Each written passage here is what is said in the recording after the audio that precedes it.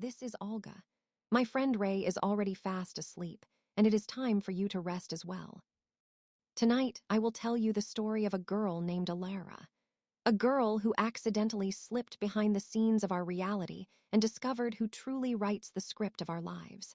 This place is called the Gallery of Billions. Let go of your thoughts, take a deep breath, get comfortable under the covers. Close your eyes, let's begin. The glitch in the silver glass. The rain in Seattle did not simply fall, it occupied the air. It was a pervasive, hovering mist that clung to eyelashes and dampened spirits, turning the world into a watercolor painting left out in the damp for too long. Alara Vance liked the rain. It made the world blurry. When the world was blurry, nobody looked too closely at anything, and certainly not at her. At 23, Alara had perfected the art of being background noise. She was the extra in the movie of life who walked past the camera carrying a bag of groceries, never to be seen again. She was the person you asked for the time and then immediately forgot.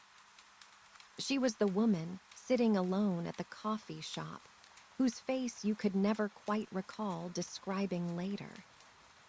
She worked in a dusty antique shop called the Timekeeper's Remorse, a place that smelled of beeswax, old paper, and the slow, sweet decay of memories that didn't belong to anyone living.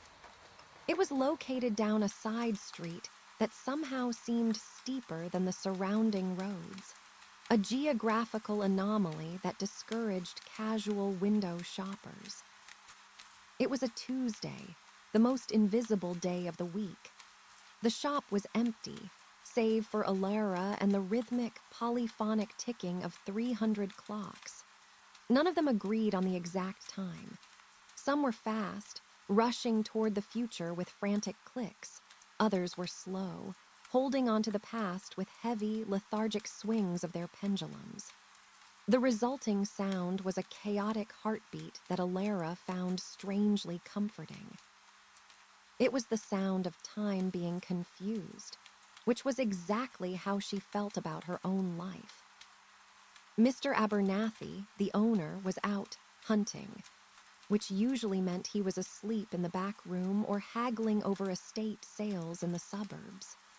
Alara was alone at the front counter, polishing a silver vanity mirror from the Victorian era. It was a heavy, ornate thing, the handle shaped like a twisting vine of ivy. The silver was tarnished, the glass clouded with the breath of ghosts long departed. Alara rubbed the cloth in circular motions, her mind wandering. She often felt like an antique herself, something out of place in the modern world. She didn't understand the frenetic pace of social media, the obsession with being seen, the constant need to broadcast one's existence. She preferred the quiet dignity of things that had already lived their lives. As she worked the tarnish away, revealing the bright, cold gleam of the silver beneath, she noticed it. It wasn't a smudge, it wasn't a scratch, it was a square. A tiny, perfectly black square in the upper right corner of the reflection. Alara paused, her hand hovering over the glass. She leaned in closer, squinting through her wire-rimmed glasses. It looked remarkably like a dead pixel on a computer monitor, a void of information where light refused to reflect. But this was an analog mirror, forged in fire and silver 100 years before the internet was born. It was a physical impossibility. She shifted her head to the left. The reflection moved with her, her pale face, her unruly brown hair, the shelves of porcelain dolls behind her. But the black square remained stationary. It wasn't on the glass surface, it was in the reflection. It was fixed in space, hovering just above the reflection of her right shoulder. Curiosity, a sensation Alara usually suppressed in favor of caution, pricked at her skin. She grabbed a magnifying glass from under the counter. Through the lens, the anomaly became even more disturbing. The edges of the square were perfectly sharp, geometrically precise in a way that nothing in nature ever was. It was an absolute black, a hole in the visual fabric of the room. It absorbed the light around it. It looked synthetic. "What are you?" she whispered. She reached out with her pinky finger to touch the glass, half expecting to feel a crack or a piece of dirt. The moment the tip of her finger made contact with the cold surface of the mirror, the ticking of the 300 clocks stopped. It didn't fade away. It didn't slow down. It cut out instantly. The silence that followed was heavy, like a physical weight dropping onto her chest. It was the silence of a vacuum, absolute and terrifying. The rain outside ceased its tapping against the window pane.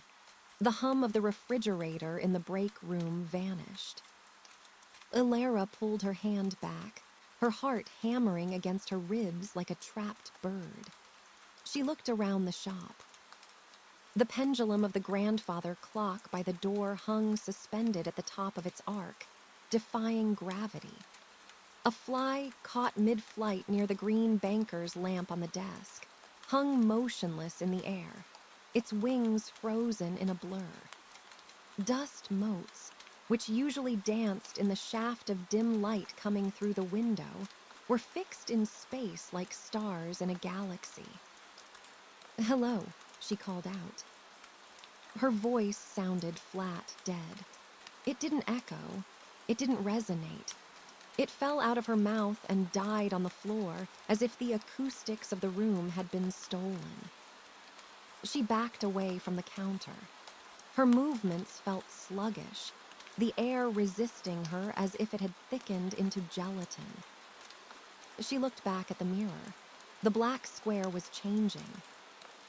It was growing. It expanded not like a crack in glass, but like a corrupted digital file eating an image. The blackness consumed the reflection of the porcelain dolls. It consumed the reflection of the tin ceiling tiles. It was a digital rot eating a physical world. The edges of the black void pixelated, jagged blocks of nothingness tearing apart the reality inside the mirror. And then the corruption spilled out.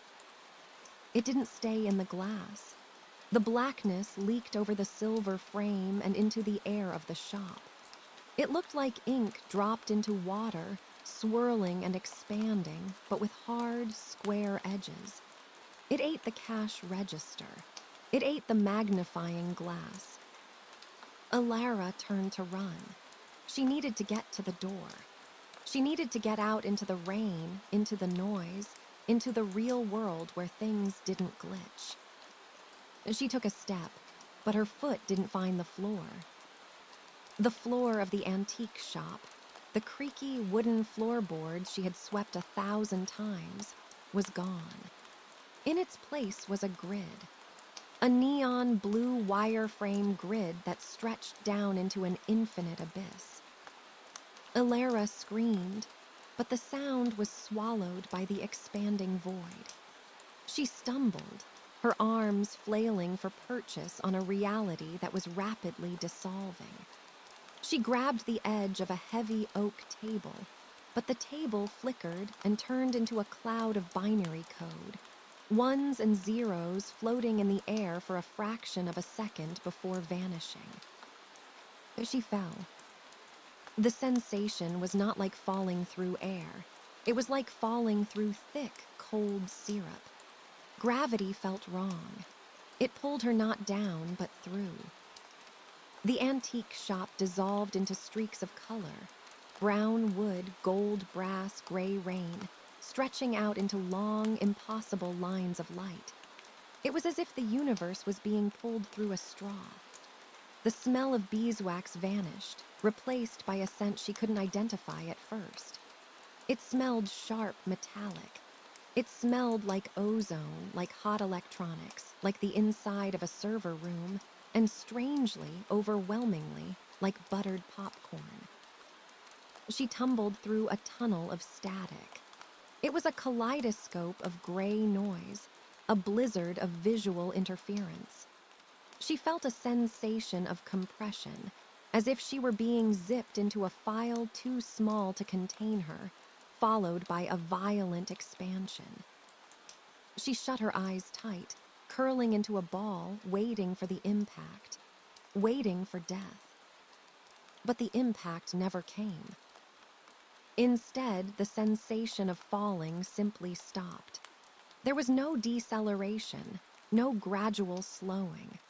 One moment she was plummeting through chaos, and the next, she was standing perfectly still. Alara kept her eyes closed. She was breathing hard, her lungs burning with the strange, metallic air. She felt solid ground beneath her feet. It felt soft, plush, like a very expensive carpet. She slowly opened one eye, then the other. She was not in the antique shop. She was not in Seattle. She was not, she suspected, anywhere on Earth. She was standing in a corridor. But to call it a corridor was an insult to the scale of it. It was a hallway of titanic proportions, wide enough to march an army through, and tall enough that the ceiling was lost in a haze of golden light. The floor was covered in a deep, crimson carpet that stretched out endlessly in both directions. The walls were the most terrifying part. They were not made of brick or stone. They were made of curtains. Titanic, heavy velvet curtains in a dark shade of burgundy, hanging from the invisible ceiling down to the floor. They rippled slightly, though there was no wind. Alara spun around. Behind her, the hallway stretched to a vanishing point. In front of her, the same, an infinite red carpet, an infinite velvet wall. "Is anyone there?" she whispered. This time, her voice didn't die. It carried. It echoed with a strange, artificial clarity, as if she were speaking into a high-quality microphone. She looked down at herself. She was still wearing her oversized gray cardigan and her jeans. She still had the polishing cloth clutched in her hand, though it was now dry and clean, the tarnish she had wiped off moments ago gone. She took a hesitant step. The carpet silenced her footfall. She approached the velvet curtains on her left. They looked heavy, impenetrable. She reached out a hand to touch the fabric. It was warm. Not warm like fabric sitting in the sun, but warm like a living thing. It hummed against her fingertips, a low, constant vibration. Thrum. She pulled the curtain back. She expected a wall. She expected a window. She expected another room. Instead, she found glass. Behind the velvet curtain was a pane of glass that stretched from floor to ceiling. It was thick, flawless, and cold. And on the other side of the glass was the world. Alara gasped, pressing her hands against the surface. She was looking down. It was a bird's-eye view, or perhaps a god's-eye view. Below her, through the glass, was the interior of the timekeeper's remorse. She saw the counter. She saw the spilled contents of her purse.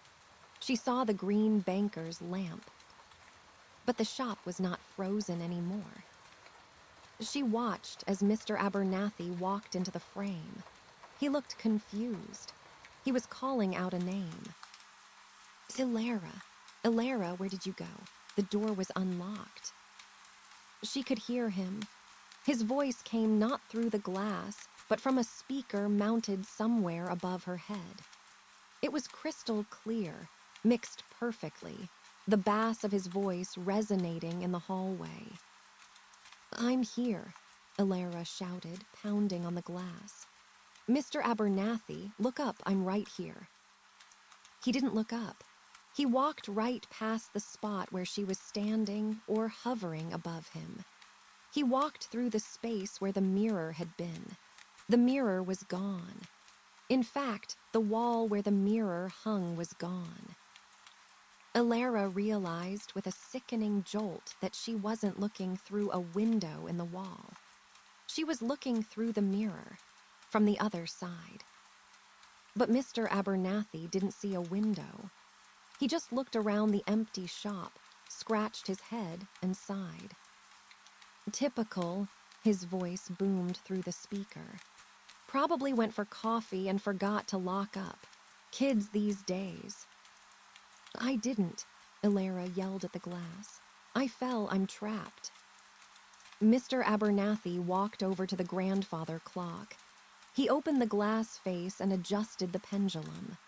The sound of the clock ticking came through the speakers. Tick, tock, tick, tock.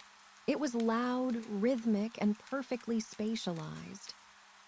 Then text appeared. It didn't appear on a screen. It appeared floating in the air inside the antique shop, hovering next to Mr. Abernathy's head.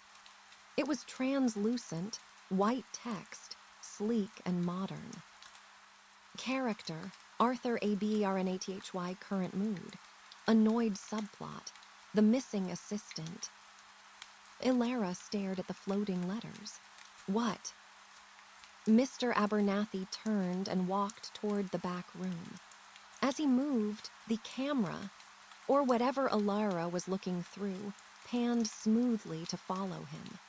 The view wasn't static, it was cinematic. It glided through the air, ignoring physics, keeping him perfectly framed in the center of the shot. She watched him disappear into the back room. The camera lingered on the empty shop for a moment, focusing artistically on the dust motes dancing in the light. Then the view faded to black. The glass in front of Alara turned opaque. A logo began to spin in the darkness of the glass. It was a golden eye with a clock iris. Transmission paused reason. Narrative disruption error code. 404 reality not found. Alara backed away from the glass, her breath coming in short, shallow gasps. She let the velvet curtain fall back into place. She turned to the other side of the hallway. There was another curtain. She ran to it. She tore it open. Another pane of glass. Another view. This one showed a bedroom. A teenager was sitting on a bed, crying, holding a phone. Alara recognized the girl. It was her neighbor, Sarah. Floating text appeared next to Sarah's head. Character, Sarah Jenkins, current mood. Heartbroken viewer rating, 8.410. Alara dropped the curtain. She ran down the hall. Curtain after curtain, window after window. She saw a boardroom in Tokyo. She saw a street market in Mumbai. She saw a couple arguing in a car in London. She saw a man eating a sandwich on a park bench in New York. Every single one of them was being filmed. Every single one had floating text describing their emotions.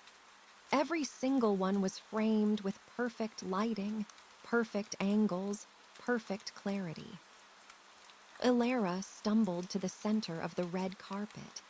She spun around, looking at the endless rows of curtains. Billions of them. Billions of windows.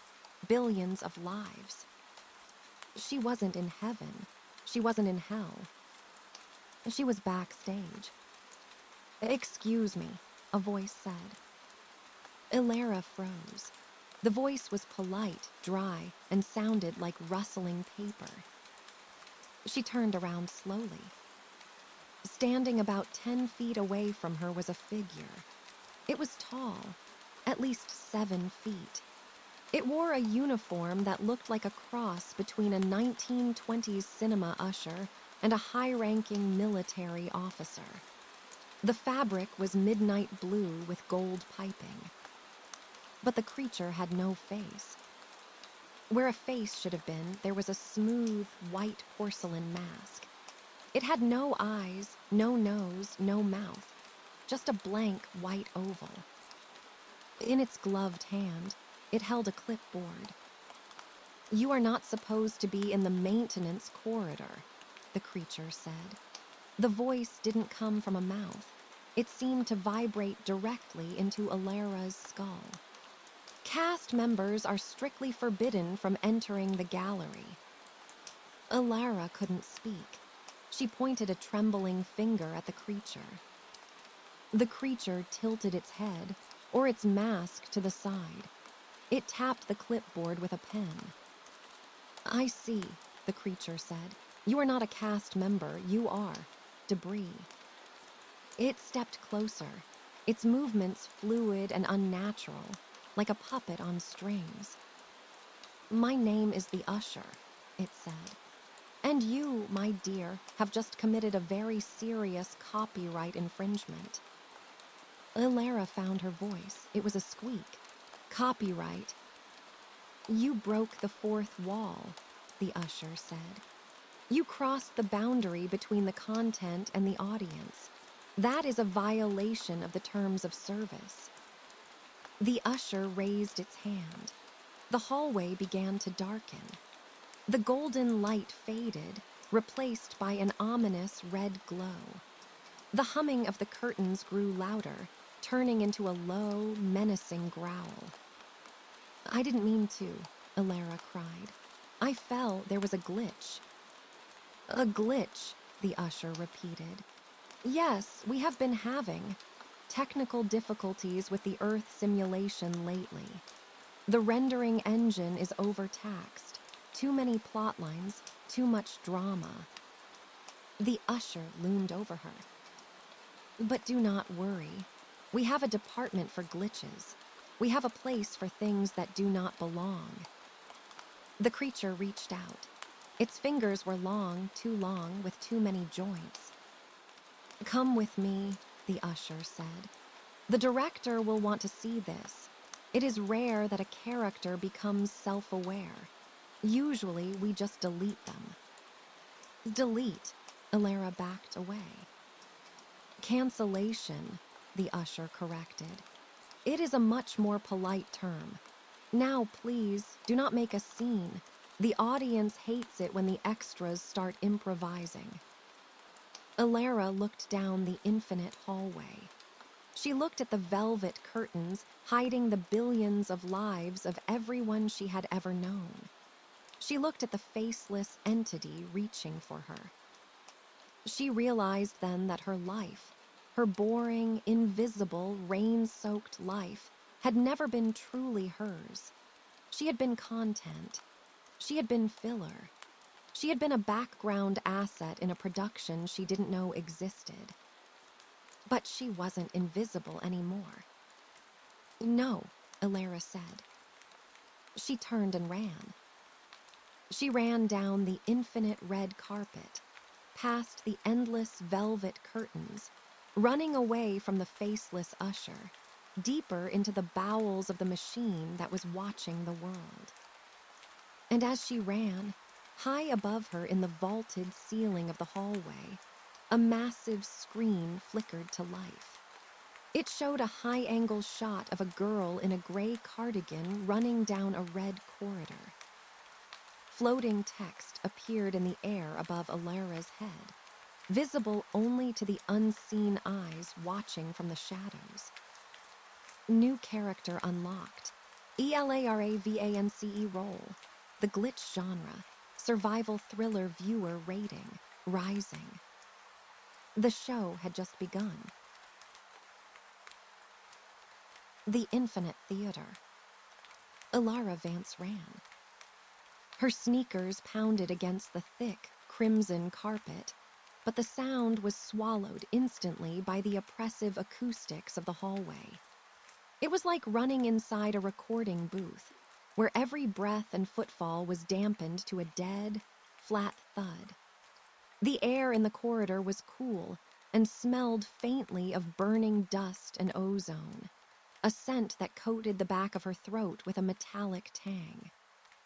She did not look back. She didn't need to look back to know that the usher was following her. She could feel its presence like a drop in barometric pressure, a heaviness that pressed against the base of her skull. She imagined its long, multi-jointed fingers reaching out, its blank porcelain face tilting in curiosity as it catalogued her panicked flight. The hallway was a nightmare of repetition. To her left and right, the endless walls of burgundy velvet curtains rippled as if disturbed by a breeze that she could not feel. Every 20 feet, there was a gold-plated sconce holding a globe of light that flickered with an unnatural rhythm. Alara's lungs began to burn. The adrenaline that had initially propelled her was fading, replaced by the raw, physical agony of exertion. She wasn't an athlete. She was a girl who spent her days polishing silver and reading paperbacks. But fear was a powerful fuel. She needed to hide. She needed to get off this main thoroughfare. Ahead, the hallway seemed to curve slightly to the left. As she rounded the bend, she saw a break in the velvet wall. It wasn't another curtained window. It was a door. It was a narrow, arched wooden door, slightly ajar with a brass plate screwed into the center. Alara skidded to a stop, her shoes sliding on the plush carpet. She threw a glance over her shoulder.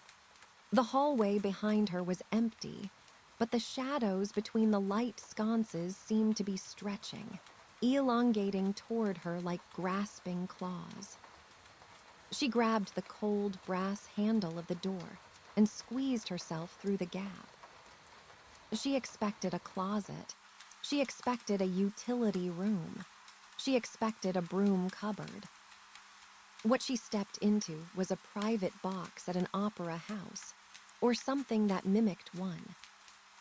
The room was small and circular, upholstered in the same heavy red velvet as the hallway.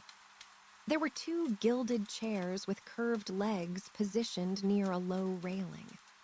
On a small marble table between the chairs sat a pair of intricate, brass binoculars and a glass of liquid that glowed with a faint, bioluminescent blue light. But Alara didn't look at the chairs. She looked past the railing. The 4th wall of the room was missing. Instead, it opened up into a void. Alara approached the railing slowly, her hands trembling.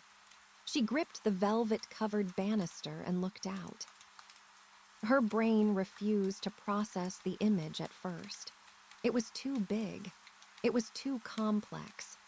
It was a scale of existence that the human mind was not evolved to comprehend. She was standing on a balcony overlooking a vast, cylindrical abyss. It was an atrium of infinite proportions. Above her, the darkness stretched up forever. Below her, it plunged down forever. And lining the walls of this cylinder, row upon row, tier upon tier, were millions of screens. They weren't digital screens. They were windows. They were the other sides of the glass panes she had seen in the hallway. The gallery was a hive, a honeycomb of observation. From her vantage point, she could see thousands of them at once. Each rectangle of light contained a life.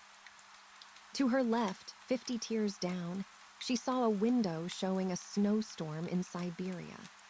A man was walking a husky dog, his breath puffing in white clouds. To her right, 100 tiers up, she saw a tropical beach in Brazil where a wedding was taking place. The bride was laughing, throwing her bouquet. Directly across the chasm, miles away, she saw a dimly lit room where a politician was shredding documents.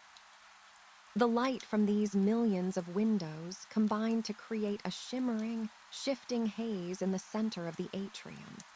It was a nebula of human experience. Blue light from televisions, yellow light from desk lamps, harsh white light from hospitals, soft orange light from sunsets, all of it mixing together in a swirling soup of illumination. And the sound. It was a low, constant roar. It sounded like the ocean, but sharper. It was the collective noise of billions of lives. It was the sound of a billion conversations, a billion cries, a billion laughs, a billion car horns, all merging into a single white noise frequency that vibrated the floorboards beneath Alara's feet. "Oh my God," she whispered. The words felt incredibly small against the vastness of the display. She raised the brass binoculars from the table. They were heavy, cold to the touch. She lifted them to her eyes. The optics were impossible. As soon as she looked through them, the view zoomed in with terrifying speed and clarity. She wasn't just looking closer, she was there. She focused on a window 3 tiers down. Through the lenses, she saw a kitchen.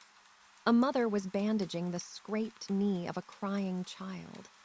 Alara could see the tear tracks on the child's cheek. She could see the weariness in the mother's eyes. She could see the steam rising from a pot of water on the stove. Alara lowered the binoculars, feeling sick. It was intrusive. It was voyeuristic. It was wrong. But then she noticed something else. She wasn't alone in the atrium. Floating in the open air of the void, suspended by gravity-defying mechanics, were platforms. And on the balconies around her, in the other private boxes, were the watchers. She couldn't see them clearly from this distance, but she saw their shapes. They were not human. In a box to her left, she saw a cluster of floating geometric shapes, pyramids and spheres made of a material that looked like polished obsidian. They rotated around each other, emitting pulses of violet light as they watched the screens. In a box below her, she saw a creature that looked like a cloud of smoke contained within a finely tailored suit. It sat in a chair, holding a notepad, scratching down observations with a pen that floated in the mist. Across the way, she saw a being that was nothing but a giant, unblinking eye, suspended in a jelly-like substance, widening and contracting as it consumed the drama of Earth. They were watching, they were taking notes, they were judging. Alara backed away from the railing. The realization hit her with the force of a physical blow. Earth wasn't a planet. Earth was a stage. Human history wasn't a sequence of random events. It was a production. The wars, the romances, the inventions, the disasters, were they real? Or were they just content for these cosmic entities? She looked at the glass of glowing blue liquid on the table. She picked it up and sniffed it. It smelled of tears and adrenaline. It was a distillation of emotion. They were drinking it. A sudden noise from the hallway behind her made her jump. It was the sound of heavy fabric tearing. The usher. Alara dropped the glass. It shattered on the floor, but the sound was muted by the thick carpet. The blue liquid sizzled as it touched the fibers, evaporating into a mist that smelled of panic. She couldn't go back out the door. The usher was in the corridor. She looked around the private box. It was a dead end. Then she saw it, a service hatch. It was a small, inconspicuous panel near the floor, painted to blend in with the velvet wall. It had a simple metal latch. Alara dropped to her knees. She scrambled over to the hatch and pulled the latch. It was stiff, rusted with age or disuse. She dug her fingernails in and pulled with all her strength. With a groan of metal on metal, the hatch popped open. A draft of cold, stale air rushed out, hitting her face. It smelled of oil and old copper.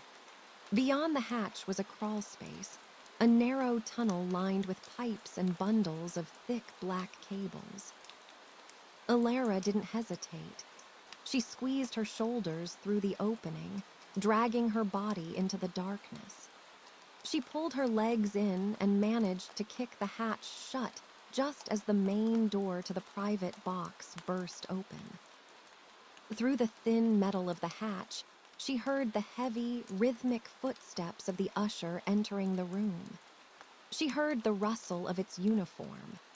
She heard a low, static-filled hum as it scanned the room.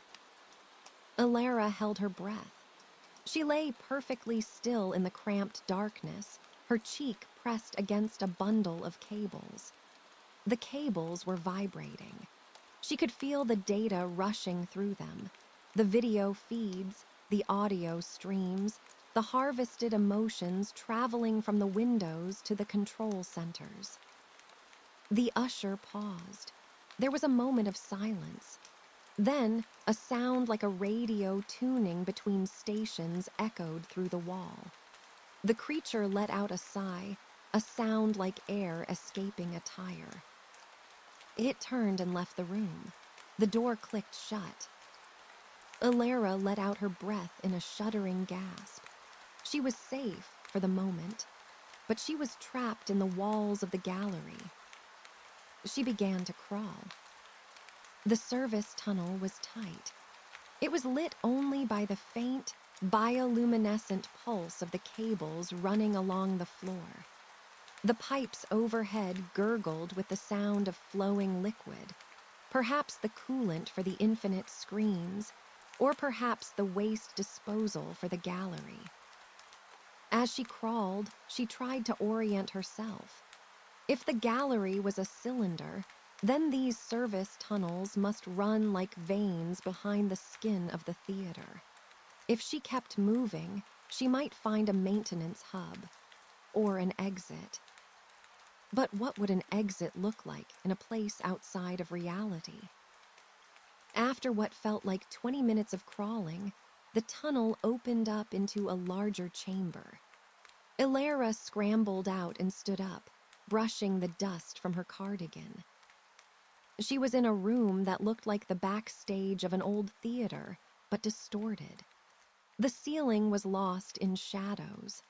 Massive ropes and pulleys hung from the darkness, suspending heavy counterweights. But instead of sandbags, the counterweights were stone tablets carved with dates. 1914, 1945, 2001, 2020. Alara stared at them. They were the weights of history, the years that anchored the narrative. In the center of the room was a massive machine. It looked like a printing press mixed with a server rack. It was churning, gears spinning silently, lights flashing in complex patterns. Paper, actual paper, was spilling out of it into a large basket. Alara walked over to the basket. She picked up a sheet of paper. It was a script. The top of the page read, Sector, North America West Coast Timeline. Current scene, 482B. She read the dialogue. Character A, barista, here is your latte, that will be $6. Character B, customer, thanks, keep the change. Action, customer drops keys, bends to pick them up, misses the bus. Alara's hands shook. She flipped the page. Character C, Alara Vance. Missing system note. Asset Alara Vance has deviated from the script. Error in continuity. Scene logic compromised. She dropped the paper. It was all scripted. Even the small things, the dropped keys, the missed bus, it was all micromanagement on a cosmic scale. But why?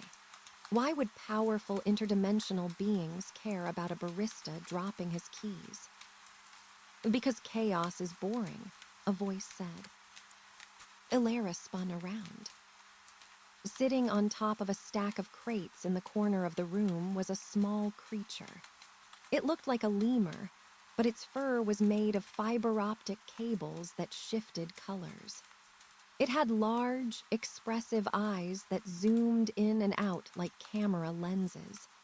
It was eating an apple that looked suspiciously like a hologram. "Who are you?" Ilara asked, backing away. "I'm a script doctor," the creature said. Its voice was high and squeaky, like a fast-forwarded tape. "I fix the plot holes, and you, my dear, are a very large plot hole." The creature hopped down from the crate. It didn't look hostile. It looked overworked. It rubbed its eyes with a fiber-optic paw. "You really messed up the flow today," the creature said. "Mr. Abernathy was supposed to sell that mirror to a collector, who would then discover a hidden map inside the frame, leading to a B-plot adventure. Now, the mirror is gone. Abernathy is confused. The collector is going to be angry. The writers are furious." "I don't care about the writers," Ilara shouted. "I want to go home." "Home," the creature laughed. It was a sound like shattering glass. "You can't go back there. You've seen the strings, you've seen the set. If you go back now, you'll never be able to unsee it. You'll go mad. It happens all the time." "I'll take my chances," Ilara said. "Show me the exit." The creature took a bite of its holographic apple. "There is no exit. There is only the gallery, but—" It paused, tilting its head. "There is the cutting room floor." "The what?"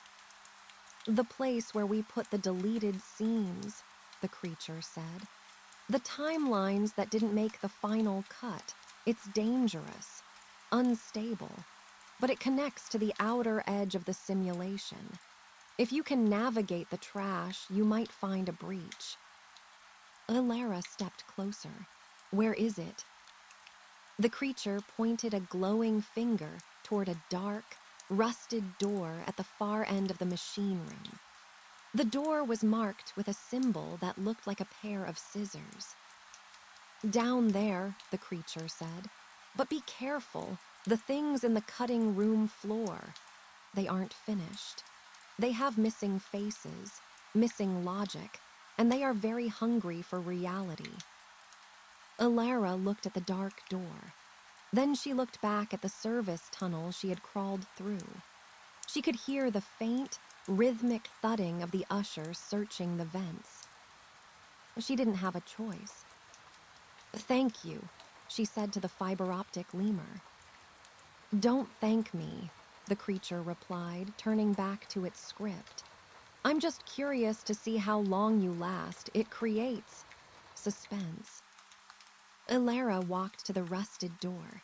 She grabbed the handle. It was cold, freezing cold. She pulled it open. Beyond the door, there was no red carpet. There were no velvet curtains. There was only a swirling gray mist, and floating in the mist were fragments of the world. A half-finished building. A car with square wheels. A person with no color. It was the graveyard of ideas. Ilara took a deep breath, stepped through the doorway, and let the darkness swallow her whole. As the door clicked shut behind her, the script doctor picked up a pen and wrote on the margin of the page. "Subplot update, the glitch enters the abyss. Predicted outcome, termination. Viewer engagement, high." The lemur smiled. "Now this is getting interesting." The ocean of forgotten takes. Ilara Vance stepped through the rusted door and plummeted into the uncanny valley. The cutting room floor was not a floor in the literal sense. It was a chaotic, swirling nebula of discarded concepts. It was a graveyard of realities that had been deemed too boring, too radical, or too expensive to render for the viewing pleasure of the watchers. She landed on a surface that felt like concrete, but when she looked down, she saw it was a sidewalk suspended in a gray, featureless void. The sidewalk was perfectly ordinary: cracked pavement, a yellow fire hydrant, a discarded newspaper. But it ended abruptly after 50 feet, shearing off into nothingness. The air here was cold and dry, smelling of ozone and old dust, like the inside of a computer tower that hadn't been opened in a decade. Ilara stood up, brushing the gray mist from her cardigan. She looked around, her mind struggling to categorize what she was seeing. Floating in the void around her were islands of matter, fragments of scenes. To her left, hovering about 30 feet away, was a 1950s American diner. The neon sign buzzed with a pink light. Inside, she could see patrons sitting at booths. But they weren't moving. They were frozen in awkward poses, mouths open mid-laugh, forks raised halfway to lips. And worse, they had no textures. Their skin was a flat, unshaded gray. Their clothes were featureless polygons. It was a scene that had been blocked out but never painted. To her right, a massive wooden sailing ship drifted through the mist, its sails tattered. It was sailing upside down. The crew walked on the deck, apparently unaffected by the inverted gravity, shouting silent orders to each other. "This is the trash bin," Ilara whispered to herself. She walked to the edge of her floating sidewalk. Below her, the gray mist swirled endlessly. Occasionally, large objects would fall past her, tumbling into the deep. A grand piano, a tank, a flock of birds that flew backward. She needed to move. The script doctor had said this place connected to the outer edge of the simulation. That meant she had to cross this archipelago of broken dreams. She spotted another fragment floating near the end of her sidewalk. It was a grassy hill with a single oak tree. It was close enough to jump, maybe 4 feet away. Ilara backed up. She took a running start. She leaped across the gap. For a second, she was suspended in the void, the cold mist clinging to her skin. Then her feet hit the grass. It felt spongy, artificial, like the fake turf used in grocery store displays. She scrambled up the hill to the oak tree. Leaning against the trunk, she caught her breath and surveyed the landscape. From this higher vantage point, the cutting room floor looked like a hurricane of debris. It was vast, extending to a horizon that curved upward, suggesting she was inside a massive sphere. "Help me." The voice was faint, scratchy, like a radio signal struggling through static. Ilara spun around. She hadn't noticed him before. Sitting on the other side of the oak tree was a man, or, at least, the suggestion of a man. He was wearing a military uniform from the 19th century, blue wool with brass buttons. But his legs faded away at the knees, dissolving into a cloud of pixels. His face was flickering. One moment he had eyes and a mouth. The next, his face was a smooth surface of static. Ilara stepped back, her instinct screaming at her to run. But there was nowhere to run. "Who are you?" she asked. The man's face stabilized for a moment. He looked incredibly young, no older than 18. His eyes were wide with terror. "I was supposed to die. the soldier said. "In the Battle of Gettysburg, a cannonball, heroic death, scene 402. He looked down at his dissolving legs. "But they cut it," he whispered. "The director said it dragged the pacing down. Too much tragedy in the second act, so they just deleted the battle." He looked up at Alara. "If I didn't die," he asked, his voice trembling, "then where am I? Why am I still hurting?" Alara felt a wave of nausea. This wasn't just deleted data. This was a sentient being. A character who had been created with a backstory, memories, and a destiny, only to have his existence revoked because some audience member might get bored. "I don't know," Alara said gently. "I'm lost too." "The sweepers are coming," the soldier said. He pointed toward the horizon. "They clean up the glitches, you have to run." "Sweepers." Alara looked where he pointed. In the distance, a wall of white was advancing. It looked like a sandstorm, but it was too uniform, too clean. It was a wall of absolute erasure. As it moved over the floating islands, they didn't crumble or explode. They simply ceased to be. The 1950s diner vanished as the white wall passed over it, leaving nothing behind, not even dust. "Come with me," Alara said, reaching out a hand to the soldier. "We can jump to the next island." The soldier shook his head. His face began to flicker violently again. "I have no legs," he said, "and I have no script. Without a script, I cannot move. I am a prop." The white wall was moving fast. It moved with the silent inevitability of a deleting cursor. "Go," the soldier said. "Run, player one, run." Alara didn't want to leave him, but the sheer size of the erasing wall triggered a primal flight response. She turned and ran to the edge of the grassy hill. The next island was a section of a futuristic city.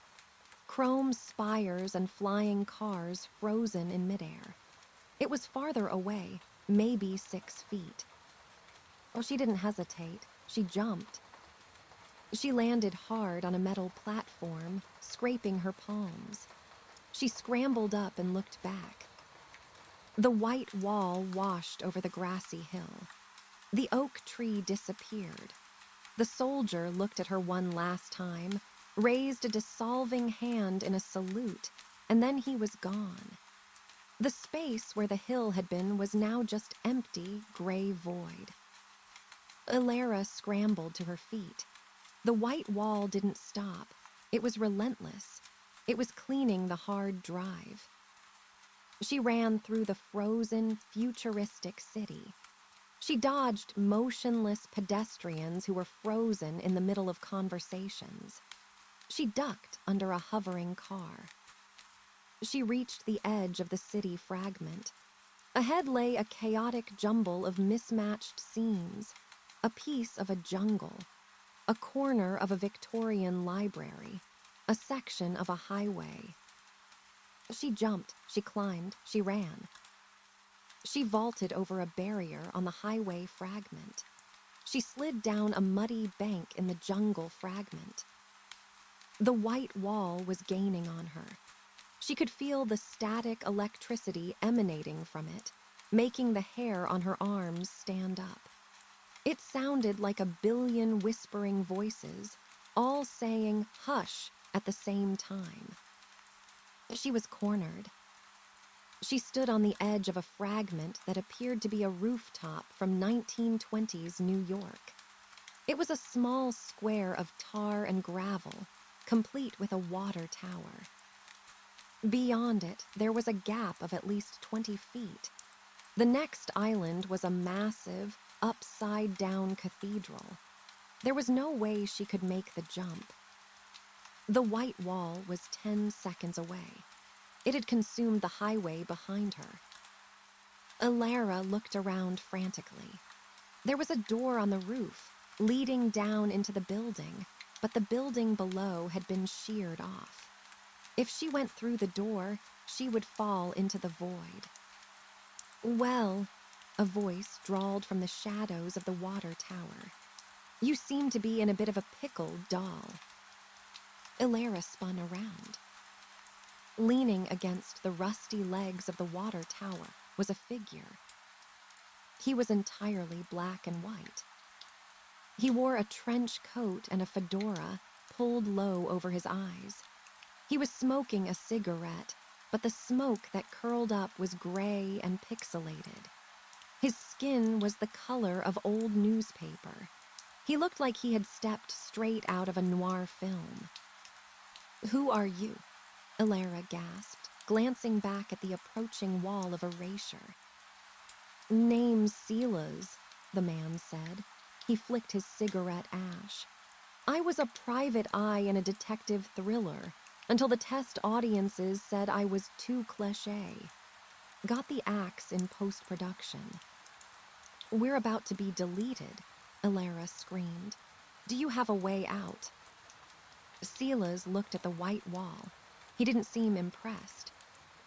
"That's just the formatting protocol," he said calmly. "It scrubs the cache every hour.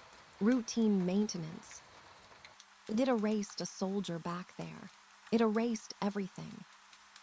"Yeah, it does that," Silas agreed. He pushed himself off the water tower. "But it only erases inactive data, things that aren't moving, things that have accepted their fate." He walked toward the edge of the roof, his monochrome trench coat flapping in the non-existent wind. "You're not data, kid," Silas said. "You're a foreign object. You have mass, and mass has gravity." "I don't understand." The white wall was almost upon them. The edge of the roof began to dissolve into white pixels. "Grab my hand," Silas said, extending a gray, gloved hand. Ilara grabbed it. It felt cold and dry, like paper. "Now," Silas said, "we don't jump to the cathedral, we jump at the logic." "What logic?" "The logic that says we can't fly," Silas grinned. His teeth were perfectly white, contrasting with his gray lips. "This is the cutting room floor. Physics is just a suggestion down here. If you believe the script says you fly, you fly. It's all about convincing the system you're supposed to be there." The wall hit the water tower. The metal structure vanished instantly. "Jump," Silas yelled. They ran to the edge and leaped into the void. Ilara squeezed her eyes shut, expecting the sensation of falling. She expected the wind to rush past her. She expected to plummet into the abyss. But instead, she felt a strange sensation of buoyancy. "Open your peepers," Silas said. Ilara opened her eyes. They were not falling. They were gliding. Silas was holding his trench coat open like a pair of wings, catching an updraft that shouldn't exist. He was steering them through the air, banking left and right around the floating debris. The white wall passed beneath them, scrubbing the rooftop they had just stood on out of existence. "How are you doing this?" Ilara asked, her voice breathless. "I told you," Silas shouted over the wind. "I'm a cliché. And in my genre, the hero always escapes the explosion at the last second. It's written into my code. As long as I act like a protagonist, the system lets me do protagonist things." He steered them toward the upside-down cathedral. "Brace for impact." They crashed through a stained glass window. The glass shattered into millions of shards, but they didn't tinkle. They chimed like bells.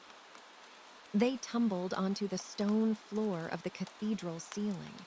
Since it was upside down, they were walking on the vaulted arches. Silas rolled to his feet and dusted off his coat. He looked around the vast, empty church. "We're safe for a minute," he said. "The sweepers don't check the religious architecture often. Too many polygons to render." Alara stood up, checking herself for injuries. She was bruised, shaking, and terrified, but she was alive. "Where are we going, Silas?" she asked. The noir detective walked over to a stone gargoyle that was protruding from the floor, which was actually the ceiling. He leaned against it and lit another pixelated cigarette. "You want out," Silas said. "I can see it in your eyes. You're not from here. You're 3D full color, high definition. You smell like rain and biology." "I fell in," Alara said, "through a mirror." "A breach," Silas nodded. "Rare, very rare. Usually the only things that come down here are bad ideas." He looked her up and down. "If you want to get out," he said, blowing a smoke ring, "you need to go to the archives. That's where they keep the master tapestry, the source code for the main timeline." "How do we get there?" Silas pointed up. Above them, which was technically below the cathedral, floating miles away in the gray mist, was a massive structure. It looked like a library tower, spiraling endlessly into the dark. It glowed with a faint, amber light. "That's the archive of lost timelines," Silas said. "It's guarded, it's dangerous, and it's full of things much worse than me." "Will you help me?" Alara asked. Silas hesitated. He looked at his monochrome hands. He looked at the vast, empty void where his world used to be. "I was deleted," he said softly. "I have no purpose, no case to solve, no dame to rescue." He looked at Alara. A small spark of something, maybe hope, maybe defiance, flickered in his gray eyes. "But this," he grinned crookedly, "escaping the trash bin of the universe, that sounds like a hell of a third act." He offered her his arm. "Let's go, kid. The game is afoot." Alara took his arm. They walked across the ceiling of the upside-down cathedral, two impossible figures in a world of rejects, heading toward the amber glow of the archives. As they walked, Alara noticed something. The ground beneath Silas's feet wasn't dissolving. The air around him seemed to stabilize. By believing he had a role to play, by accepting a new narrative, he was hardening his reality. He was becoming real again. And Alara realized that in this world, belief wasn't just a feeling. It was physics. If she wanted to survive, she would have to stop thinking like a victim and start thinking like a main character. She tightened her grip on his arm. "Lead the way, detective," she said. The currency of tears. The journey across the void was not merely a physical trek. It was a negotiation with reality. Alara and Silas moved through the archipelago of discarded scenes, jumping from the upside-down cathedral to a fragment of a burning Roman villa, and then to a floating slab of concrete that appeared to be a parking lot from a 1990s shopping mall. The physics of the cutting room floor were inconsistent. On the cathedral, gravity pulled up. On the Roman villa, gravity pulled sideways, forcing them to crawl along the walls while phantom flames licked at their heels. Flames that generated heat but consumed no fuel. On the parking lot, gravity was heavy, pressing down on Alara's shoulders like a lead vest, making every step a labor of intense effort. Silas, the monochrome detective, moved with a fluid grace that defied the shifting laws of physics. He explained it as they walked, his voice a dry, rasping drone that cut through the silence of the void. Genre inertia, Silas said, stepping over a crack in the pavement that opened into infinite nothingness. I was written to be a gumshoe, hard-boiled, world-weary. In my genre, the protagonist walks through rain, through beatings, through hangovers. The environment is just a backdrop for my internal monologue. So I don't let the environment dictate my movement. I dictate the mood, and the physics follow. He paused to light another pixelated cigarette, sheltering the flame from a wind that didn't exist. You, on the other hand, he gestured at Alara with the burning tip. You're a civilian, a real-worlder. You're used to physics being a dictator. You think gravity is a law. Down here, gravity is just a suggestion made by a lazy programmer. You have to stop respecting it so much. Alara tried to internalize this. She tried to walk lighter, to impose her will on the concrete, but her mind was too anchored in the logic of Earth. To her, down was down, and falling meant death. They reached the edge of the parking lot fragment. Ahead of them, the mist cleared slightly, revealing a sight that made Alara stop in her tracks. They had reached the outer perimeter of the main structure. Rising out of the gray nebula was a titanic wall. It curved away into the darkness, suggesting a cylinder of immense proportions, the exterior of the gallery itself. But this wasn't the velvet-draped hallway she had seen earlier. This was the machinery behind the curtain. It looked like the exposed guts of a city-sized computer mixed with a refinery. Massive pipes, thick as subway tunnels, ran vertically up the side of the structure, pulsating with a rhythmic, bioluminescent glow.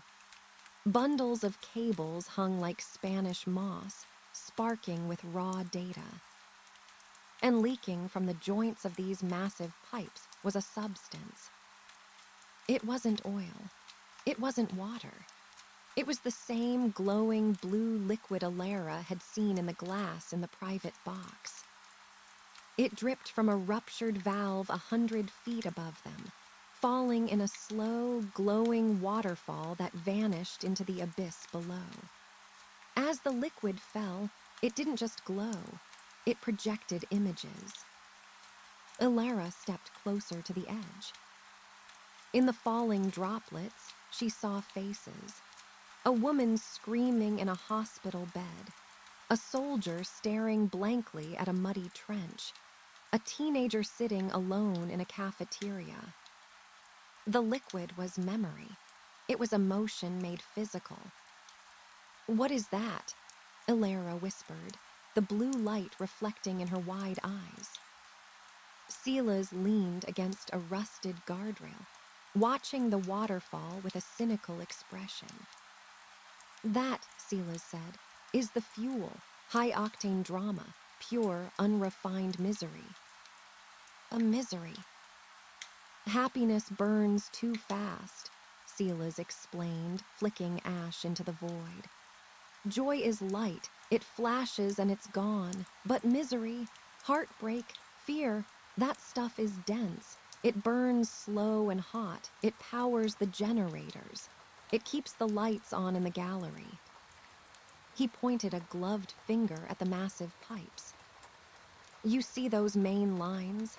That's the feed from the conflict zones. Wars, famines, natural disasters, that's the premium stuff. The watchers drink it like fine wine. It makes them feel significant."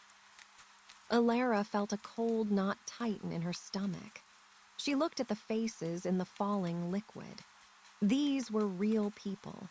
People she might have walked past on the street.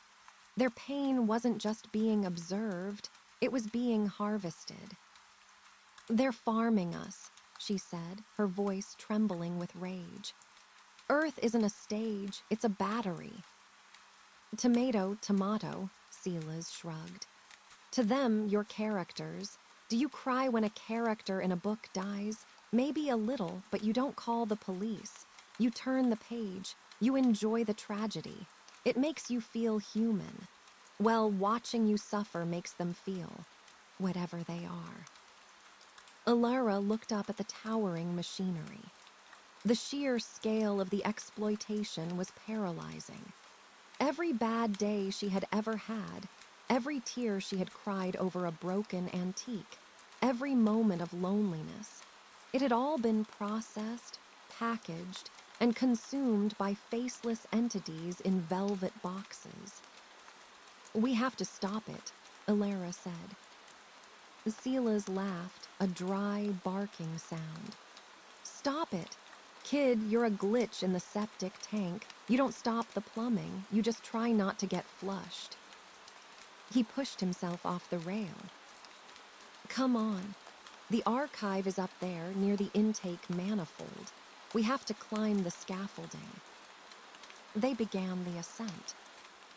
Attached to the side of the massive cylinder was a labyrinth of service catwalks and ladders. They were rusted, vibrating with the power of the machinery they serviced. They climbed for what felt like hours. The air grew warmer, humid with the steam escaping from pressure release valves. The smell of buttered popcorn, that sickly sweet scent of the gallery, became stronger, mixing with the metallic tang of the ozone. As they climbed, Alara noticed something attached to the pipes. They looked like meters, or perhaps Geiger counters. Brass boxes with glass faces and trembling needles. They were clamped onto the conduits every few hundred feet. She paused at a landing to catch her breath and looked at one. The needle was vibrating wildly in the red zone. The label on the meter read, Sector 7, Eastern Europe tension. Critical viewer retention, 98%. Retention, Alara muttered. That's the rating system, Silas said, climbing up behind her. He paused to wipe a smudge of gray grease from his trench coat. The most powerful force in the universe, more powerful than gravity, more powerful than nuclear fission. How does it work? It measures attention, Silas said. The eye, the gaze. If the watchers are looking, the reality is solid. If they look away, the reality gets soft. It starts to degrade. If the retention drops below a certain threshold, say 15%, the directors intervene. Intervene how? They spice it up, Silas said grimly. They introduce a plot twist, a plague, a sudden death, a scandal, anything to get the eyes back on the screen. Peace is boring, Alara. Peace crashes the ratings, so they ensure peace never lasts long. Alara stared at the needle. It was a measurement of collective focus, and that focus demanded chaos. So if we were boring, Alara started. If Earth became a utopia, Silas finished, they would cancel the show. And cancellation in your world looks a lot like an apocalypse, a total wipe. Format the drive and start over with a new genre. Maybe fantasy next time, or post-apocalyptic survival. Alara gripped the railing. Her knuckles turned white. The cruelty of the system was absolute. We suffer, they watch. We find peace, they destroy us. Halt. The voice was mechanical, synthesized, and devoid of intonation. Alara and Silas froze. Blocking the catwalk above them was a machine. It was hovering on silent anti-gravity repulsors. It looked like a sphere of chrome, smooth and featureless, except for a single, glowing red lens in the center. Several multi-jointed arms hung from its underside, tipped with instruments that looked like scalpels and scanners. "Scan initiated," the machine announced. A fan of red laser light swept over them. It passed over Sela's first. Object, Archetype 44B, Noir Detective, status, deleted value, null action, ignore. The machine dismissed Sela's immediately. He was trash. He wasn't worth the energy to destroy. Then the laser swept over Alara. It lingered. The red light scanned her face, her eyes, the erratic beating of her heart. It scanned the moisture on her skin, the dilation of her pupils. The machine let out a series of high-pitched data bursts. The lens rotated, focusing tighter. Object, unidentified biological asset origin. Earth sector narrative status. Rogue current rating, rising rapidly. The machine hovered closer, its metal arms twitching. "You are the anomaly," the machine synthesized. "The glitch in the mirror. Viewership on the back-end channels is spiking. The audience is curious." "Let us pass," Silas said, stepping in front of Alara, his hand going to the gun inside his coat. A gun that Alara knew only fired imaginary bullets. The machine ignored him completely. "Directive 1, the machine stated. "Capture the anomaly. Bring to the director for close-up analysis." One of the metal arms shot out. It wasn't a weapon. It was a camera. A high-definition lens thrust into Alara's face, mere inches from her nose. "Smile," the machine said. "You are trending." Alara felt a surge of panic, but beneath it, a surge of anger. She slapped the camera arm away. "I am not content," she shouted. The machine paused. The red lens pulsed. Assertiveness detected. Character development logged. Rating increase, +25%. "Excellent," the machine said. "Conflict drives engagement. Please resist. It makes for better television." Two more arms extended. These were not cameras. They were pincers crackling with a stunning charge. Silas moved. He didn't shoot. He knew his bullets wouldn't hurt a piece of gallery hardware. Instead, he did what a noir detective does best. He used the environment. He grabbed a loose steam pipe valve on the wall next to him. With a grunt of exertion, he wrenched it open. A jet of superheated, high-pressure steam blasted out of the wall, directly into the machine's sensors. The machine screeched, a sound of digital distress. The lens fogged over instantly. The anti-gravity stabilizers whined as the machine spun out of control, blinded by the white cloud. "Run!" Silas yelled, grabbing Alara's arm. They scrambled up the ladder, ignoring the slippery rungs. Below them, the machine was flailing, its lasers cutting wildly through the steam, slicing through the railing where they had just stood. "It will reboot in 30 seconds, Silas shouted. "We need to get inside."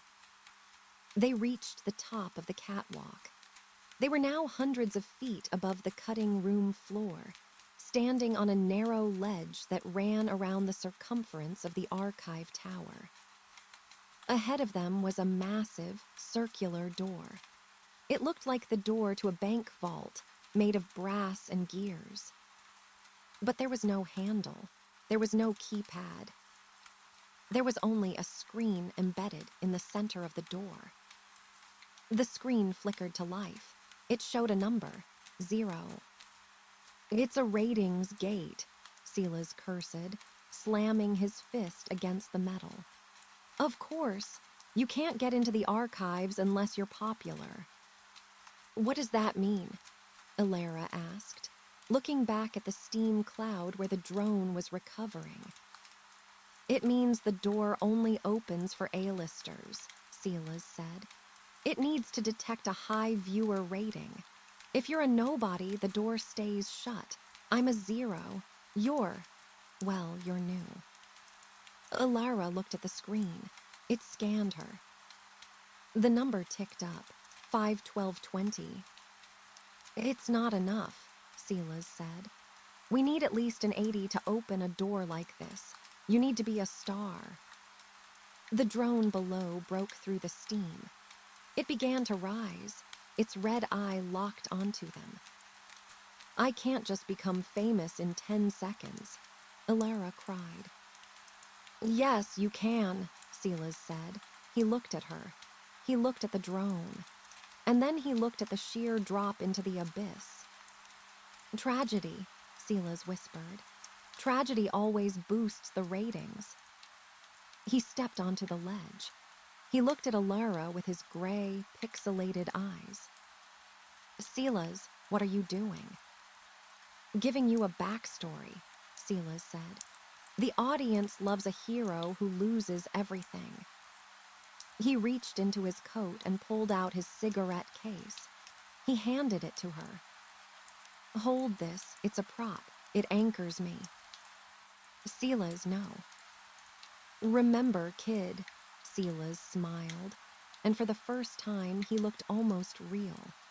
I'm just a cliché, and the partner always dies in the second act. He stepped back. He looked directly at the approaching drone. He spread his arms wide. Hey, tin can, Silas shouted. Look at me. The drone turned its red eye toward him. Object, deleted archetype, action, purge. The drone fired a beam of white erasure light. It hit Silas square in the chest. He didn't scream. He simply looked at Alara and winked. And then he shattered. He burst into a cloud of gray pixels, like a flock of birds dispersing into the wind. The pixels swirled for a moment, caught in the updraft, and then faded into nothingness. Alara screamed, a sound of pure, raw loss. She fell to her knees, clutching the silver cigarette case. Tears streamed down her face, real tears, hot and salty. Above her, the screen on the door flashed. The number skyrocketed, 40, 60, 85, 99. Event, tragic sacrifice. Emotional impact, critical. Viewer rating, platinum. The gears of the vault door groaned.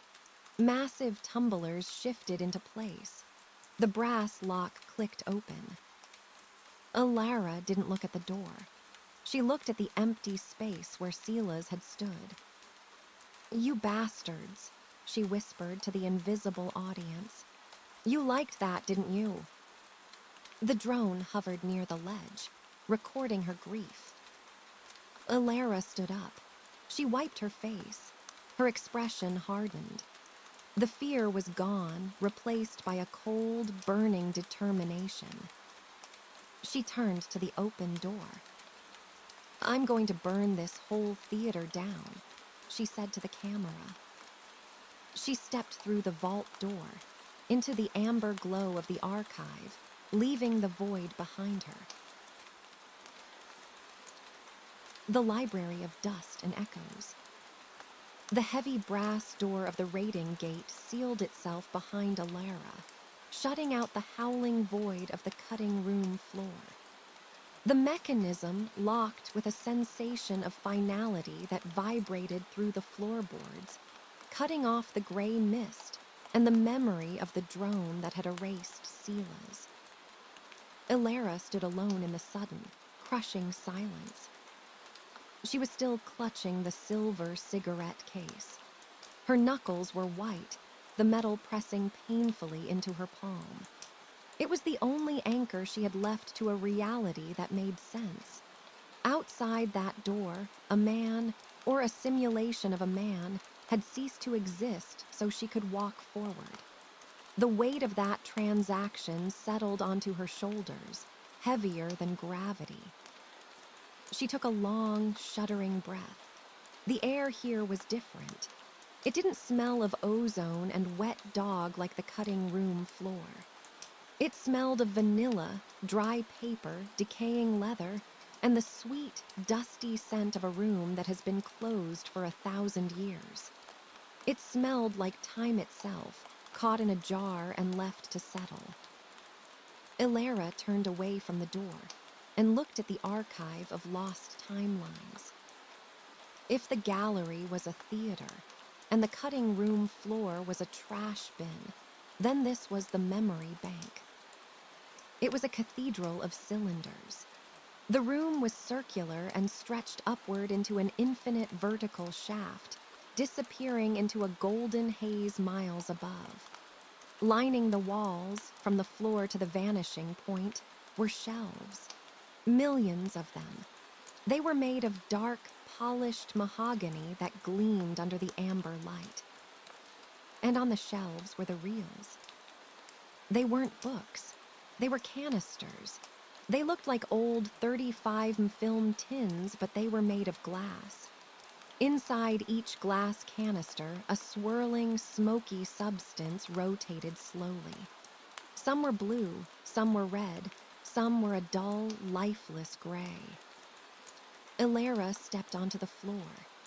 It was a mosaic of black and white marble, laid out in a spiral pattern that drew the eye to the center of the room. In the center stood a desk. It was massive, piled high with loose papers, loose film strips, and optical lenses. A single green-shaded lamp cast a pool of light on the cluttered surface. "Hello," Ilara called out. Her voice didn't echo. The room was too full of matter to allow an echo. The shelves seemed to absorb the sound, drinking it in as if hungry for noise. There was no answer. Ilara began to walk toward the desk. As she passed the first row of shelves, she couldn't resist looking at the glass canisters. She stopped at a shelf at eye level. The canister was labeled with a brass plaque. Timeline, Earth Alpha 202 status, canceled reason, excessive harmony. Ilara leaned in. Through the glass of the canister, she saw the smoke swirling. As she focused, the smoke resolved into an image. She saw a city. It looked like New York, but there were no cars.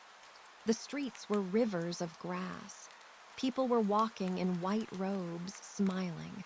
There was no advertising, no noise, no urgency. The skyline was draped in hanging gardens. It looked like paradise. "Why was this canceled?" she whispered. "Because nobody watched it," a voice said. Ilara jumped, spinning around. Standing behind the massive desk in the center of the room was a figure she hadn't seen before. He had blended perfectly into the background because he was made of the background. He was a man constructed entirely of dust. His skin was a shifting, granular surface of gray particles. His clothes, a tweed suit and a vest, were woven from lint and cobwebs. When he moved, small clouds of particulate matter drifted off him, dissolving into the air. He wore spectacles with thick, cracked lenses, perched on a nose that seemed constantly on the verge of crumbling. "Paradise is terrible television," the dust man said. His voice was dry and scratchy, like sandpaper rubbing against stone. "We ran that simulation for 3 seasons. Viewer retention dropped to single digits. People don't want to watch people being happy, my dear. They want to watch people overcoming struggle. Without struggle, there is no plot. Without plot, there is no show." He picked up a feather duster and began to absent-mindedly dust his own arm, which caused more dust to fly into the air. I am the archivist, he said, and you must be the anomaly, the glitch, the girl who fell through the mirror. Ilara approached the desk slowly. You know who I am. We all know, the archivist said. The network is buzzing. A character who breaks the script. It's the most exciting thing to happen since the Cuban Missile Crisis arc. Though, personally, I found that one a bit derivative. He looked at her over his cracked spectacles. His eyes were not eyes. They were hollows filled with shadows. You are looking for a way out, he stated. I am looking for a way to burn this place down, Ilara corrected, her voice hard. The archivist paused his dusting. He tilted his head. A small cascade of dust fell from his ear to his shoulder. Ambitious, he murmured. Destructive, I like it. It fits your new character arc. The Avenger. Very classic. A bit Greek tragedy, but effective. He walked around the desk. He didn't have feet. His trousers simply ended in a swirl of dust that glided over the marble floor. You are currently in the storage facility for failed drafts, the archivist said, gesturing to the endless shelves. Every canister here is a version of history that the directors deleted. A world where the Roman Empire never fell. A world where humanity developed telepathy. A world where the dinosaurs developed a sophisticated agrarian society. He tapped a large canister on a lower shelf. Inside, Ilara saw a T-Rex wearing a hat, plowing a field. Boring, the archivist dismissed it. Too slow. The audience prefers mammals, more expressive faces. Ilara looked at the sheer volume of the shelves. Billions of lives, trillions of years of history, all created, played out, and then discarded because they weren't entertaining enough. Is my world? Is the current Earth just a draft?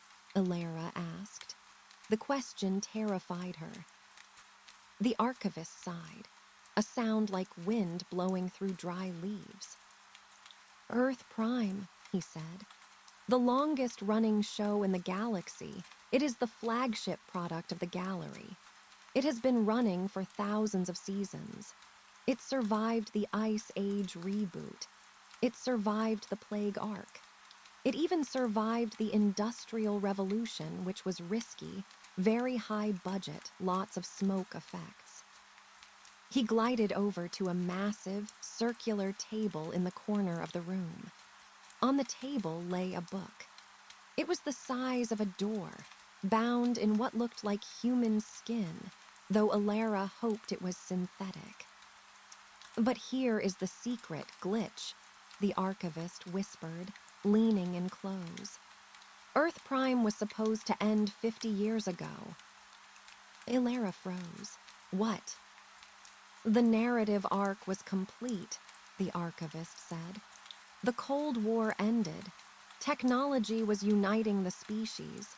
You were heading toward a Type 1 civilization. Peace, stability, the end of history. He opened the massive book. The pages rustled loudly. The writers wrote a finale. The archivist pointed to a page covered in gold ink. A golden age, but the director. The archivist shuddered, his form losing cohesion for a moment before restabilizing. The director looked at the ratings. The ratings were high. He didn't want to cancel the cash cow. So what did he do? Ilara asked, though she already dreaded the answer. He ordered a rewrite, the archivist said grimly. He introduced new antagonists. He lowered the collective IQ of the population by 10 points.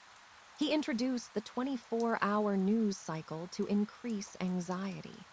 He fractured the geopolitical alliances. He turned a happy ending into an eternal cliffhanger. Ilara felt sick. The chaos of her world, The political polarization, the constant crises, the feeling that everything was getting worse. It wasn't natural evolution. It was manufactured. It was sabotage. "They broke us on purpose," she whispered, "to keep the show going." "Precisely," the archivist said. "Stability is the enemy of syndication." Alara looked at the book. She saw the dates. She saw the events. She saw the tragedy of September 11th listed as a season opener. She saw the 2008 financial crisis listed as a mid-season twist. Her rage, which had been a hot, burning thing, turned into something cold and solid. It settled in her chest like a stone. "Where is the director?" Alara asked. The archivist closed the book. Dust puffed out from the pages. "The director resides in the control room," he said. "At the very apex of the gallery. It is the eye of the needle, the point from which all observation originates." "How do I get there?" "You cannot simply walk," the archivist said. "The upper levels are heavily guarded by the sensors, and you—" He looked at her cardigan, her messy hair, her human fragility. "You are still just a prop. A prop cannot kill the director." "I'm not a prop," Alara said. "I'm the main character. Silas said so." The archivist smiled. His teeth were made of white chalk. "Silas was a wise cliché," the archivist admitted. "But to reach the control room, you need more than attitude. You need a key." He turned and glided back to the endless shelves. He moved his hand over the canisters, muttering to himself. "Not that one. Too comedy, not that one. Too experimental. Ah, here." He stopped at a shelf that was shrouded in shadow. He reached in and pulled out a small, black canister. It was unlike the others. It didn't glow. It seemed to absorb the light. He handed it to Alara. "What is this?" she asked. It was heavy, colder than ice. "This," the archivist said, "is the original script." Alara looked at the black glass. "I thought you said the script was rewritten." "It was," the archivist said. "But in the gallery, nothing is ever truly deleted. This canister contains the timeline that should have happened. The golden age. The timeline where humanity woke up." He placed a dusty hand on her shoulder. "This is not just a recording, Alara. It is a virus." Alara looked up at him. "A virus?" "If you can bring this canister to the control room," the archivist explained, "and insert it into the primary projector, it will overwrite the current reality. It will force the system to revert to the intended ending. It will end the show. It will free us," Alara realized. "It will cancel the series," the archivist corrected. "The gallery will collapse. The watchers will be blinded. And Earth will finally be allowed to grow up without anyone watching." He stepped back. "But be warned, Glitch. The director knows you are coming. He is writing new obstacles as we speak. The path ahead is not built yet. He is laying the track in front of the train." "I don't care," Alara said. She tucked the black canister into her pocket, next to Silas's cigarette case. One object represented the sacrifice of the past. The other represented the hope of the future.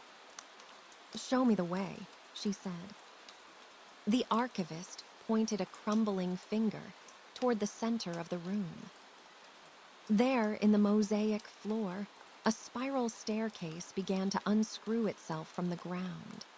It rose corkscrew-like, twisting upward into the golden haze of the ceiling. "The spiral of genres," the archivist said. You must ascend through the layers of the gallery. You will pass through horror. You will pass through romance. You will pass through action. Each floor is a different department of the simulation, and each floor has a guardian. Alara walked to the stairs. She put her hand on the railing. It vibrated with energy. She looked back at the archivist. "Why are you helping me?" she asked. "Aren't you part of the system?" The archivist looked at the endless shelves of dead potential.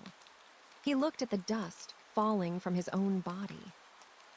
"I am the keeper of things that never were," he said softly.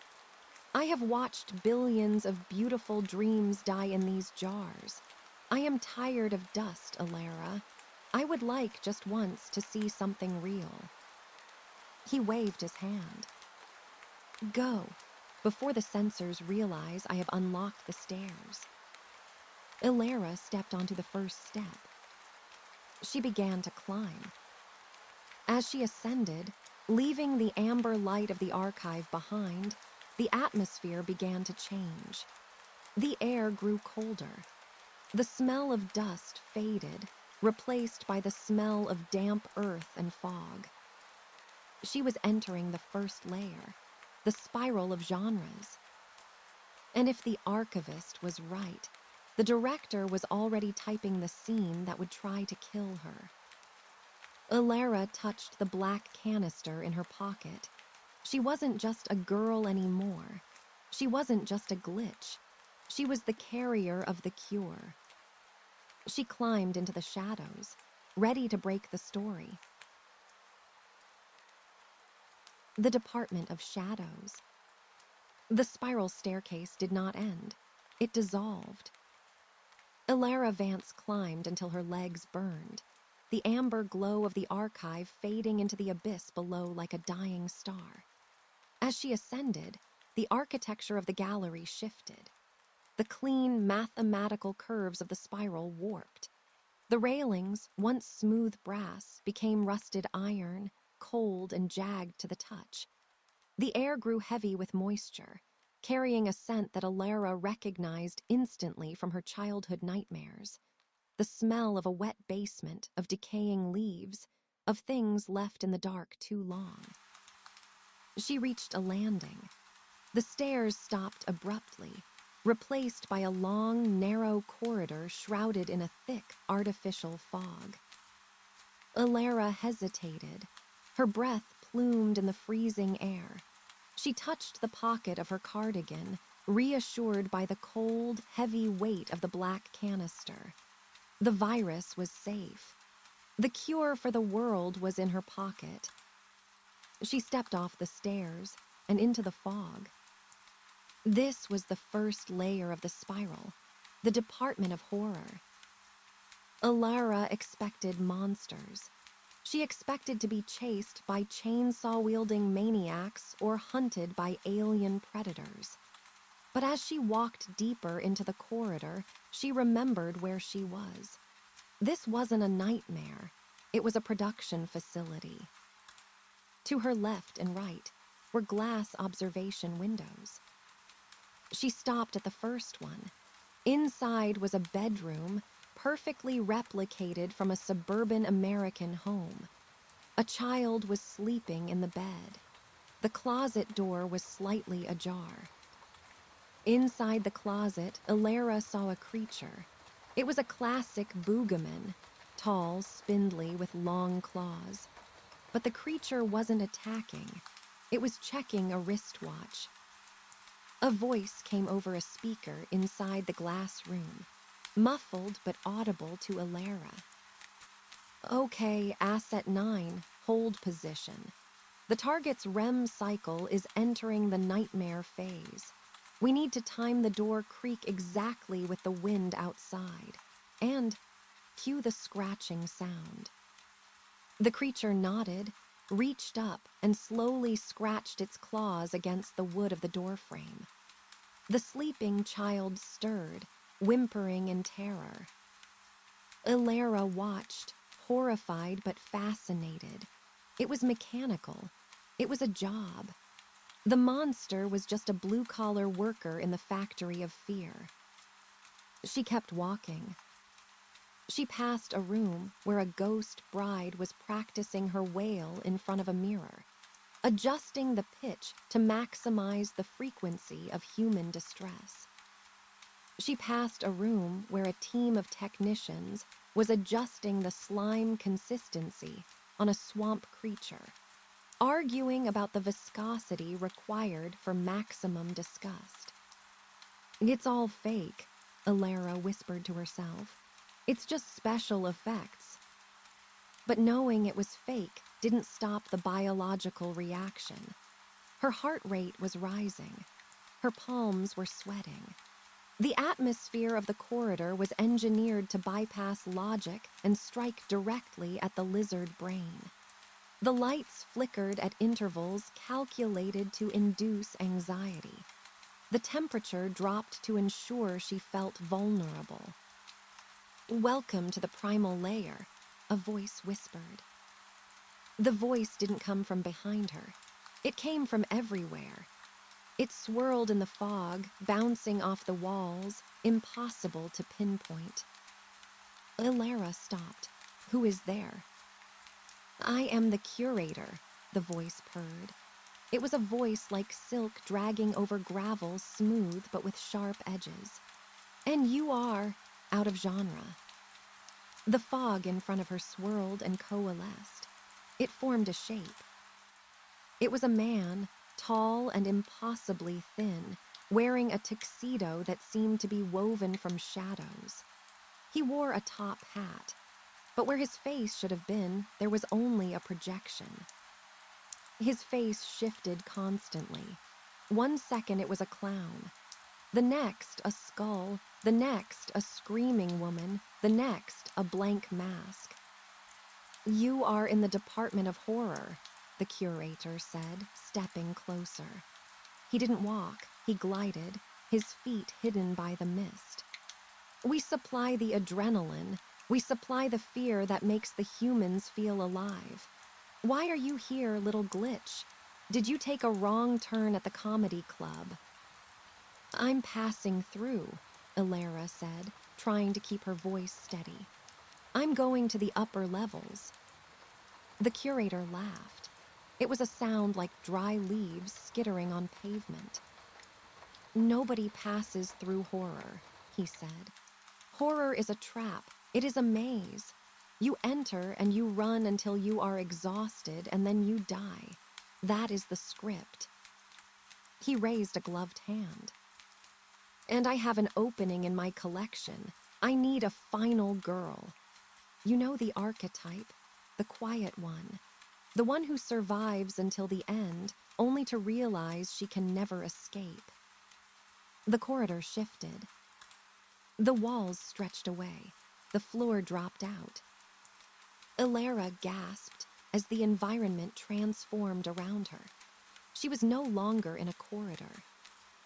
She was in a dark forest. The trees were tall, twisted, and dead. The moon was full and too bright. The fog was thick.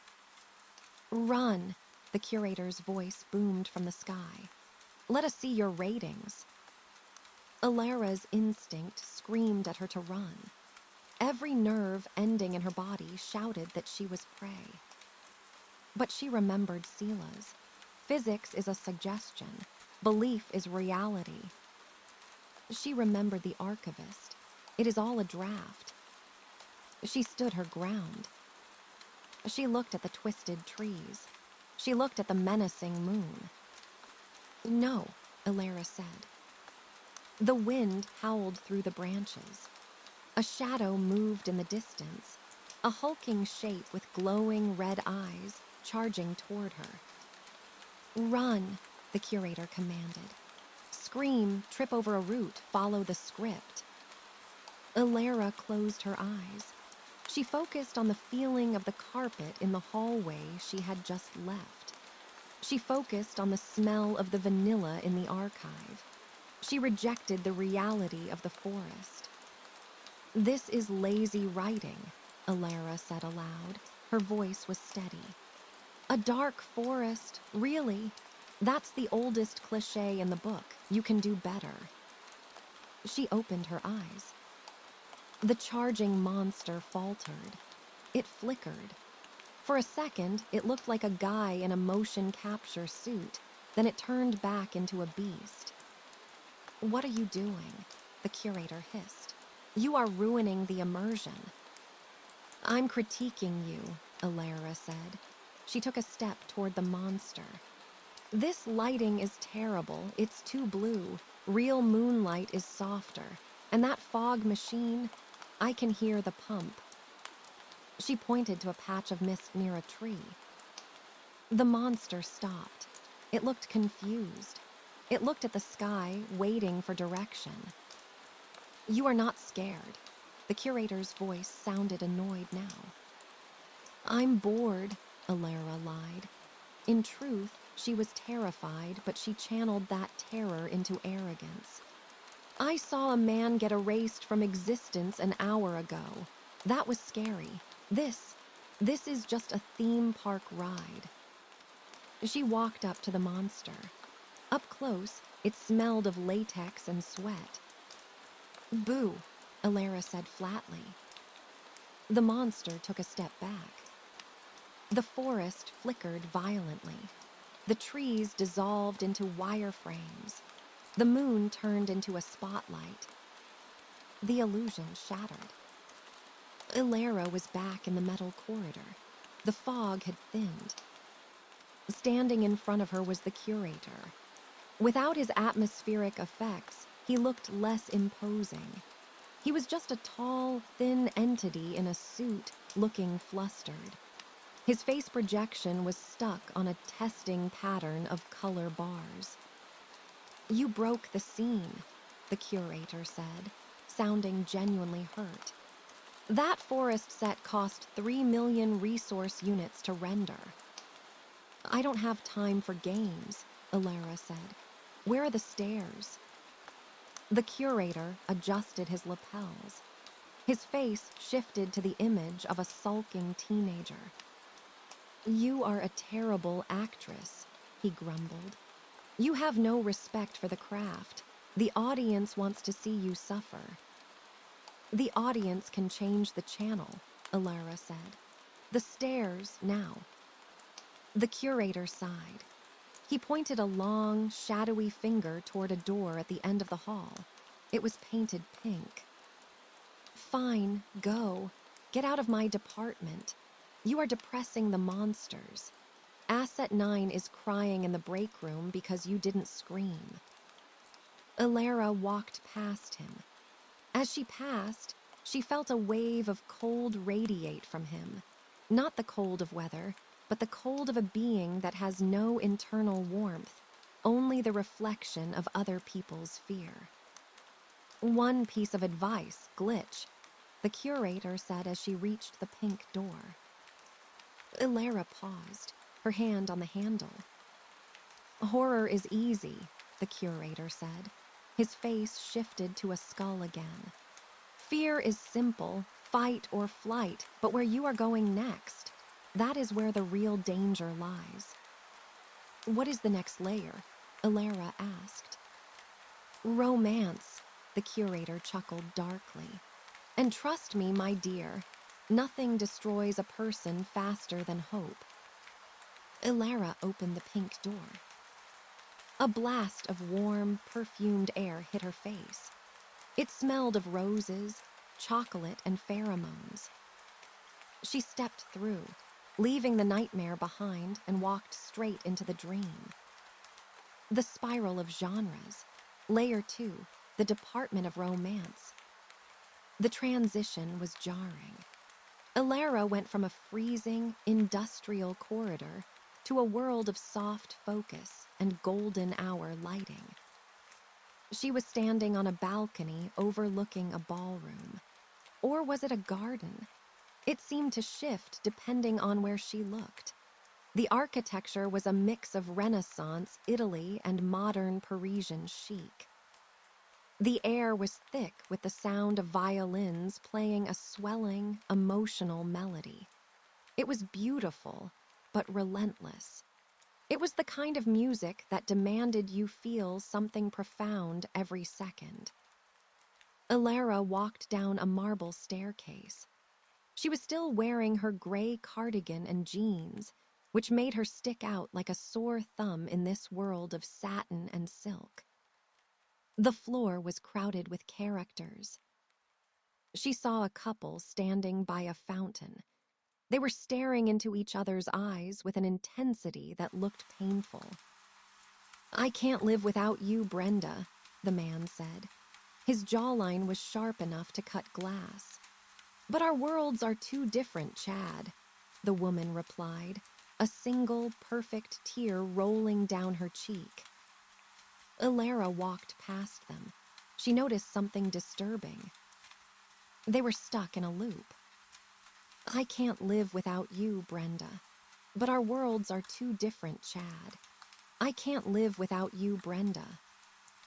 They were repeating the climax of their scene, over and over again, trying to achieve the perfect viewer rating for that specific emotional beat. Alara realized that this layer was just as much a prison as the horror layer. In horror, you were trapped by fear. In romance, you were trapped by longing. These characters were slaves to the idea of a happy ending that never actually arrived, because if they got their happy ending, the show would be over. So they were kept in a perpetual state of almost kissing, almost confessing, almost happy. "Excuse me," Alara said to a man passing by with a tray of champagne. The waiter looked at her. He was devastatingly handsome. "Are you the new love interest?" he asked, flashing a blinding white smile. "You have a very girl-next-door vibe. The demographics love that. Makeover montage potential is high." "I'm looking for the stairs," Alara said. "To the next level." The waiter's smile faltered. "But why would you leave? The lighting here is flattering. The conflict is low stakes. It's just misunderstandings and run-ins at airports. It's safe." "It's fake," Alara said. "Where is the exit?" The waiter leaned in close. His voice dropped the charming facade. "You don't want to go up," he whispered. "Above us is action. It's loud. It's violent. Stay here, find a nice subplot. I can introduce you to a brooding architect with a secret heart of gold. We have 3 of them in stock right now." "No, thank you," Alara said. "Suit yourself," the waiter shrugged, turning back into the perfect extra. "The exit is through the wedding chapel, past the infinite bouquet toss." Alara navigated the room. She had to dodge 3 public proposals, 2 dramatic slaps, and a rainstorm that only fell on one specific sad man sitting on a bench. She reached the wedding chapel at the far end of the hall. The door was shaped like a giant heart. It was grotesque. She pushed it open. But instead of stairs, she found herself in a room that looked like a dressing room. Mirrors lined the walls.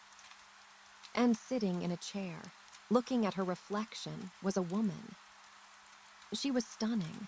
She wore a red dress that defied physics. Her hair was a cascade of golden waves. But her face was tragic. She saw Alara in the mirror. "You're the glitch," the woman said. Her voice was smoky and tired. "And you are." "I am the lead," the woman said. "Or I was for 50 seasons. I have been married 8 times, widowed 4 times, had amnesia 6 times.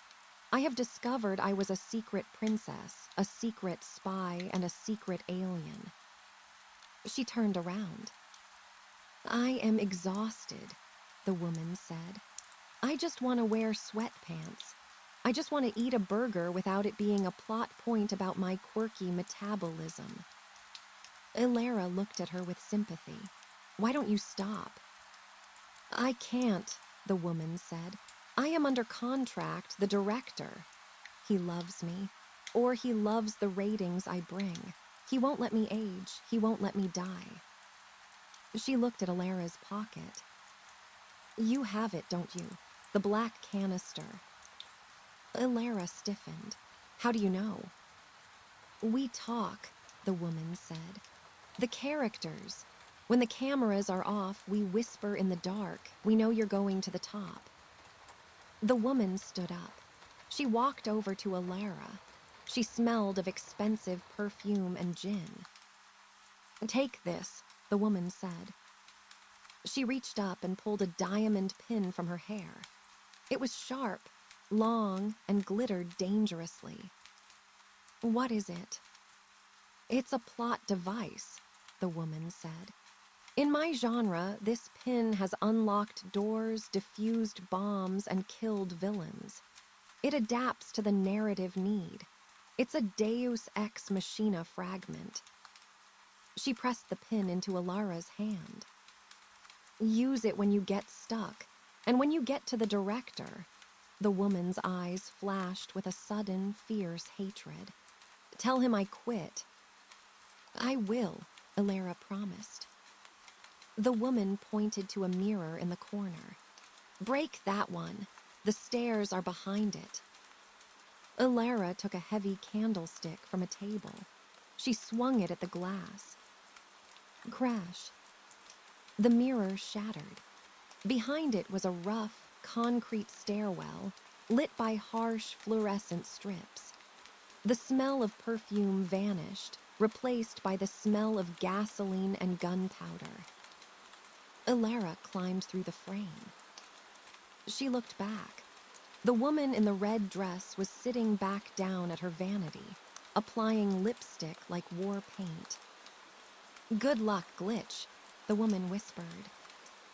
Alara turned and began to run up the concrete stairs.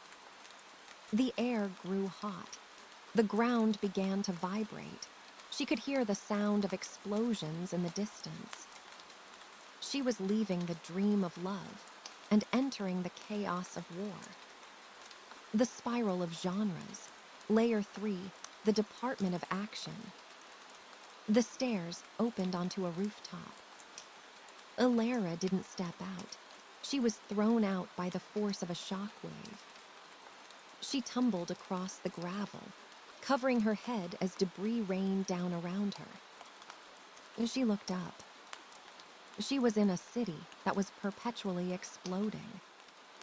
Skyscrapers were crumbling in slow motion. Helicopters buzzed through the air like angry wasps, firing missiles at giant robots that were stomping through the streets. Car chases were happening on every road, tires screeching, engines roaring. It was a cacophony of violence. "Move," a voice yelled.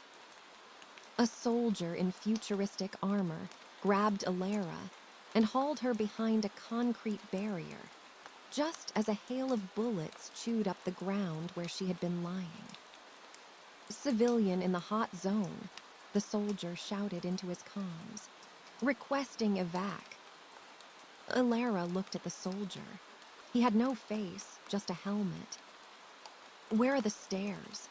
Alara shouted over the noise of a collapsing building. "Stairs," the soldier laughed. "There are no stairs in action. You have to jump, you have to climb, you have to bleed." He pointed to a helicopter hovering above a burning building across the street. A rope ladder was dangling from it. "The exit is up there, the extraction point." "How do I get there?" "You run the gauntlet," the soldier said. He shoved a gun into her hand. It was huge and heavy. "I don't use guns," Alara yelled, dropping it. "Then you better run fast." The soldier jumped over the barrier and began firing at the giant robot. Alara looked at the chaos. This layer was designed to overwhelm. It was pure sensory overload. Speed, noise, adrenaline. She saw a cable connecting her rooftop to the burning building. It was thin, swaying in the wind. It was a tightrope. Ilara looked at the drop. It was infinite. She thought of the antique shop. She thought of the rain in Seattle. She thought of how quiet her life used to be. And then she thought of Sela's. Physics is a suggestion. She thought of the woman in the red dress. I just want to wear sweatpants. She reached into her pocket and touched the diamond pin. The Deus Ex Machina. She pulled it out. I need a zipline, she whispered to the pin. The pin grew. It shifted. It morphed into a metal handle with a pulley wheel. Ilara hooked it onto the cable. She took a deep breath. I am the main character, she said to the universe. She jumped. She slid down the wire, soaring over the exploding city. The wind whipped her hair. The heat of the fires warmed her face. Below her, the robot swiped a massive claw, missing her feet by inches. She screamed, not in terror but in triumph. She hit the roof of the burning building, rolling to absorb the impact. She scrambled up the rope ladder of the helicopter. As she pulled herself into the cabin, she looked for the pilot. But there was no pilot. The helicopter was flying itself. And in the passenger seat, waiting for her, was a figure. It wasn't a soldier. It wasn't a monster. It was a child. A little girl, maybe 10 years old, wearing a pristine white dress. She was holding a teddy bear. The helicopter banked away from the city, rising into the clouds. Hello, Ilara, the child said. Her voice was not a child's voice. It was the voice of something ancient. Who are you? Ilara asked, panting. The child smiled. Her eyes were solid black, like the dead pixels in the mirror. I am the plot twist, the child said, and we need to talk before you reach the director. The architect of surprise. The helicopter ascended through the cloud layer of the action department, leaving the roar of explosions and the heat of the burning city far below.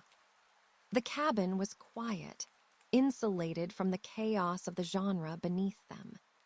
The only movement was the rhythmic rotation of the blades overhead, cutting through the gray mist of the transition zone. Ilara Vance sat across from the child in the white dress. The girl, the entity calling itself, the plot twist, sat with her legs swinging back and forth, her black patent leather shoes brushing against the metal floor. She hugged her teddy bear, which Ilara noticed had one eye missing, a detail that seemed calculated to evoke a specific kind of unease.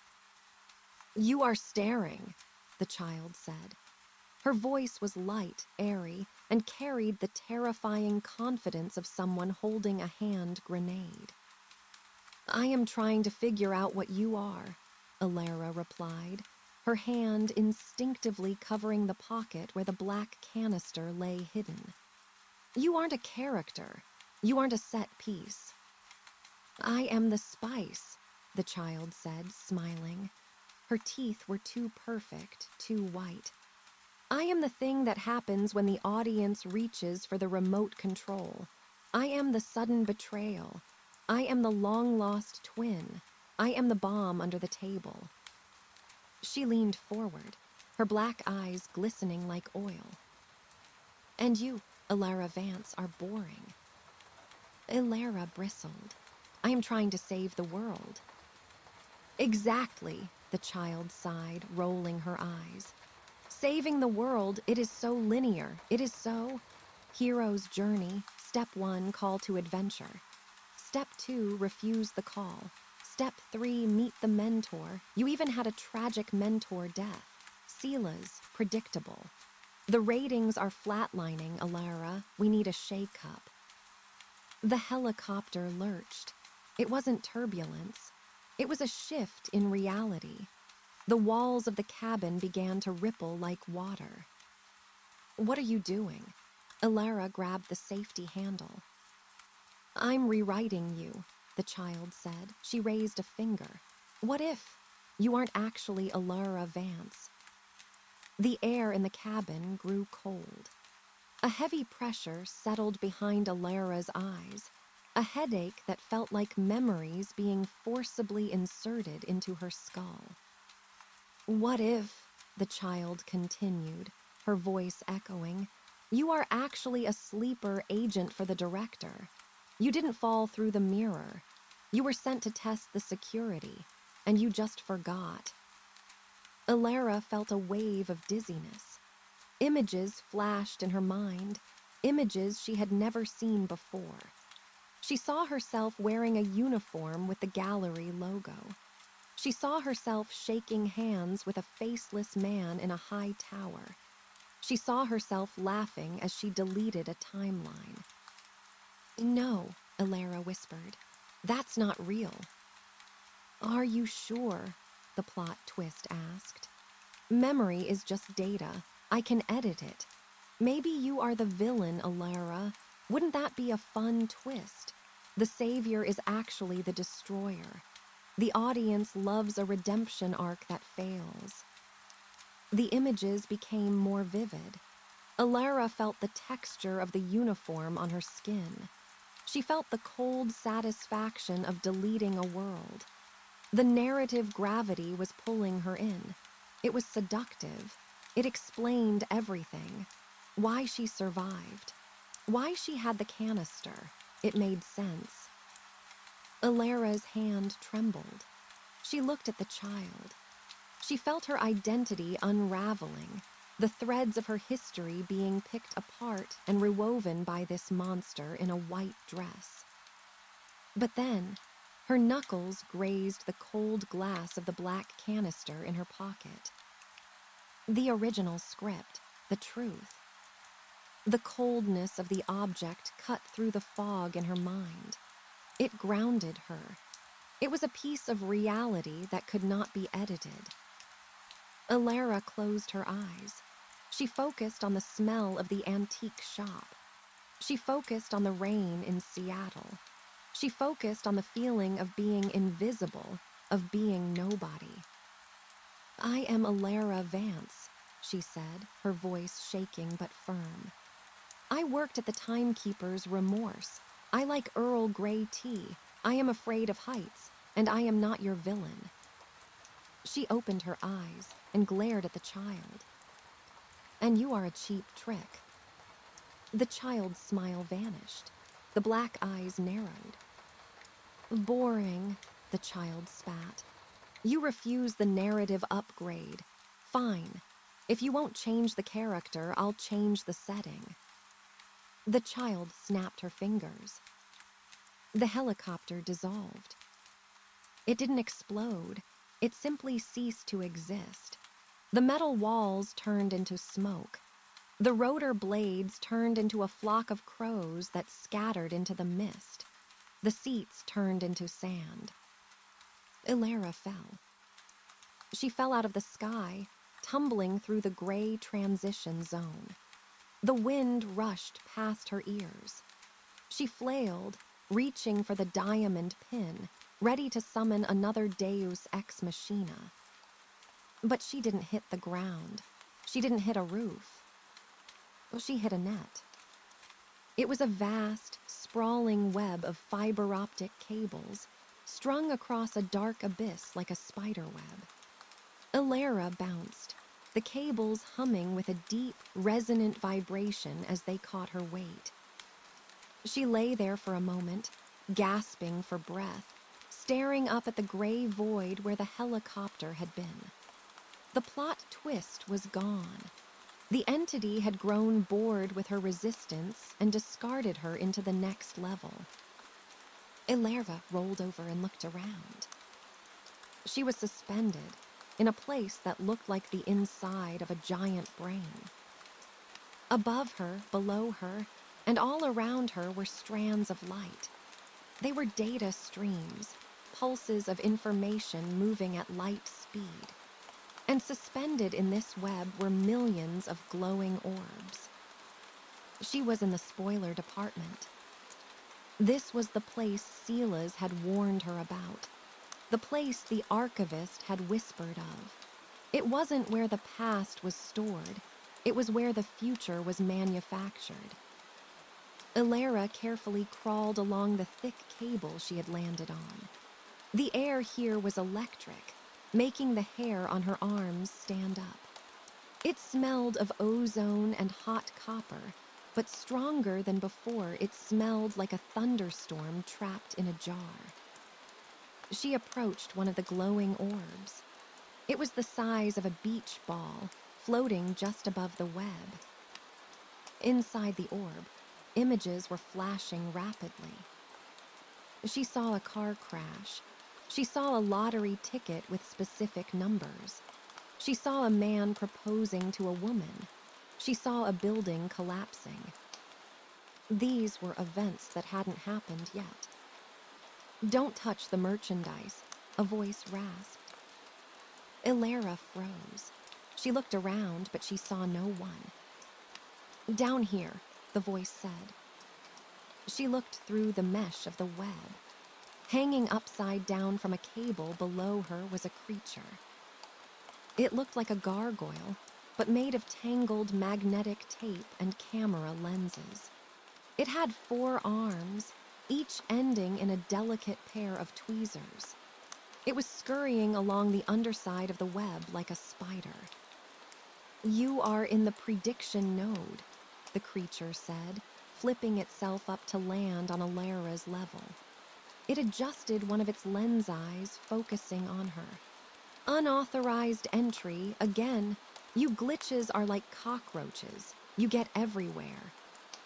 "I need to get to the control room," Ilara said, standing up and balancing on the cable. "Is this the way?" The creature chittered, a sound of clicking shutters. "The control room is up." It pointed a tweezer arm toward the infinite darkness above. "But you cannot go up. You are heavy. You are weighed down." "Weighed down by what?" "Uncertainty," the creature said. "You don't know how your story ends. That makes you heavy. Only those who know the ending can rise to the top." It scuttled closer. "I can help you," it whispered. "I am a spoiler. I can tell you how it ends. I can show you your final frame. Once you know, you will be light. You will accept your fate, and the currents will carry you up." Ilara stepped back. "I don't want to know." "Everyone wants to know," the spoiler said. "Humans are obsessed with it. You read the last page of the book first. You search for leaks online. You hate surprises. Come, look." The creature reached out and grabbed one of the glowing orbs. It manipulated the sphere with its tweezers. "Here," it said. "This is the Ilara Vance file, season finale." The orb pulsed red. Ilara looked at it. The temptation was a physical force, a gravity pulling her gaze. If she looked, she would know. If she died, she would know. If she won, she would know. The anxiety of the journey would be gone. "Just one peek," the spoiler coaxed. "See, it's right there, the door to the control room. The confrontation with the director. The choice." Ilara stared at the swirling red light. If she knew she was going to fail, would she keep going? Probably not. If she knew she was going to win, would she try as hard? Probably not. "Uncertainty isn't weight," Ilara said, realizing the truth. "Uncertainty is fuel. If I don't know the ending, anything is possible." She kicked the orb. It flew out of the spoiler's grip, sailing into the darkness. It collided with another data stream and shattered, releasing a burst of red sparks. No, the spoiler shrieked, scuttling backward. You broke the prophecy. Now the ending is fluid, it's unstable. Good, Elara said. I like unstable. She looked up. The web of cables stretched upward, disappearing into a ceiling of solid white light. How do I get out of here? She demanded. The spoiler hissed, retreating into the shadows. The elevator of inevitability, it's in the center of the web, but it only goes down.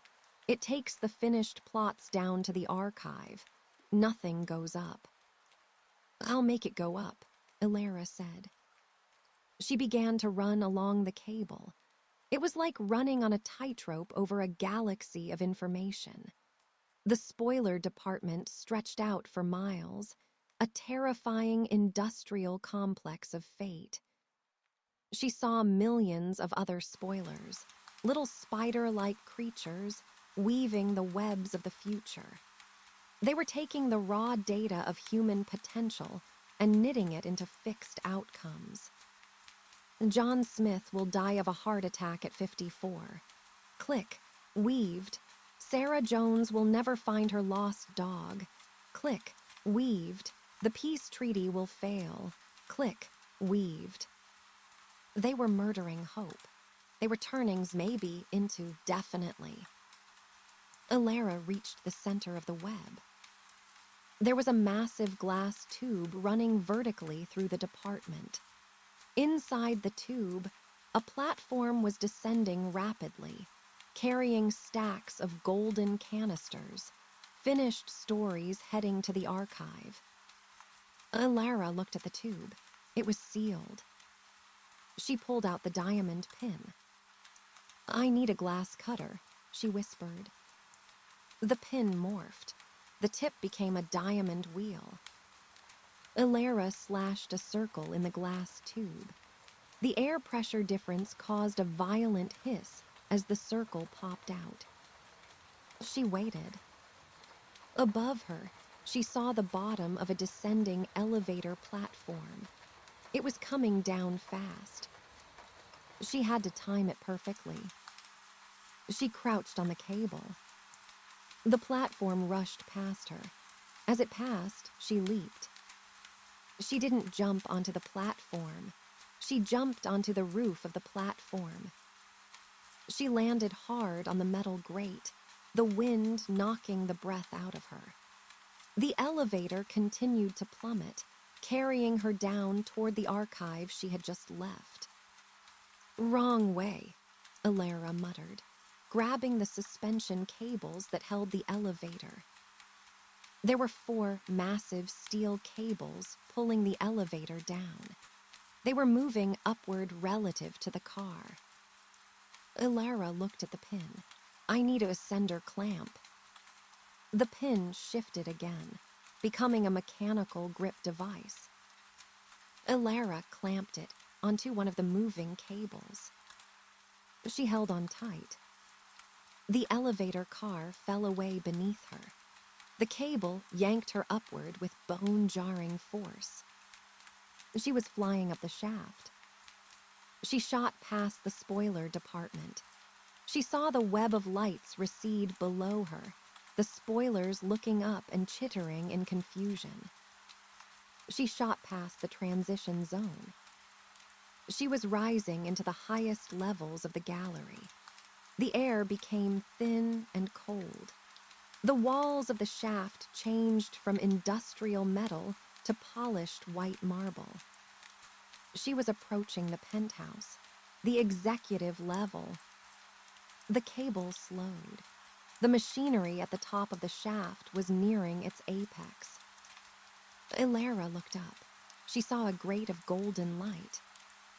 She reached up, unclasped the pin, and grabbed the grate. She pulled herself up, her muscles screaming in protest. She scrambled through the opening and rolled onto a floor of polished obsidian. She stood up. She was in a lobby. It was minimalist, stark, and terrifyingly silent. The walls were made of floor-to-ceiling windows, But they didn't look out on the gallery. They looked out on the cosmos. Stars, nebulas, galaxies. This place was outside the machine. In the center of the lobby was a desk. Sitting behind it was a woman who looked exactly like Alara. Alara froze. The receptionist looked up. She wore a sleek gray suit. Her hair was pulled back in a severe bun. Her face was Alara's face, but cold, dead, and perfectly symmetrical. "Welcome to the executive suite," the receptionist said with Alara's voice. "You are early. The director is currently in a meeting with the advertisers." "Why do you look like me?" Alara asked, her voice echoing in the vast room. "I am the casting director," the woman said. "I wear the face of the current protagonist to make them feel comfortable." She smiled, and it was a smile devoid of warmth. "Or to make them realize how replaceable they are." The casting director stood up. She walked around the desk. "You have the canister," she stated. "The virus." "I do." "And you intend to play it." "I do." The casting director nodded slowly. She walked to the window and looked out at the stars. "Do you know what happens when a show ends, Alara?" she asked softly. "The set is struck. The lights go out. The actors are unemployed. The universe goes dark." She turned back to Alara. "You think you are bringing freedom, but you are bringing the void. If the watchers stop watching, Earth dissolves. Quantum mechanics, the observer effect. Without an audience, the waveform does not collapse. Reality unspools." "That's a lie," Alara said. "That's just something you tell the characters to keep them dancing." "Is it?" The casting director stepped closer. "Are you willing to bet 7 billion lives on a theory? Are you willing to risk turning your mother, your friends, your entire history into static, just because you don't like being watched?" Alara hesitated. It was the first time she truly doubted. What if the gallery was necessary? What if the cage was the only thing holding the world together? She touched the canister. It was cold. It felt real. The archivist had said it was the original script. The Golden Age. A script implies a story. A story implies existence. "If we dissolve," Alara said, looking her doppelganger in the eye, "then we dissolve free. I'd rather be real static than a fake tragedy." The casting director stared at her for a long moment. Then she stepped aside. "An interesting choice," she said. "The director will appreciate the stakes." She pointed to a massive set of double doors at the end of the lobby. They were made of pure white light. "He is waiting for you, Alara Vance. Scene 100, the final confrontation." Alara walked past the version of herself that had sold out. She walked toward the light. She gripped the diamond pin in one hand and the black canister in the other. She pushed the doors open, and she stepped into the control room. The Great Deresolution. The moment the black canister clicked into the input slot of the director's console, the universe did not explode. It hesitated. For a heartbeat, the control room was suspended in a state of absolute, terrifying stillness. The hum of the cooling fans died. The trillions of screens lining the spherical walls froze, holding their images in a tableau of suspended time. The soldier in the desert froze mid-stride. The mother in the kitchen froze mid-laughter. The politician froze mid-lie. Alara Vance stood with her hand still on the canister, her breath caught in her throat. The silence was heavy, pressurized, like the air inside a bell jar just before the glass shatters. Then, the virus began to bloom. It didn't spread like a computer virus, with lines of green code or error messages. It spread like a garden. From the port where Alara had inserted the canister, veins of liquid gold light erupted. They didn't flow, they grew. They spiraled out across the console, resembling the fast-forwarded growth of ivy. The golden vines curled around the buttons, choked the dials, and surged up the walls of the sphere. Where the gold touched the screens, the images didn't just turn off. They changed. The screen showing the war zone flickered. The gray mud and red blood were washed away by a wave of the golden light. When the image stabilized, the soldiers were gone. The tanks were gone. In their place was a field of wheat, swaying in a breeze that looked sharper, more real than anything the gallery had ever broadcast. The screen showing the crying teenager flickered. The tears evaporated. The cramped bedroom walls dissolved, replaced by a sunlit forest clearing. "It's not destroying it," the director whispered. Alara turned to look at him.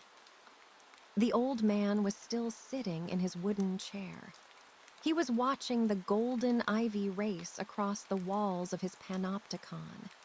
His face, usually a mask of bored detachment, was illuminated by the glow of the virus.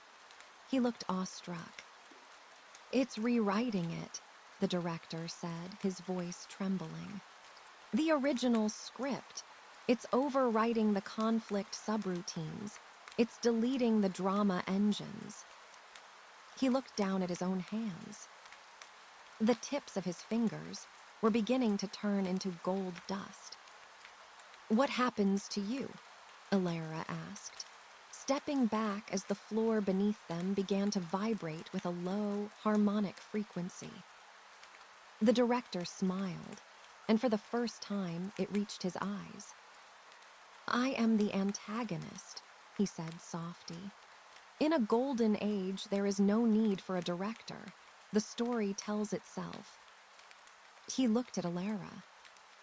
"You have done a terrible thing, Alara Vance. You have killed the gods. You have blinded the audience. But..." He raised his dissolving hand and pointed at a screen that was now showing a simple, unadorned image of an ocean wave crashing on a shore. It is beautiful," he finished. The director closed his eyes. His body lost its cohesion. He didn't scream. He simply scattered. He turned into a cloud of white moths, thousands of them, that burst outward from the chair and flew up into the light of the collapsing screens. Alara was alone, in the center of the apocalypse. The control room was disintegrating.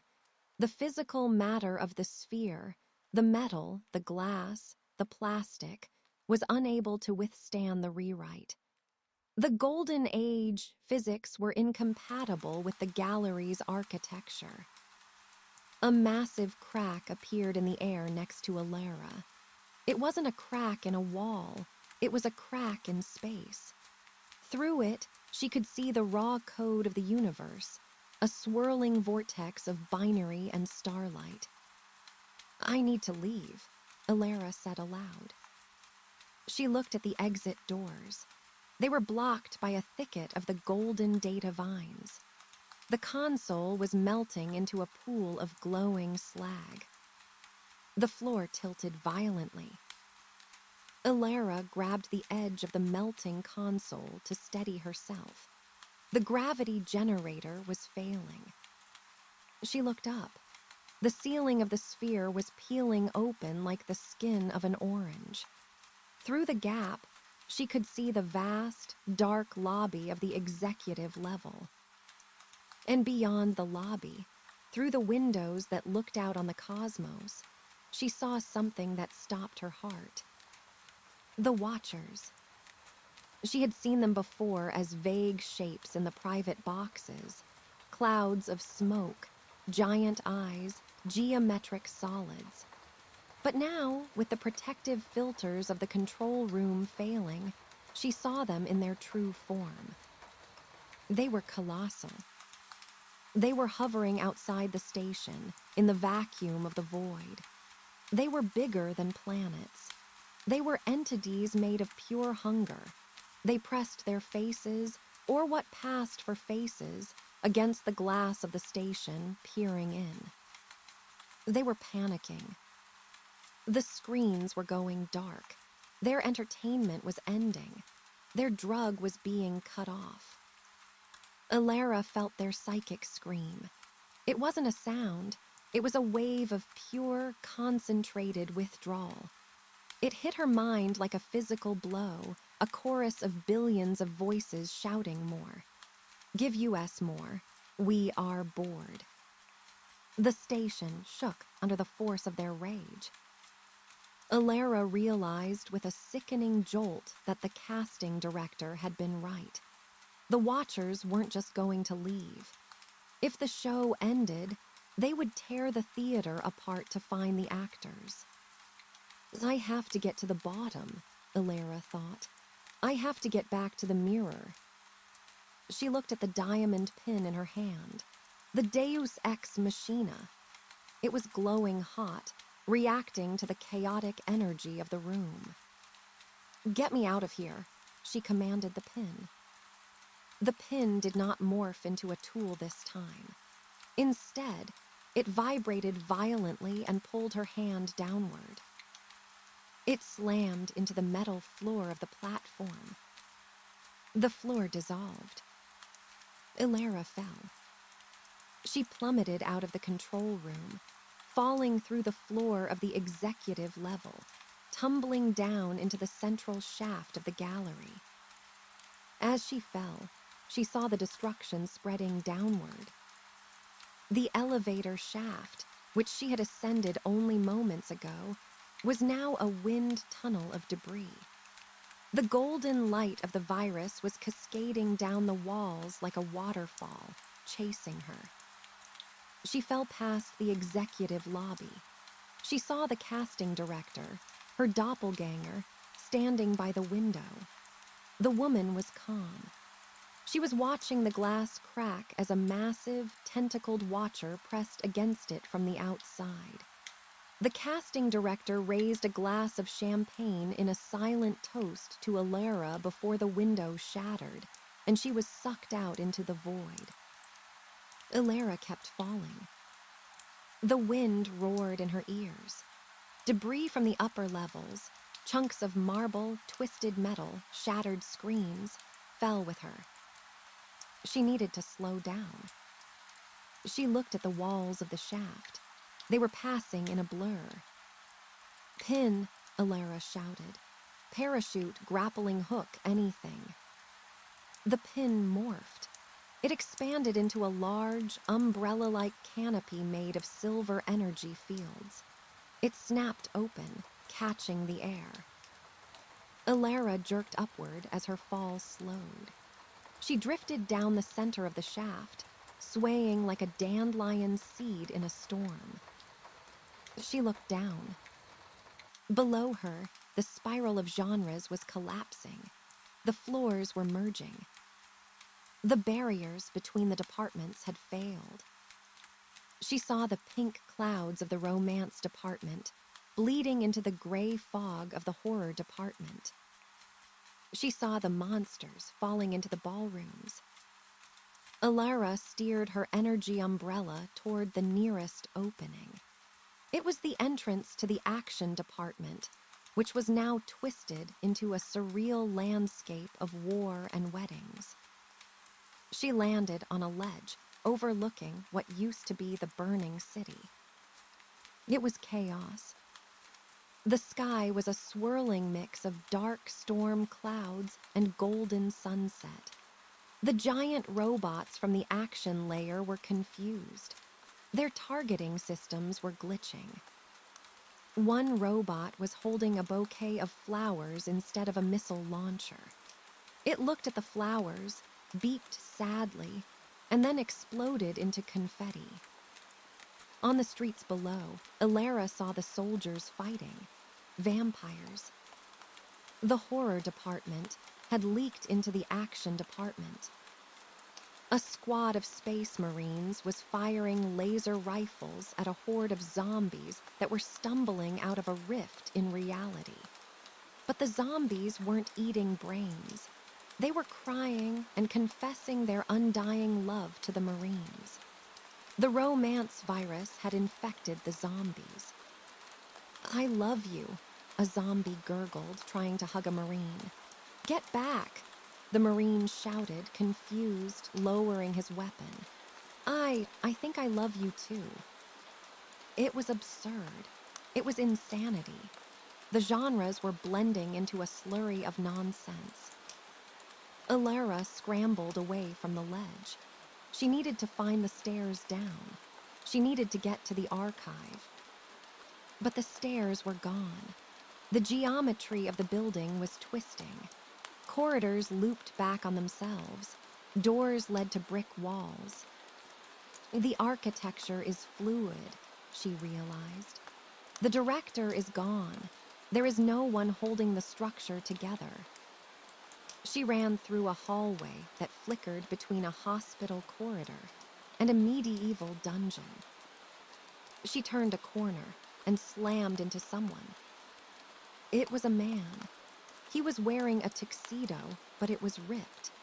He held a chainsaw in one hand and a glass of wine in the other. "The script is gone," he yelled at her, his eyes wide with madness. "I don't know my lines. Am I the killer or the groom? Tell me." "You're free," Alara shouted, pushing past him. "Improvise." She ran. The floor beneath her began to tilt. The entire building was listing to the side. The watchers outside were shaking the gallery, trying to break in. Alara reached a large atrium. It was the central hub where the genres met. And there, standing in the middle of the chaos, was the plot twist. The little girl in the white dress.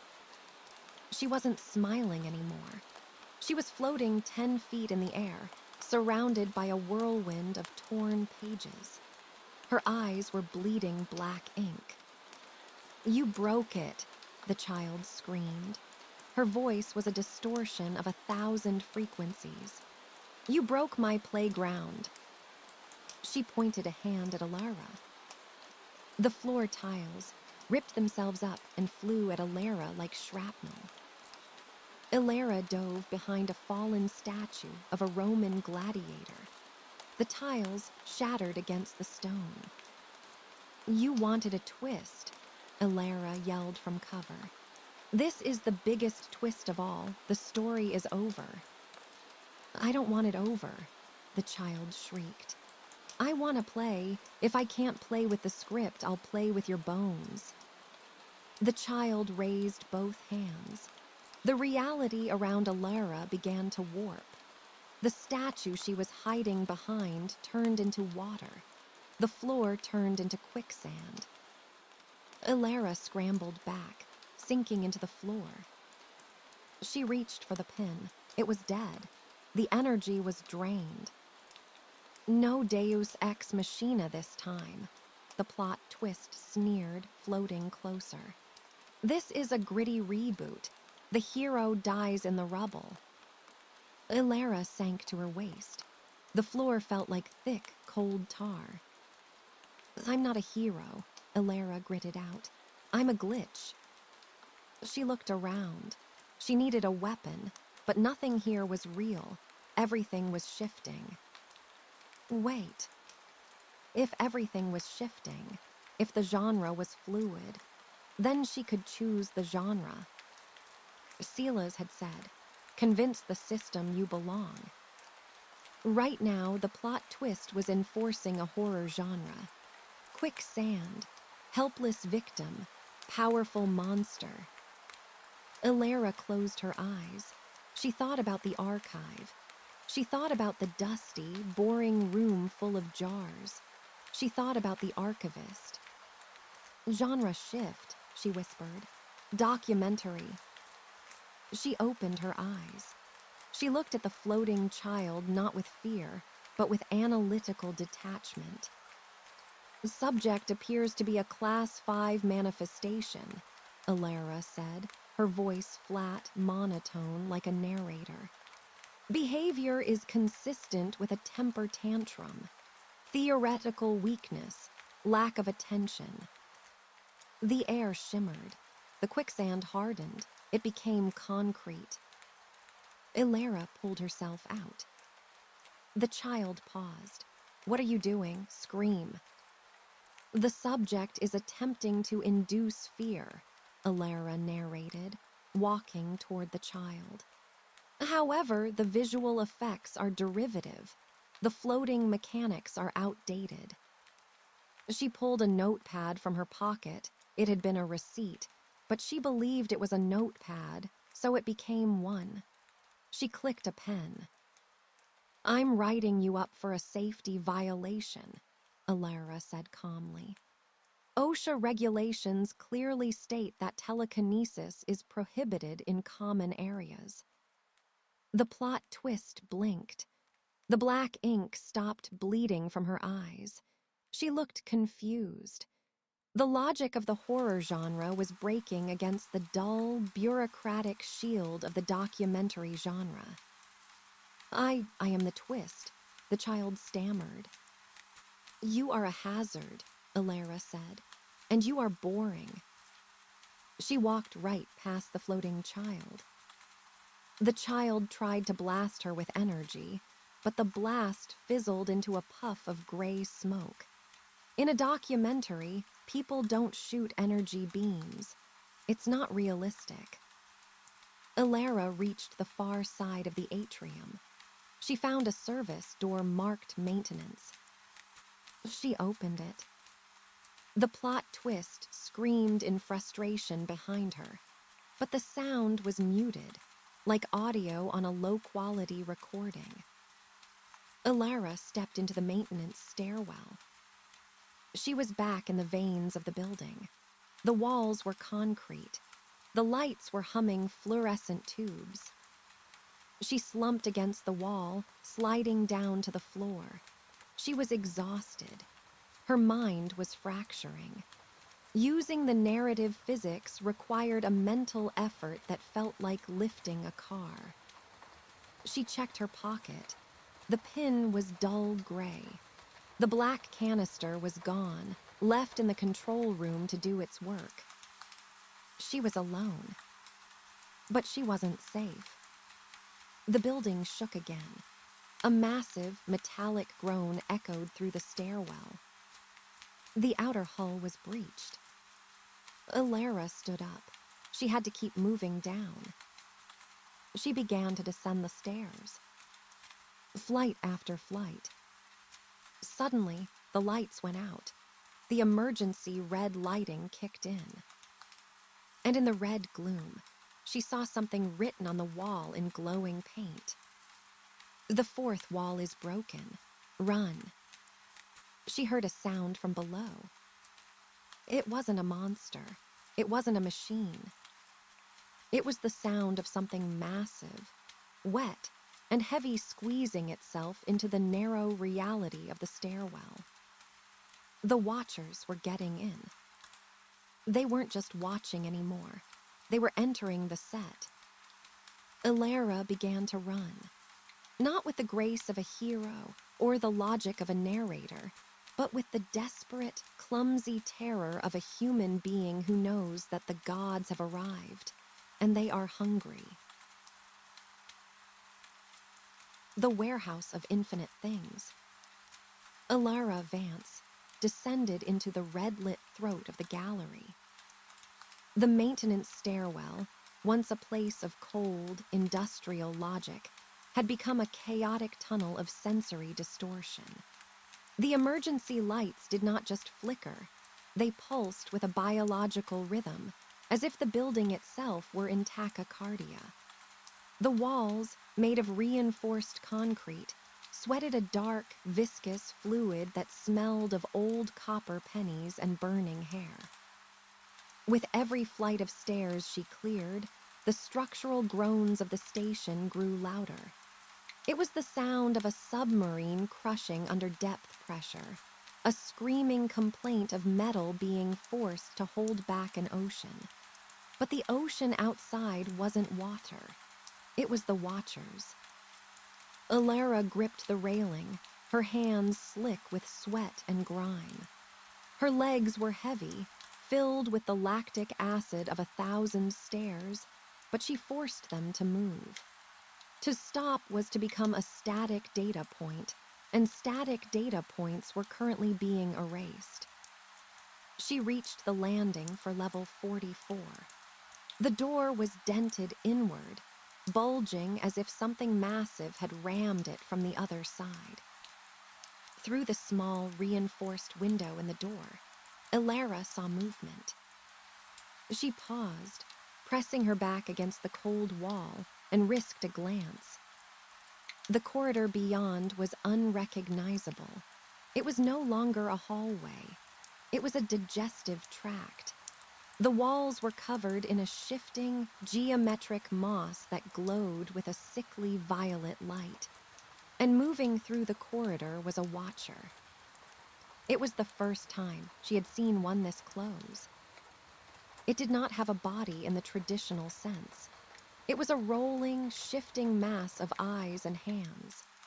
Thousands of human eyes, blue, brown, green, hazel, floated in a gelatinous cloud, blinking out of sync. Interspersed among them were hands, grasping, clawing, pointing. It looked like a collage cut from 1,000,000 magazines and pasted together by a madman. The entity moved by pulling itself along the walls, leaving trails of static interference where it touched the reality of the gallery. Alara pulled back, her heart hammering a frantic rhythm against her ribs. "Do not look," she whispered to herself. "Do not engage." The watcher paused on the other side of the door. Alara held her breath. She knew with a terrifying certainty that it could smell her. Not her scent, but her narrative potential. It could smell the conflict radiating off her. It could smell the main character energy. The door handle began to turn. The metal groaned as the lock was forced. Alara looked down the stairwell. The next flight of stairs was gone. It had been sheared off, falling into a dark abyss where the lower levels used to be. And she was trapped. She looked around the landing. There was a ventilation grate near the ceiling. It was small, dusty, and secured with 4 bolts. She didn't have the diamond pin anymore. She didn't have a screwdriver. She had her fingers. She scrambled up the railing, balancing precariously over the drop. She dug her fingers into the mesh of the grate. "Adrenaline override," she muttered, trying to channel the action genre she had left behind. She pulled. She screamed silently, putting every ounce of her hysterical strength into the motion. The bolts shrieked in protest. The metal bent. The door below burst open. A wave of violet light flooded the stairwell. The sound of 1,000 whispering voices washed over her, a cacophony of demands, critiques, and hunger. "Show us. We want to see. Make it hurt, make it love." Alara ripped the grate free. She hauled herself into the dark, dusty tunnel just as a massive, spectral hand reached through the doorway, grasping at the space where her ankle had been a second before. She crawled. The ventilation shaft was tight, claustrophobic, and filled with the dust of centuries. It rattled with the vibration of the watcher moving below, a predator sniffing for its prey. Alara moved blindly, dragging her body over screws and seams that tore at her clothes. She didn't know where the vent led. She only knew it went away. After what felt like an hour of crawling, the shaft widened. The air grew cooler. The smell changed. The metallic tang of the upper levels faded, replaced by a scent that was overwhelming in its familiarity. It smelled like a thrift store, like mothballs, old wood, rust, and damp cardboard. Alara found a vent cover looking down into a vast, cavernous space. She peered through the slats. She gasped. She was looking down into a warehouse. But warehouse was too small a word. It was a continent of shelving. Rows of metal racks stretched out to the horizon, stacked hundreds of feet high. And on the racks were things. The department of props. This was where the gallery stored the physical assets of the simulation. Alara kicked the vent cover loose. It fell, fluttering down into the gloom like a metal leaf. She lowered herself out of the shaft, hanging by her fingertips before dropping onto the top of a towering shelf. She landed on a pile of dusty velvet cloaks. She stood up and looked around. The scale was dizzying. To her left was a section labeled weaponry, 14th century. Thousands of rusted swords, pikes, and shields were piled in bins. To her right was a section labeled domestic, 1950s. Toasters, blenders, floral curtains, and television sets sat in neat rows. Alara climbed down the shelving unit, using the shelves like a ladder. She passed a shelf containing nothing but human skulls, labeled Hamlet/Gothic/forensic. She passed a shelf containing millions of wedding rings, labeled symbols of eternal bonding, deprecated. She reached the concrete floor. The silence here was profound. It was the silence of a museum after closing time. I need a weapon, Alara thought. She walked to a bin marked Miscellaneous Hero ITEMS. She dug through it. She found a lightsaber hilt. It was plastic. She found a magic wand. It was wood. She found a revolver. It was a lighter. Everything is fake, she realized. It's all props. Not everything. The voice was quiet, cultured, and came from the shadows of aisle 402. Alara spun around, holding the plastic lightsaber defensively. Emerging from the darkness was a figure. He was an elderly man dressed in a pristine, albeit dusty, tuxedo. He wore white gloves and carried a feather duster. He looked like a butler from a period drama. "Who are you?"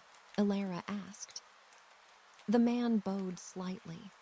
"I am the property master. I curate the inventory. And you, my dear, are creating a mess in the textiles section." He pointed to the pile of velvet cloaks Alara had disturbed. "I'm sorry," Alara said. "I'm running from the Watchers. They've breached the upper levels." The property master sighed, a sound of immense weariness. He began to tidy a shelf of Fabergé eggs. "They breach every few millenniums," he said calmly. "They get hungry. They come down to snack on the source code. It is very disruptive to the filing system." "You aren't afraid?" "I am a background function," the property master said. "I have no emotional, nutritional value. They ignore me. You, however." He looked at her over a shelf of antique telephones. You are radiating protagonist energy. You shine like a flare in a dark room.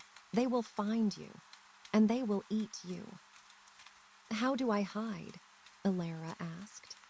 "I tried genre shifting, but I'm too exhausted to maintain the field." The property master walked over to a large crate marked Unfinished Symphonies.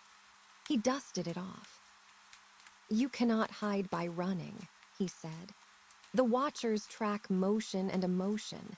To hide from them, you must become unwatchable." Unwatchable. "You must become boring," the property master said. "Aggressively, painfully boring. You must strip yourself of narrative. You must become a background extra." Ilera lowered the plastic lightsaber. "How?" "Stop feeling," the man commanded. "Stop hoping. Stop fearing. Recite the alphabet. Count the tiles on the floor. Think about tax law. If you project 0 entertainment value, their gaze will slide off you like water off a duck." Suddenly, the roof of the warehouse groaned. A massive tear appeared in the darkness above. A beam of violet light shot down, illuminating a section of Victorian furniture. A watcher descended. This one was different. It looked like a giant, floating mouth. It was surrounded by a cloud of black smoke that formed into grasping tentacles. It drifted down through the shelves, knocking over priceless artifacts. It sniffed the air. A low, vibrating hum filled the warehouse. Where is the story? The entity broadcasted into Ilera's mind. I smell tragedy. I smell hope. The property master looked at Ilera. "Do it," he whispered. "Now." Ilera closed her eyes. She felt the terror rising in her throat. She wanted to run. She wanted to scream. She wanted to fight. All of those were interesting choices. All of those were good TV. She forced herself to stand still. She forced her muscles to go slack. She emptied her mind of the war, the director, the collapse. She thought about a wall, a white, painted wall. She thought about watching paint dry. She thought about reading the terms and conditions of a software update. Section 4, paragraph 2, she thought. The user agrees to limit liability in the case of data loss. The watcher drifted closer. The violet light washed over her. The smell of ozone and rot filled her nose. The tentacles brushed against her shoulder. Ilera didn't flinch. She didn't hold her breath. Holding breath creates suspense. She breathed rhythmically, slowly. 1 + 1 is 2. 2 + 2 is 4. 4 + 4 is 8. The watcher hovered directly in front of her. The giant mouth opened, revealing rows of jagged static. It was waiting for a reaction, a scream, a plea, a single tear. Ilera thought about a potato, just a brown, unwashed potato sitting on a table.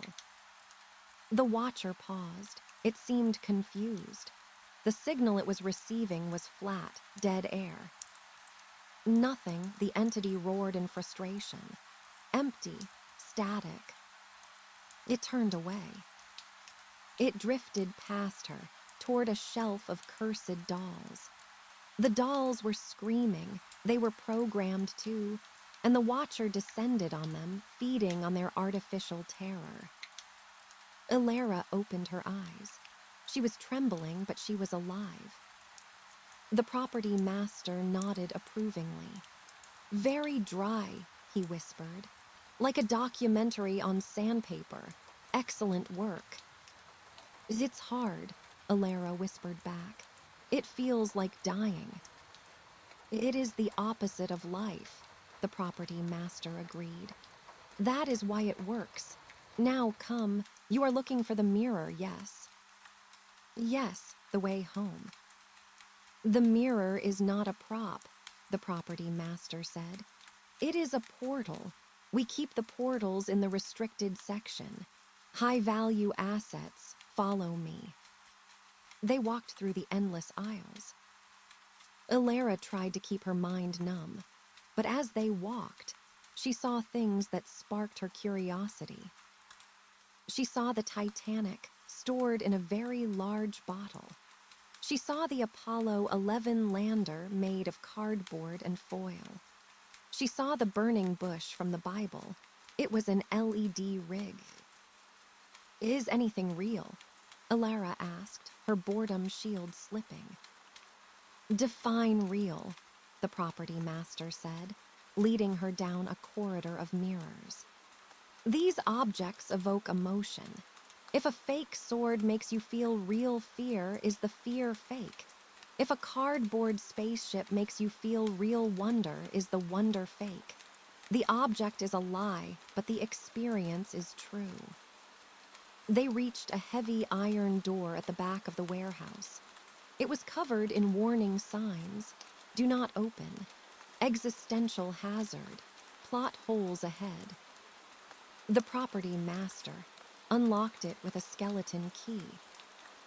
"Beyond this door lies the scrapyard of narratives," he said. "It is where the portals are kept. But be warned, Alara, the scrapyard is unstable. The portals leak. You will see things that should not be." "I've seen enough," Alara said. "I just want to find the mirror from the antique shop."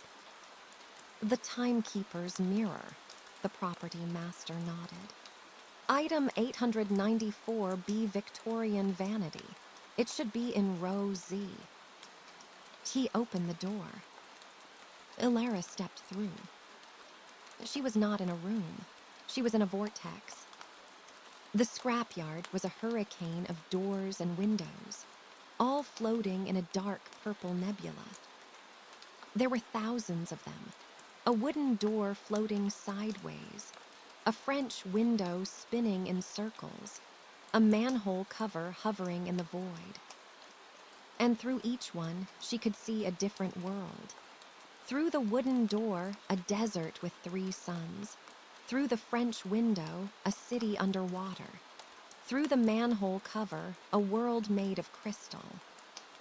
"Find your frame," the property master shouted over the wind of the vortex. "You must visually identify the portal." Alara scanned the swirling debris. She looked for the silver frame. She looked for the ivy pattern. There, drifting about 50 feet away, rotating slowly, was the Victorian mirror. The glass was dark, but through it, she could see a faint glimmer, a reflection of a rainy street, a reflection of a green banker's lamp. "I see it," Alara shouted. She crouched, preparing to jump. She had navigated the cutting room floor. She had climbed the spiral of genres.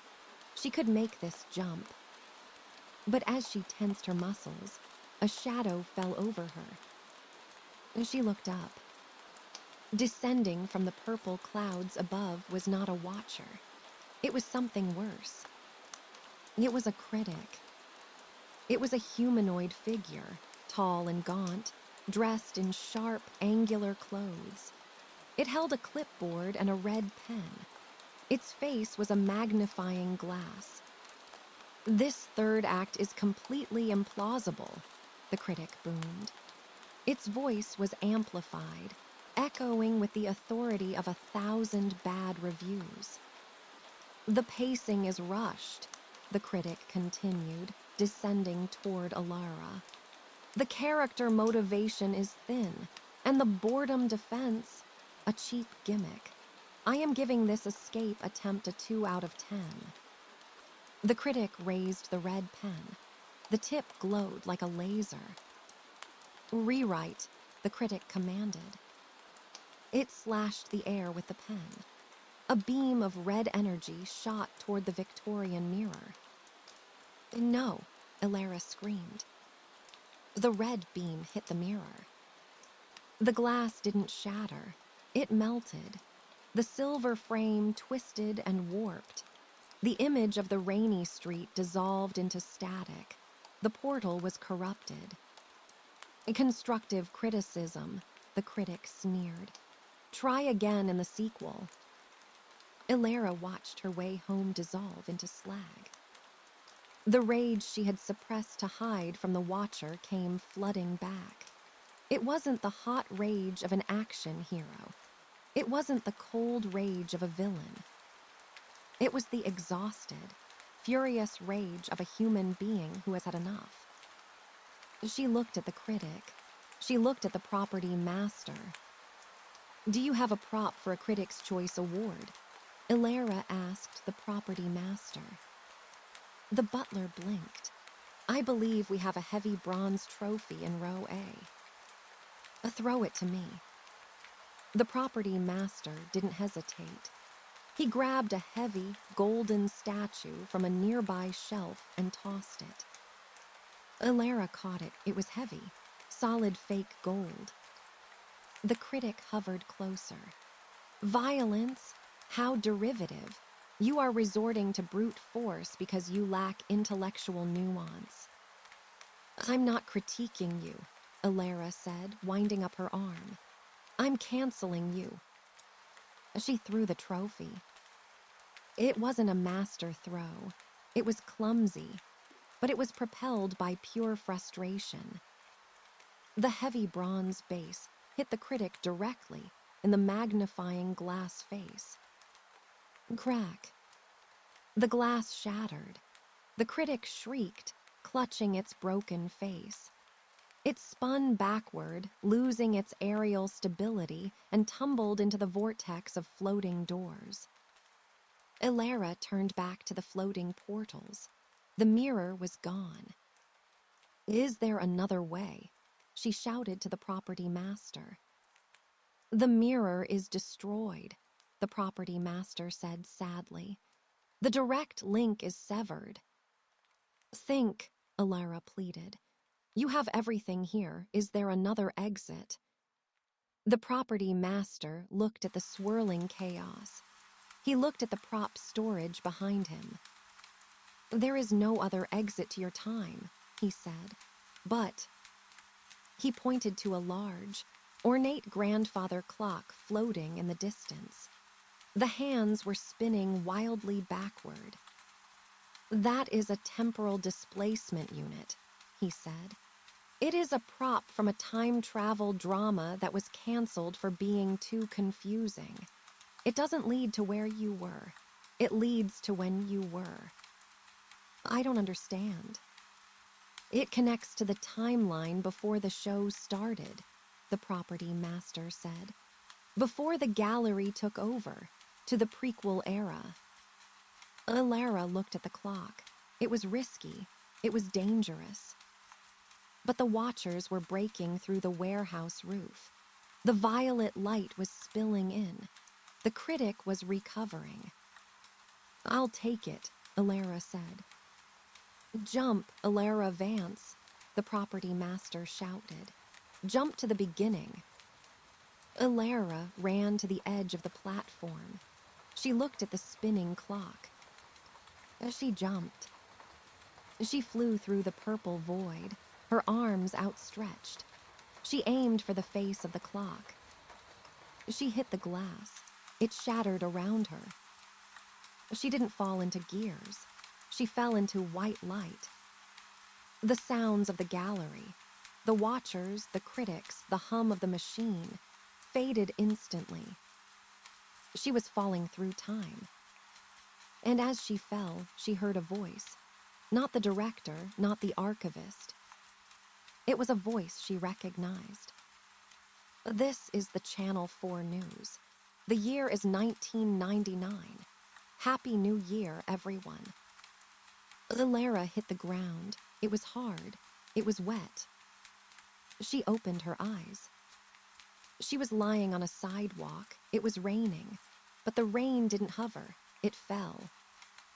She stood up. She looked around. People were walking past her. They weren't frozen. They weren't loops.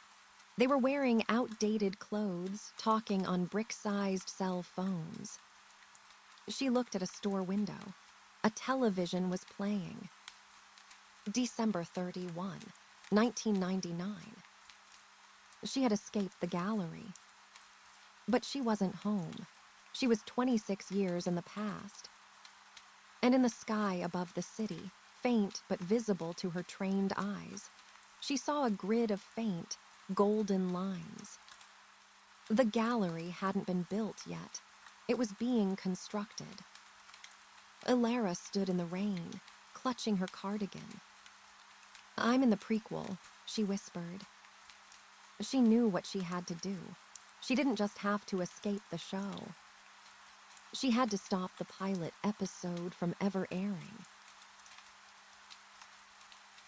The pilot episode. The rain in 1999 felt different. It was heavier, colder, and tasted of exhaust fumes that hadn't yet been filtered by modern regulations. Ilara Vance stood on a street corner in Seattle, shivering in her gray cardigan. The world around her was a sensory assault of nostalgia. The cars were boxier, their engines louder. The fashion was a mix of flannel and oversized denim. The air smelled of wet pavement and the peculiar electric scent of a millennium about to turn. She looked at her reflection in a shop window. She looked the same, 23 years old, tired eyes, messy hair. But the world had rewound.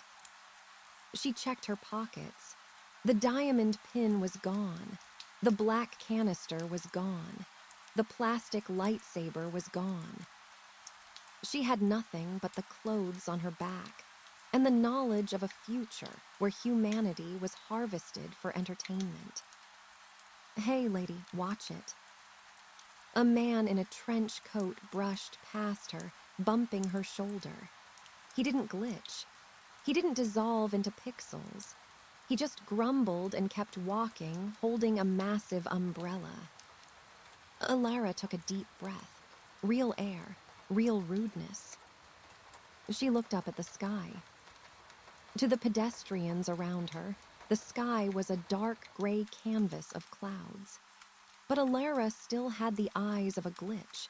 She could see the overlay. High above the Space Needle, faint golden lines were being drawn across the atmosphere. They formed a grid, like latitude and longitude lines, but glowing with a soft, ethereal light. It was the scaffolding. The gallery was laying the foundation for the simulation. "They're building the set," Ilara whispered. She needed to find the source. The archivist had said the show started around the turn of the millennium. The director had mentioned the Golden Age ending was scrapped for a rewrite. That meant the divergence point was close. She began to walk. Seattle in 1999 was vibrant. It was the height of the dot-com boom. There was an optimism in the air, a feeling that technology was going to save everyone. People walked with a bounce in their step, talking about the internet like it was magic. Ilara felt a pang of tragedy. She knew where this optimism led. It led to the algorithms. It led to the surveillance. It led to the gallery. She stopped at a newspaper stand. The headline screamed, "Y2K panic. Are we ready?" Ilara stared at the text. Y2K. The millennium bug. The fear that computers would crash because they couldn't handle the date change. That's it, Ilara realized. That's the cover story. The gallery wasn't invading with spaceships. They were invading through the code. They were using the Y2K patch to install the backdoor. The fix for the computers was actually the installation of the observation software. She needed to get to a computer. She found an internet cafe, a dimly lit room filled with beige monitors, and the screeching sound of dial-up modems connecting to the web.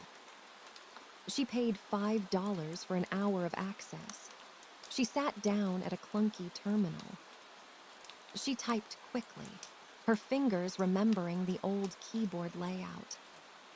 Search, Y2K patch developers search, global network architecture search, Project Panopticon. The search engine, not Google, but something older, slower, churned. The results were sparse. Conspiracy theories, survivalist forums. But one name kept popping up in the deep web forums. The Janus Group. A shadow consultancy firm based in Seattle. They had won the contract to update the government's main servers for the date change. Address, 404 Pike Street, penthouse level. Ilara stared at the screen. 404. Error not found. The universe loved its little jokes. She stood up. Her hour wasn't up, but she didn't have time. The new year was 12 hours away. If the ball dropped and the Janus Group uploaded their patch, the gallery would go live. The golden grid in the sky would lock into place, and the reality of Earth would become a TV show. She walked out of the cafe and into the rain. 404 Pike Street was a skyscraper that looked like a monolith of black glass. It stood out among the brick and concrete of the surrounding buildings. It looked too modern, too sleek for 1999. Ilara stood in the lobby. It was empty, save for a single security guard sitting behind a desk. He was reading a comic book. She couldn't fight him. She couldn't sneak past him. She had to act. She walked up to the desk.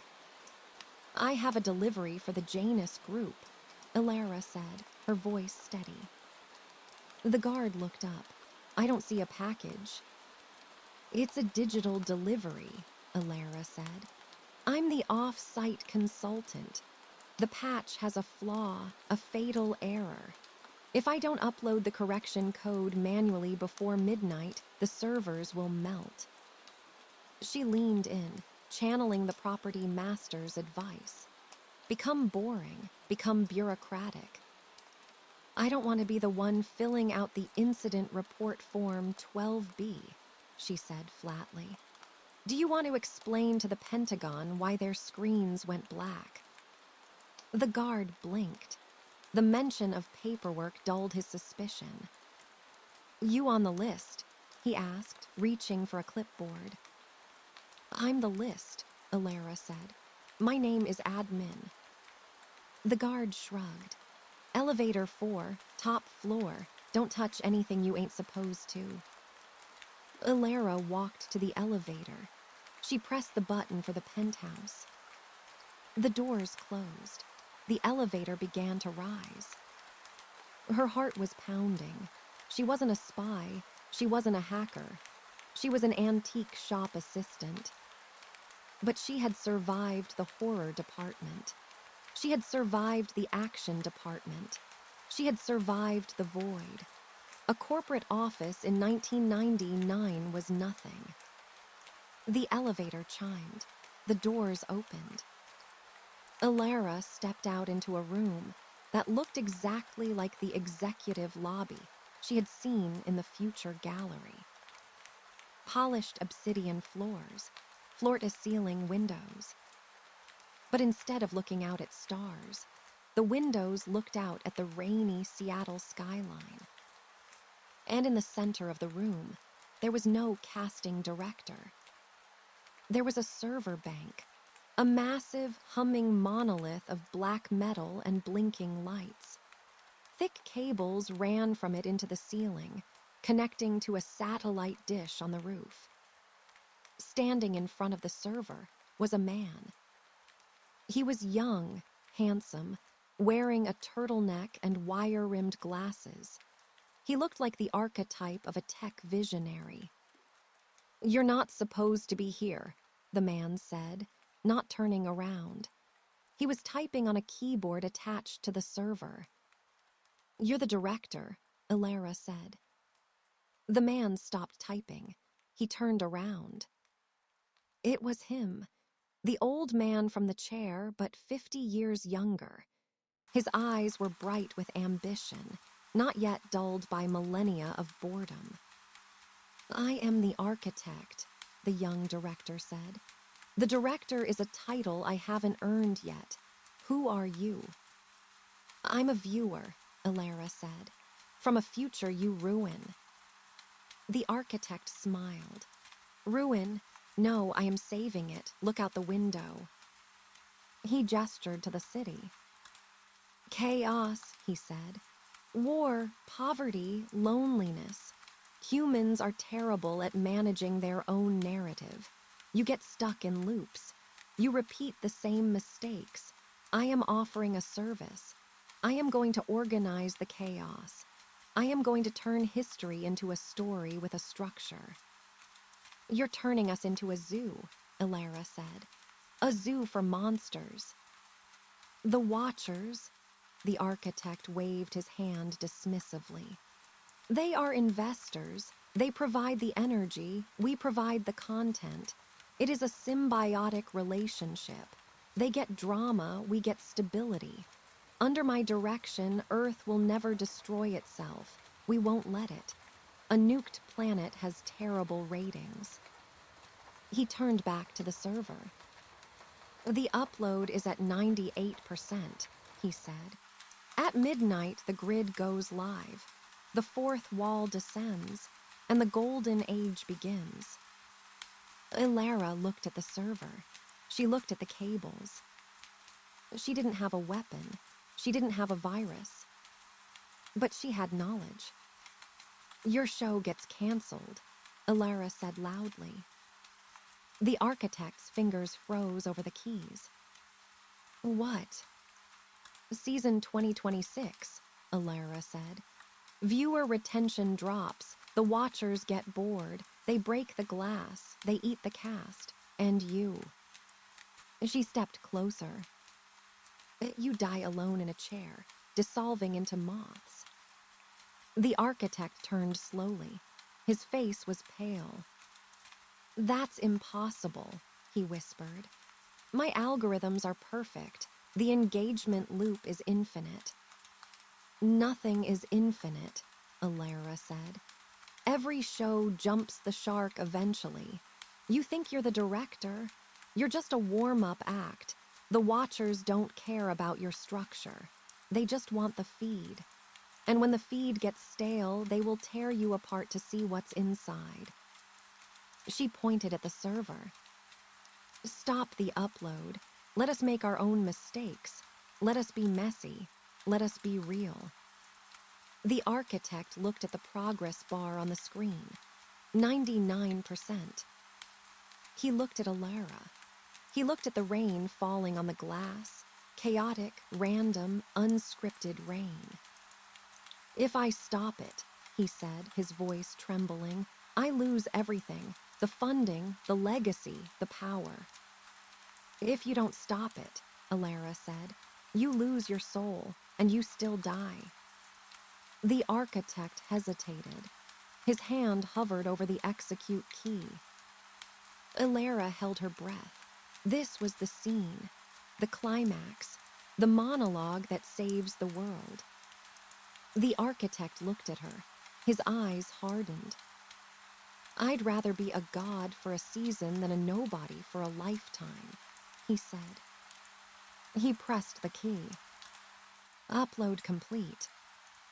A beam of golden light shot from the server, up through the ceiling, and into the sky.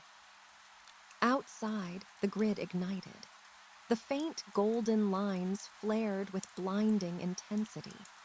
The sky over Seattle turned into a dome of shimmering energy. The hum began, the low, vibrating hum of the gallery coming online. "It's done," the architect whispered. "We are live." Alara fell to her knees. She had failed. She had traveled through time, through dimensions, through hell, and she had failed. The architect walked to the window, basking in the glow of his creation. "Welcome to the pilot," he said. But then, the server behind him made a sound. Not a hum, a grind. Crunch. Ilara looked up. The server wasn't glowing gold anymore. It was sparking red. Smoke was pouring from the vents. The architect spun around. What is that? The screen on the server flashed. Error. Foreign object detected in hardware. Foreign object, the architect frantically typed. Diagnostics. Ilara looked at the server. Sitting on top of the cooling fan intake, where she hadn't noticed it before, was a small object. It was a silver cigarette case. Silas's cigarette case. She hadn't had it when she arrived. It had been lost in the transition. But here it was, in 1999. Silas, Ilara whispered. The detective hadn't just been deleted. He was a noir archetype, and in noir, the evidence always shows up. The cigarette case had been sucked into the temporal wake of her jump. It had materialized inside the server room, and it had fallen into the fan. The metal case was jamming the primary cooling fan. The fan blades shattered. The motor seized. The heat inside the server spiked instantly. Temperature critical. System meltdown imminent. No, the architect screamed. He tried to reach into the smoking machine to pull the case out. Don't, Ilara shouted. Boom. The server exploded. A shockwave of fire and glass blasted outward. The architect was thrown back against the window. The black glass shattered. The golden beam in the sky flickered. The grid overhead wavered. The lines twisted, broke, and dissolved into sparks. The hum died. Ilara coughed, waving away the smoke. She stood up. The server was a melted ruin. The upload was aborted. The architect lay on the floor, groaning, covered in soot. He looked up at Ilara. You ruined it, he wept. It was perfect. Ilara walked over to the wreckage.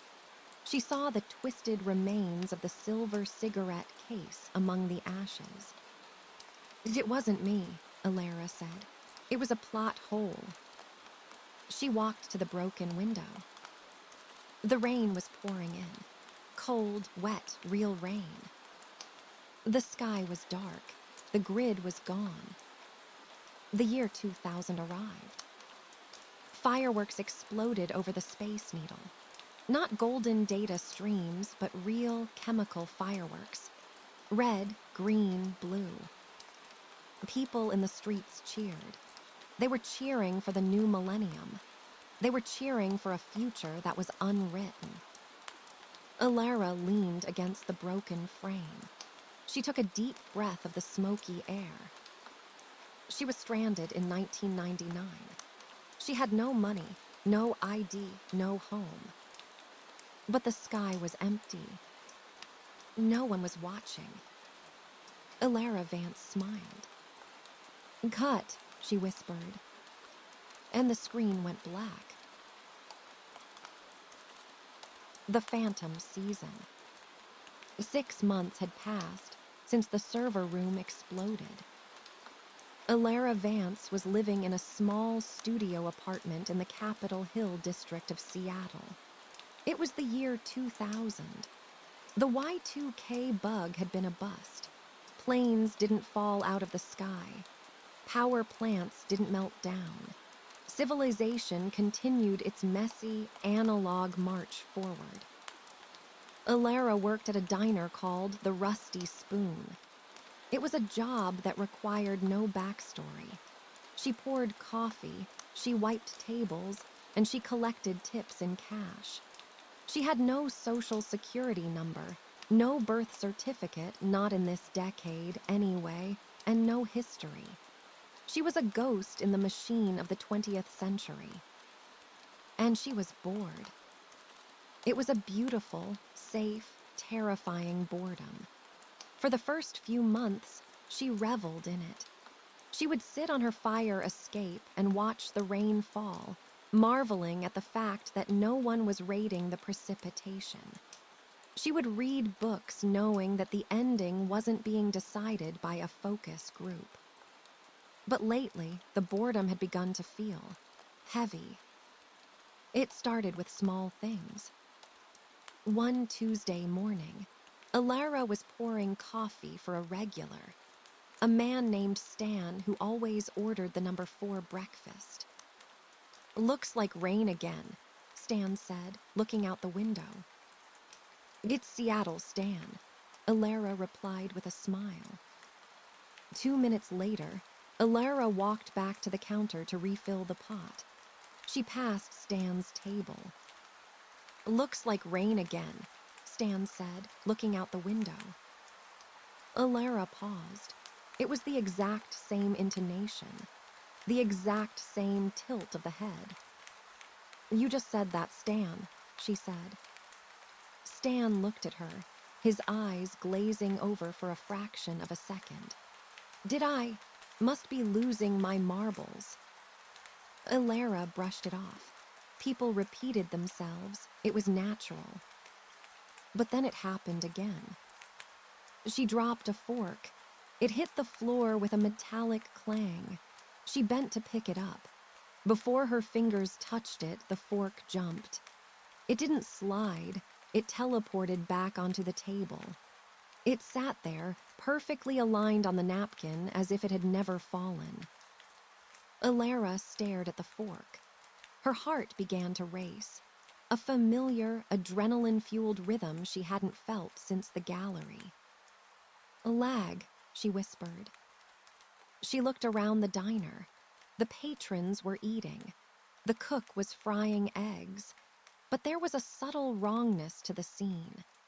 The light coming through the window seemed to be refreshing at a low frame rate. The dust motes in the air were moving in identical, looped patterns. She took off her apron and walked out the back door into the alley. The alley was empty. A dumpster overflowed with trash. A stray cat sat on a fence. Alara looked at the cat. The cat meowed. Then the cat flickered. For a split second, the cat wasn't a cat. It was a wire-frame model, a mesh of green geometric lines shaped like a feline. Then the texture popped back in, and it was a furry animal again. "The rendering engine," Alara breathed. "It's still running." She backed away, her hands trembling. She had destroyed the server. She had stopped the architect. The golden grid in the sky was gone. But reality was thinning. She ran home. Her apartment building was an old brick structure that smelled of damp wood. She ran up the 3 flights of stairs, fumbling with her keys. She burst into her room and locked the door. She went to the window and looked up at the sky. It was blue. There were clouds. But if she squinted, if she let her eyes unfocus, she could see it. It wasn't the golden grid of the gallery. It was something worse. It was static. Great, jagged tears in the blue sky where the color was desaturated. It looked like a VHS tape that had been played too many times. The reality of the year 2000 was wearing out. A knock sounded at her door. Alara froze. She didn't have visitors. She didn't have friends. "Alara Vance," a voice called out. It was a man's voice, distorted, sounding like it was coming through a crushed speaker. "We need to talk about the spin-off." Alara grabbed a kitchen knife, a real dull, serrated knife. She walked to the door. "Who are you?" "Open the door, Alara. The buffer is loading. If we don't stabilize the signal, the whole block is going to corrupt." Alara unlocked the deadbolt and threw the door open. Standing in the hallway was a man. He was wearing a suit made of television static. It shifted constantly, showing snippets of news broadcasts, cartoons, and commercials. He wore a mask that looked like a technical difficulties color bar card. "I am a patch," the entity said. "I am a subroutine sent by the universe to fix holes. And you, Ms. Vance, are a very large hole." "The gallery is gone," Alara said, raising the knife. "The gallery is closed," the patch corrected. "But the audience is still out there, and they are banging on the doors. They are pressing against the walls of time. They want season 2. The entity stepped into the room. As he moved, the carpet beneath his feet turned into pixels before resolving back into wool. "You created a paradox," the patch explained. "You destroyed the server in 1999, but you came from a future where the server existed. By destroying the origin, you destroyed your own timeline. You are a character with no author. You are an orphan of causality." "So what happens now?" "Now," the patch said, "reality tries to eject you, like a splinter." He pointed to the window. "Look." Alara looked. The static in the sky was spreading. A chunk of the Space Needle vanished, replaced by a floating message. "Asset missing." "The timeline is collapsing," the patch said. "Because the story has no logic. A waitress who knows the future. A hero with no villain. It breaks the rules of thermodynamics and narrative structure." "I don't care about the rules," Alara said. "How do I stop it?" "You can't stop it," the patch said. "You have to finish it. You stopped the pilot episode, but you didn't stop the showrunner." "The architect is dead. The server exploded." "The architect survived," the patch said. "He is human. Humans are resilient cockroaches. He lost his machine, but he didn't lose his ambition. He is out there, Alara. And he is building something new, something analog, something that doesn't need a server to broadcast."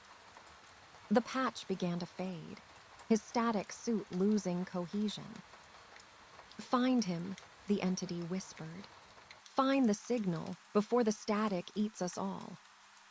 The patch vanished. Alara stood alone in her apartment. The knife in her hand felt heavy. She looked at her television set in the corner, a bulky CRT box she rarely turned on. It turned on by itself. There was no picture, just a hiss of white noise. And then a voice cut through the static. "Testing, testing, welcome back to the show."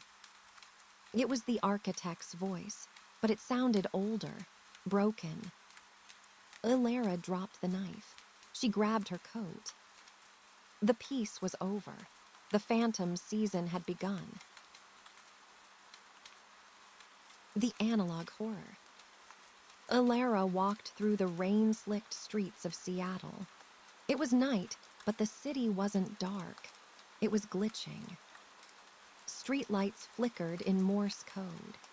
Shadows stretched in directions that defied the light sources. A billboard for a new car brand flickered and briefly displayed a giant, unblinking eye before returning to the advertisement. The world was haunted, not by ghosts of the dead, but by ghosts of the future she had deleted. She followed the feeling. In the gallery, she had learned to sense narrative gravity. She knew how to find the center of the plot. She just had to follow the path of most resistance. Her instincts led her away from the shiny downtown district, down toward the industrial waterfront. The docks were a maze of rusted shipping containers and abandoned warehouses. The smell of the ocean was mixed with the smell of burning magnetic tape. She stopped in front of a dilapidated building. The sign above the door read, "Paradise Video Rentals." The windows were covered in newspaper. A neon sign in the window buzzed with a sickly green light. Open. Ilara pushed the door open. A bell chimed, a distorted, low-pitched ding that sounded like it was underwater. The interior of the store was a labyrinth of shelves. Thousands of VHS tapes lined the walls, but they weren't Hollywood movies. The covers were blank white sleeves with handwritten titles in black marker. Birthday Party 1985, First Steps, The Argument, Funeral Service. Ilara picked up a tape labeled Summer Vacation. The plastic felt warm, pulsating slightly in her hand. Do not touch the inventory. The voice came from the back of the store. Ilara walked toward the counter. Sitting behind a wall of stacked televisions was the architect. He looked terrible. Half of his face was covered in burn scars from the server explosion. He wore thick, dark glasses to hide his eyes. His hands, once manicured and steady, were wrapped in bandages and covered in black ink stains. He was surrounded by VCRs, dozens of them, all wired together in a chaotic web of cables. "You survived," Ilara said. The architect looked up. He didn't seem surprised. "Ilara Vance," he rasped. "The critic." He picked up a tape and shoved it into a VCR. On one of the screens behind him, a grainy image appeared. It showed a family eating dinner. The image was shaky, the color washed out. "It's not as high definition as the digital feed," the architect muttered, adjusting a tracking knob. "But it has texture, it has grain, the watchers. They like the grit. They call it vintage." "What are you doing?" Ilara asked, looking at the wall of screens. "The grid is gone. You can't broadcast." "I don't need a satellite to broadcast," the architect sneered. "I'm shipping physically." He gestured to the shelves. "These tapes, they aren't movies, they are windows. I found a way to trap moments of time on magnetic tape. I record them, I package them, and I enact rituals to send them elsewhere." "You're feeding them," Ilara realized with horror. "You're sending care packages to the monsters." "They are hungry," the architect shouted, slamming his fist on the counter. "Do you know what they do when they starve? They scratch at the walls of reality. They create the static. They create the glitches. If I don't feed them snippets of human drama, they will break the glass and eat the whole timeline." He stood up, looking frantic. "I am saving the world, Ilara. Again. By sacrificing a few moments, I save the rest. It's a tax. A narrative tax." "Where do you get the moments?" Ilara asked, looking at the tape labeled The Argument. "I harvest them," the architect said. "I have agents. Cameras in the eyes of stray dogs, microphones in the walls of motels. We capture the raw emotion. We put it on tape. We send it into the void." "And what happens to the people in the tapes?" The architect paused. He smiled, a gruesome twisting of his scarred lips. "They loop," he said. "To keep the flavor fresh, the moment must repeat. The family eats dinner forever. The couple argues forever. They are trapped in the magnetic coating." Ilara felt sick. He hadn't just built a zoo, he had built a collection of hells. "You have to stop," she said. "I can't," the architect said. "I have a contract, and look." He pointed to a monitor in the center of the stack. It wasn't showing a tape. It was showing static. But in the static, shapes were forming. Massive, tentacled shapes. "They are getting closer," the architect whispered. "They like the analog signal. It draws them in. They are congregating around the year 2000 like moths to a flame." He reached under the counter and pulled out a gun. It was a bulky 1990s pistol. "You are a disruption," the architect said, aiming at her. "You lowered the ratings. You caused the paradox. I should record your death. A revenge genre tape. That would sell for a fortune in the outer dimensions." Ilara didn't back down. She looked at the gun. She looked at the wall of tapes. "You're right," Ilara said. "I am a disruption, but you forgot one thing about the analog era." "What?" "Magnets," Ilara said. She reached into her bag. She didn't have a weapon, but she worked at a diner next to a salvage yard. On her way over, she had picked up something heavy. It was a degausser, a massive, industrial electromagnet used to wipe hard drives and tapes.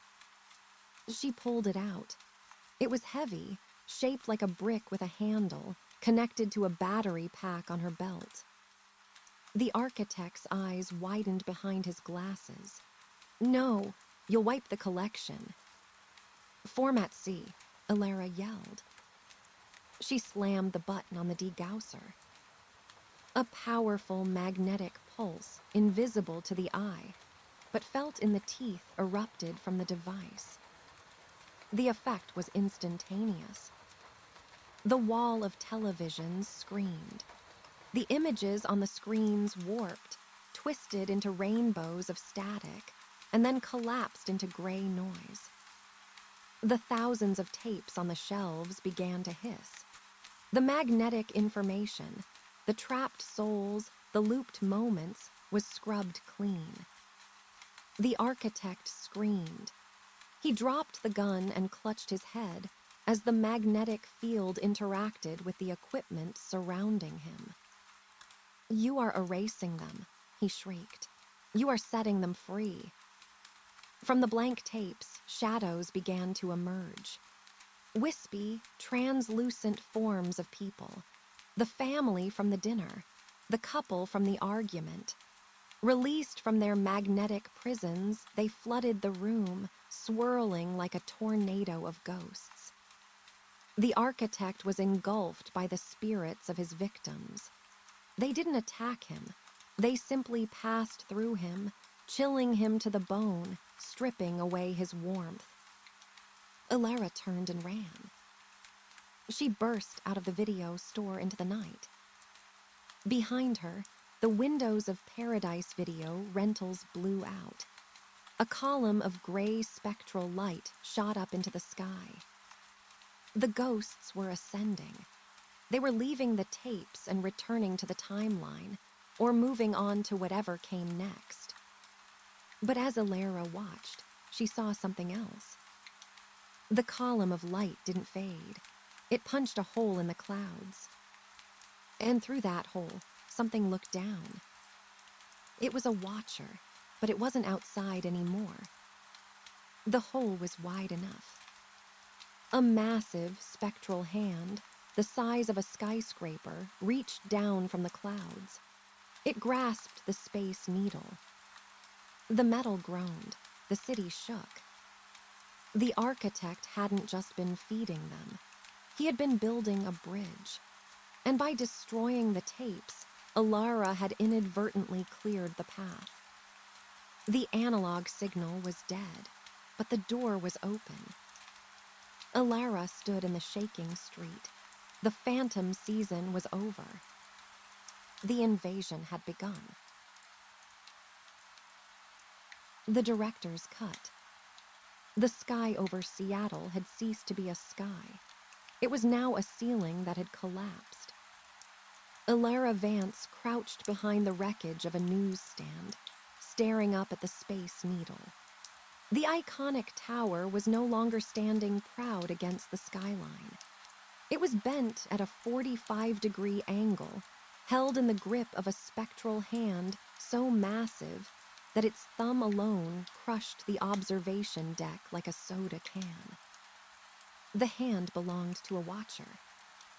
This entity was distinct from the chaotic mass of eyes she had seen in the gallery. This one was humanoid, glowing with a terrible, radiant white light that cast no shadows. It leaned down from the hole in the clouds, its torso fading into the stratosphere. It looked like a giant child reaching into a dollhouse, driven by a cruel and clumsy curiosity. The city was screaming, but it wasn't the chaotic screaming of a panic. It was choreographed. Ilara watched with horror as the Watcher's other hand descended toward the highway. It didn't smash the cars. It scooped them up. Dozens of vehicles, their headlights spinning wildly, were lifted into the air. The Watcher examined them, bringing them close to its featureless, glowing face. It seemed disappointed. Then, with a flick of its wrist, it threw the cars. It threw them at a specific building, a hospital. The cars crashed into the side of the building, exploding in balls of orange fire. It's setting the scene, Ilara realized. It's not just destroying, it's creating an action set piece. The Watcher was bored with the slow pace of reality. It was speeding up the narrative. It wanted explosions. It wanted tragedy. It wanted high-stakes drama, and since the humans weren't providing it fast enough, the Watcher was doing it itself. Ilara had to move. The street where she stood was becoming a focal point. The Watcher's gaze, a beam of intense, heated light, was sweeping across the blocks, searching for lead characters. She scrambled away from the newsstand, ducking into the entrance of a subway station. The stairs were crowded with terrified civilians, but Ilara pushed past them, heading not down to the trains, but into the maintenance tunnels she knew existed behind the utility doors. She broke the lock on a service door with a fire extinguisher and slipped inside.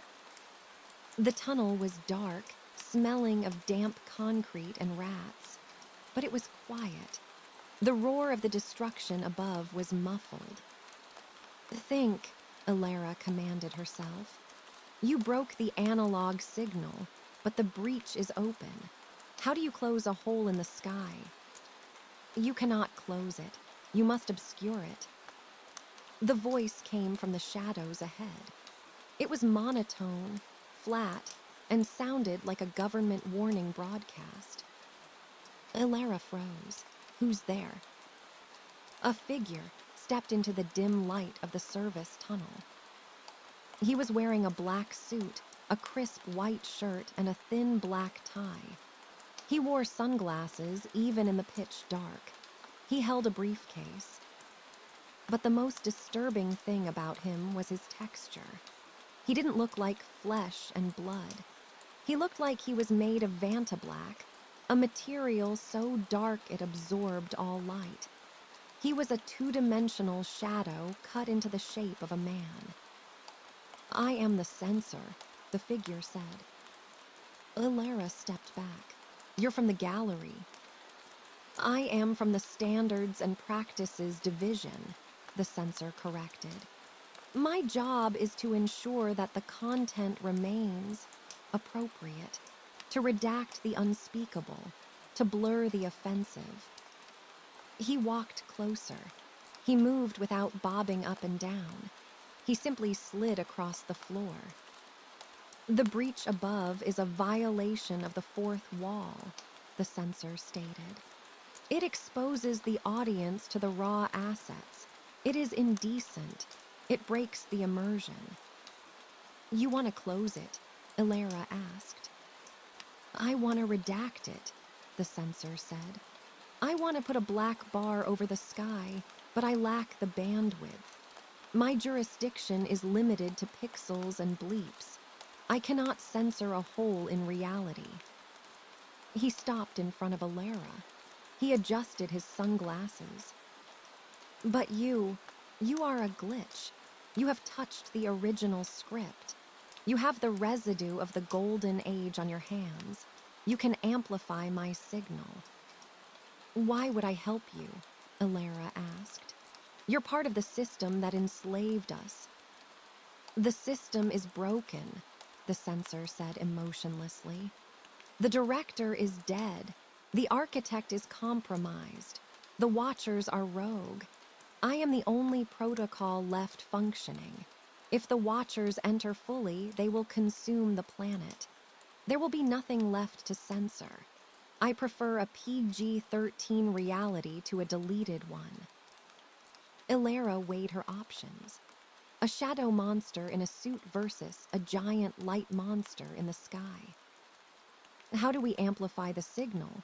She asked. The censor placed his briefcase on a rusty pipe. He opened it. Inside was not paper. It was a void. A swirling, rectangular darkness that looked like the dead pixel Alara had seen in the mirror so long ago.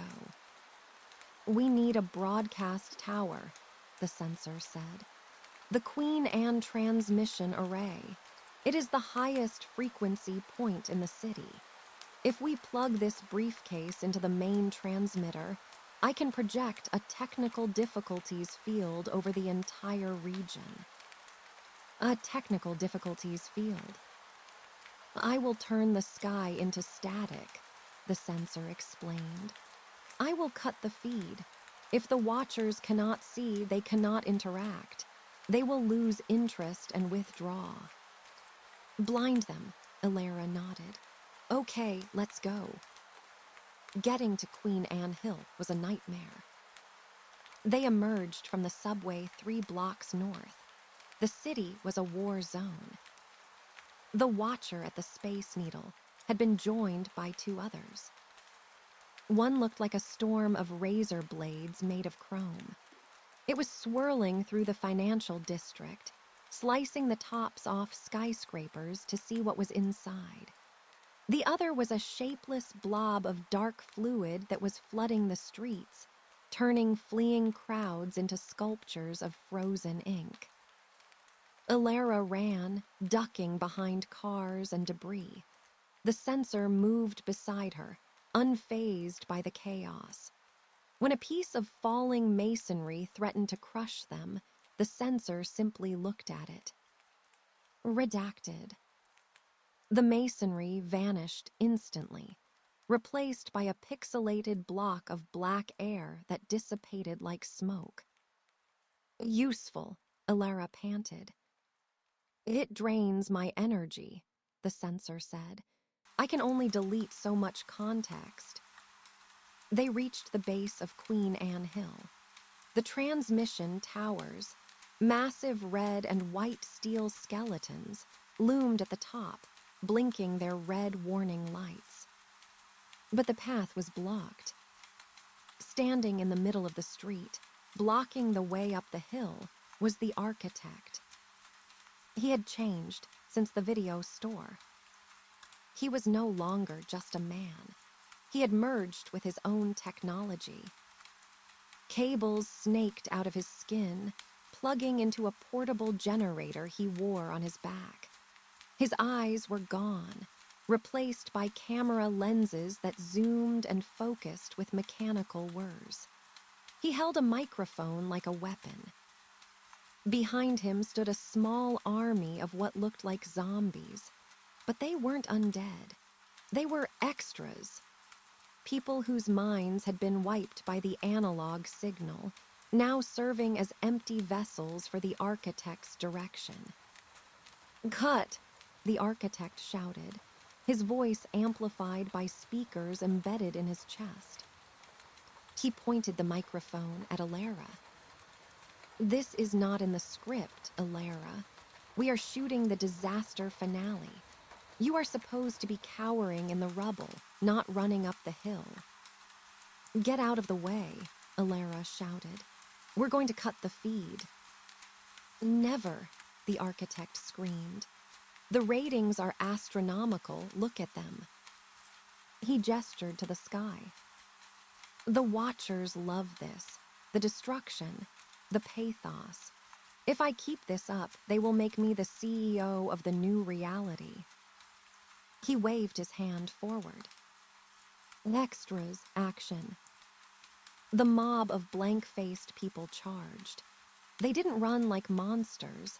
They ran like bad actors.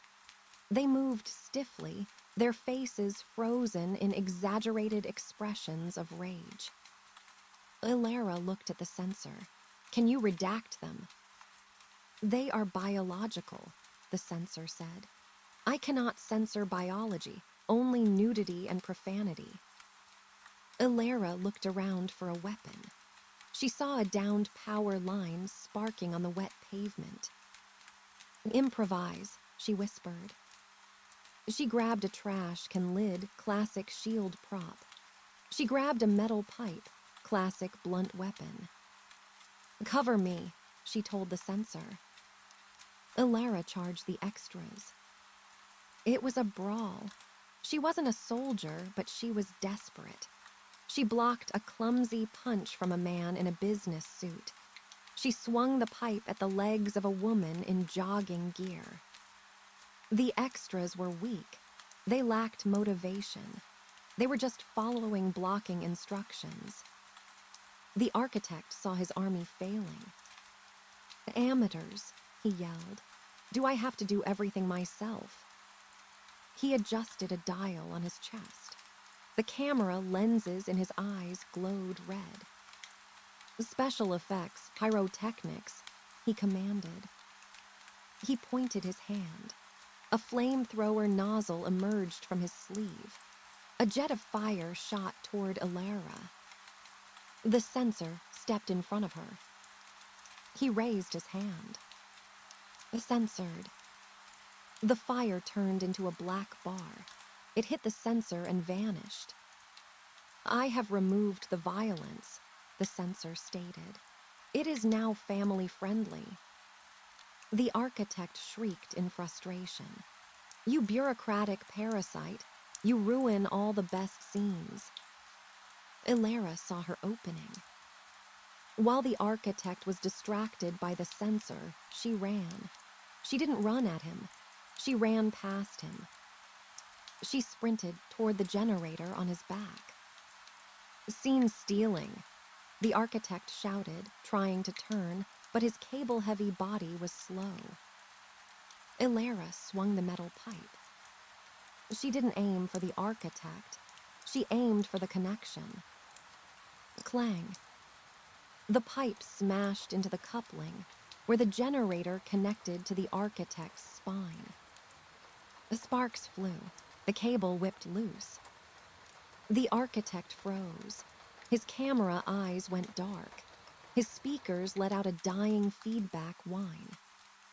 Without power, he collapsed, heavy and useless, onto the wet pavement. The extras, severed from his control, stopped moving. They looked around, confused, blinking as their consciousness returned. That's a wrap, Ilara panted. She looked at the censor. He was smoking slightly. The effort of censoring real fire had damaged his suit. The tower, the censor said, pointing up the hill. We have 5 minutes before the watchers realize the script has stalled. They ran up the hill. The transmission station was a small building at the base of the massive towers. Ilara kicked the door open. Inside, banks of transmitters hummed. The censor placed his briefcase on the main console. He opened it. The void inside swirled. He pulled a cable from the console and plugged it into the briefcase. I need to synchronize, the censor said. I need a calibration signal. What kind of signal? A tone, the censor said. A pure, continuous tone, 1 kilohertz to override the chaos. Ilara looked at the microphone on the desk. "I can't sing," she said. "It does not need to be music," the censor said. "It needs to be truth. The Watchers are allergic to unvarnished truth. Speak to them, Alara. Tell them something real." Alara grabbed the microphone. She flipped the switch to broadcast.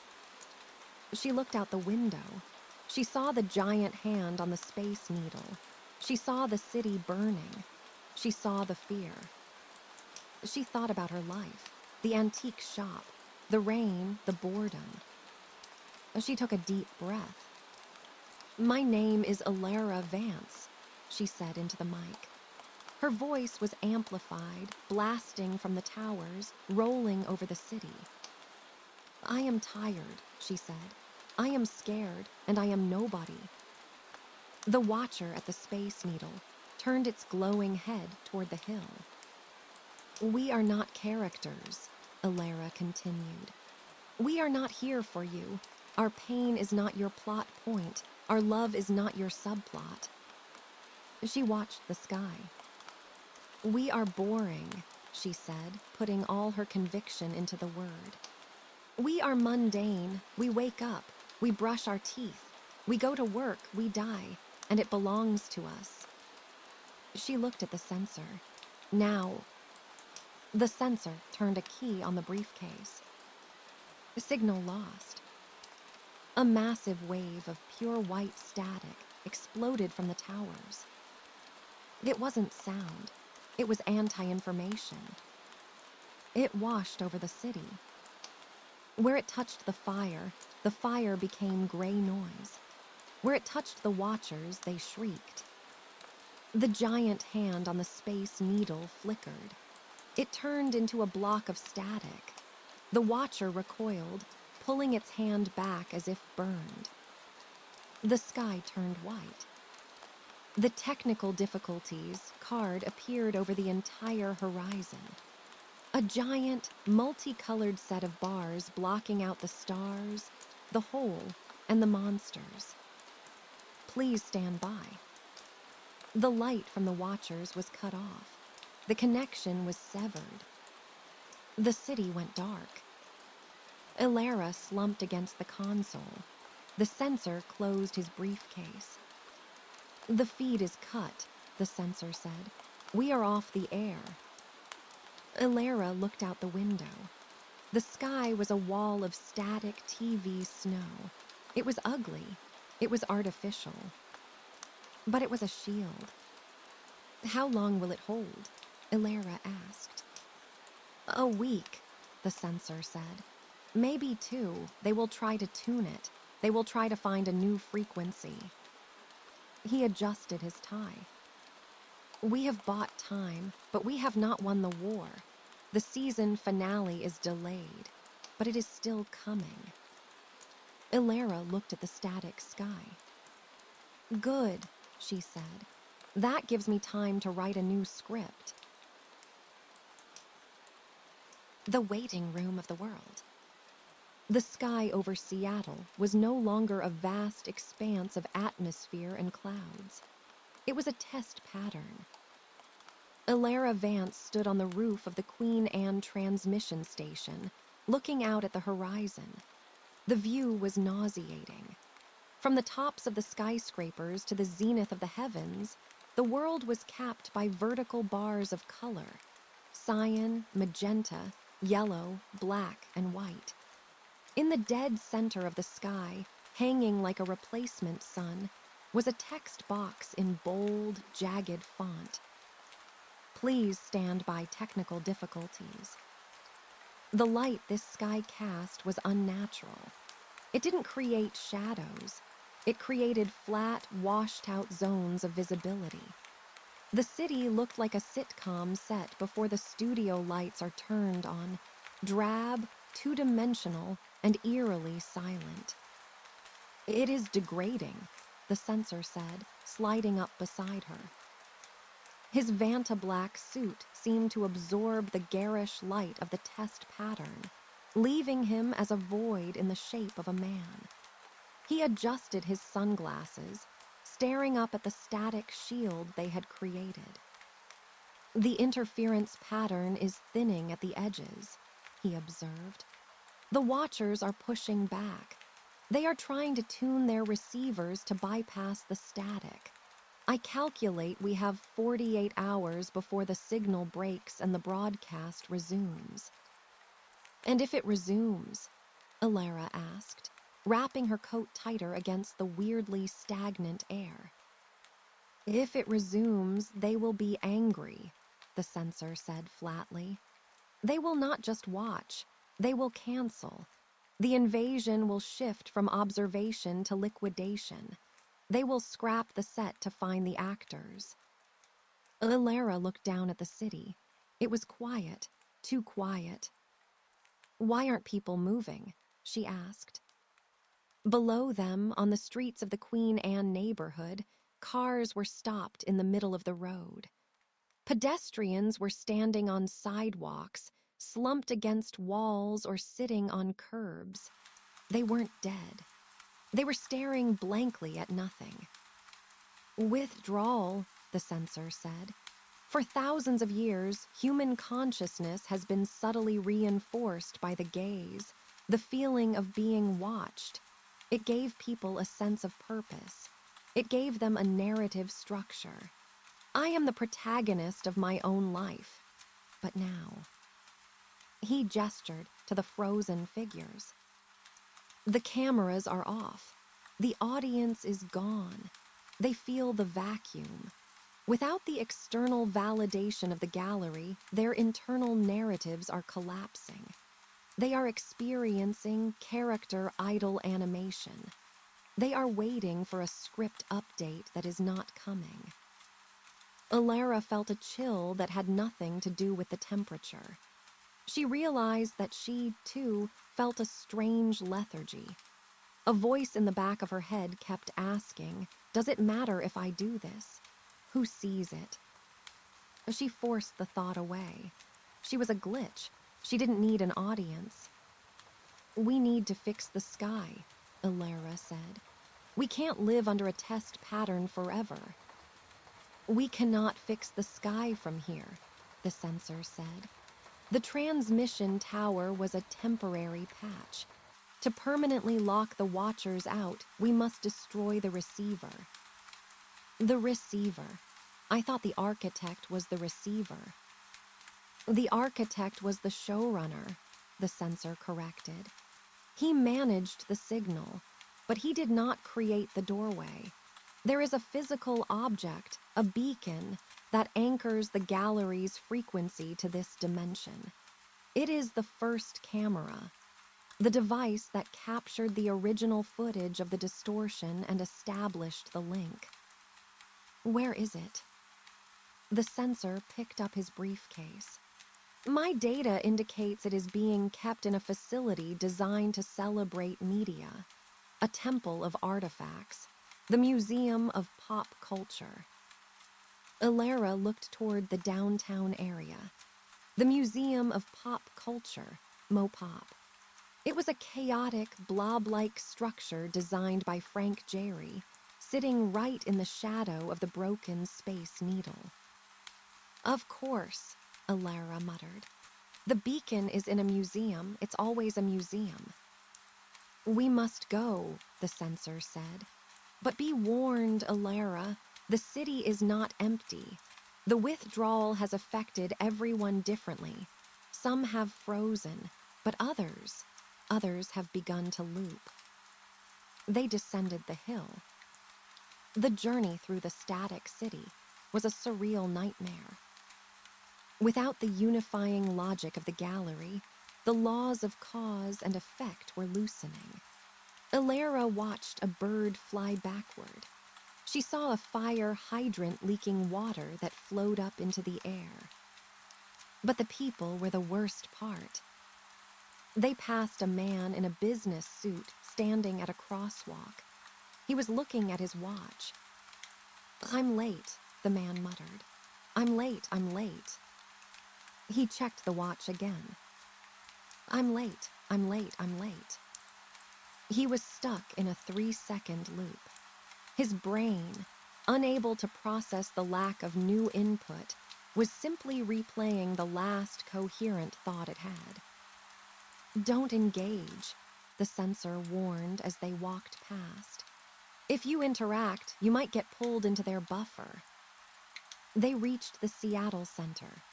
The wreckage of the director's cut battle was still there. Crushed cars, scorched pavement, and the shattered remains of the architect's zombie army. The Museum of Pop Culture loomed ahead.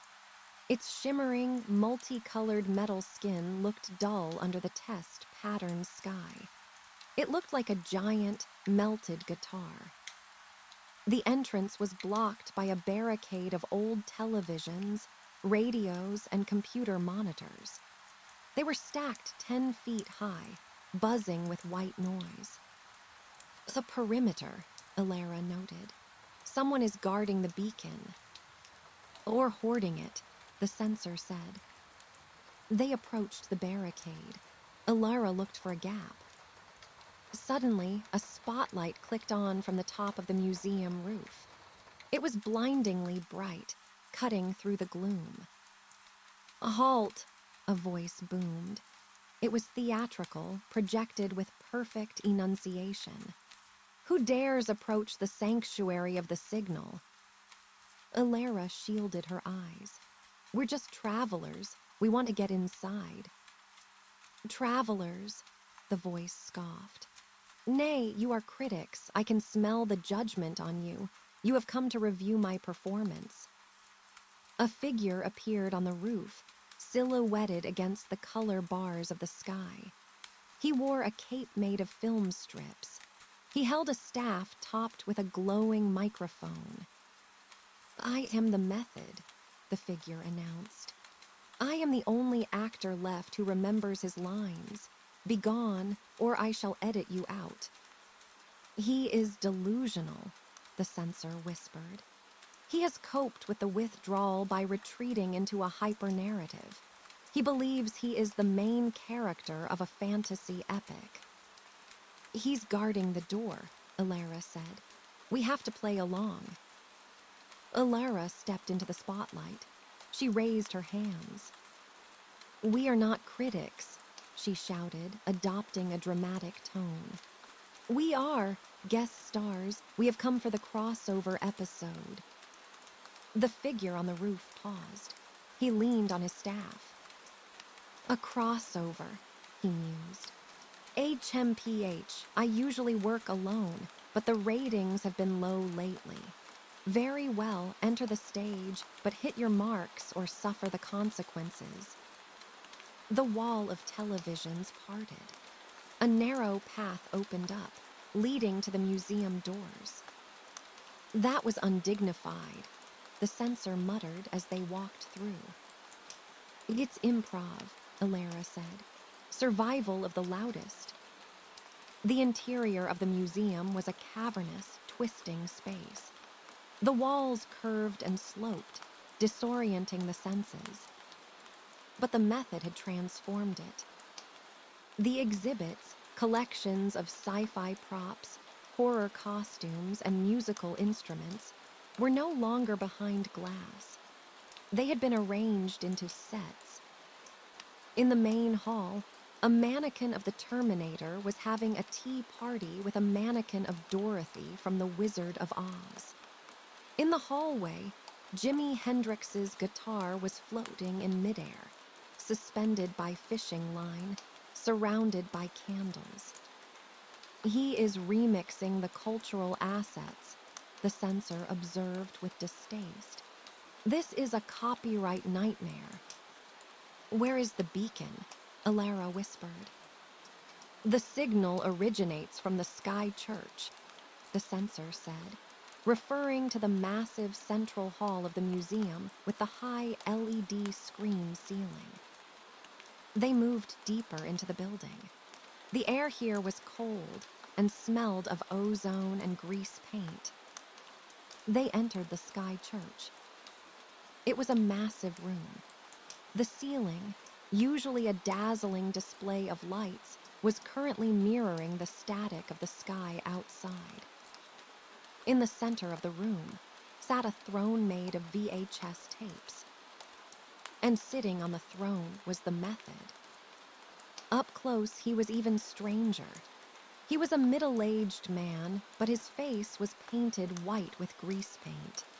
He wore a costume that was a patchwork of different genres, a cowboy boot on one foot, a space marine greave on the other, a tuxedo jacket, and a cape of film. Behind his throne, on a pedestal, sat the beacon. It was an antique movie camera, a 1920s hand-cranked model made of brass and wood. It was pointing upward toward the ceiling. The lens was glowing with a pulsing violet light, the same light as the watchers. "Welcome, guest stars," the method bellowed, standing up. He gestured grandly. "Welcome to the season finale." "We need the camera," Alara said, dropping the act. "We need to destroy it." The method laughed. It was a manic, rehearsed laugh. "Destroy the first camera, the holy lens? Impossible. It is the only thing keeping the connection alive. It is the umbilical cord to the audience." He walked down the steps of his tape throne. "Don't you feel it?" he whispered, his eyes wide and desperate. "The silence outside, the emptiness. Without the camera, we are nothing. We are unobserved quantum dust.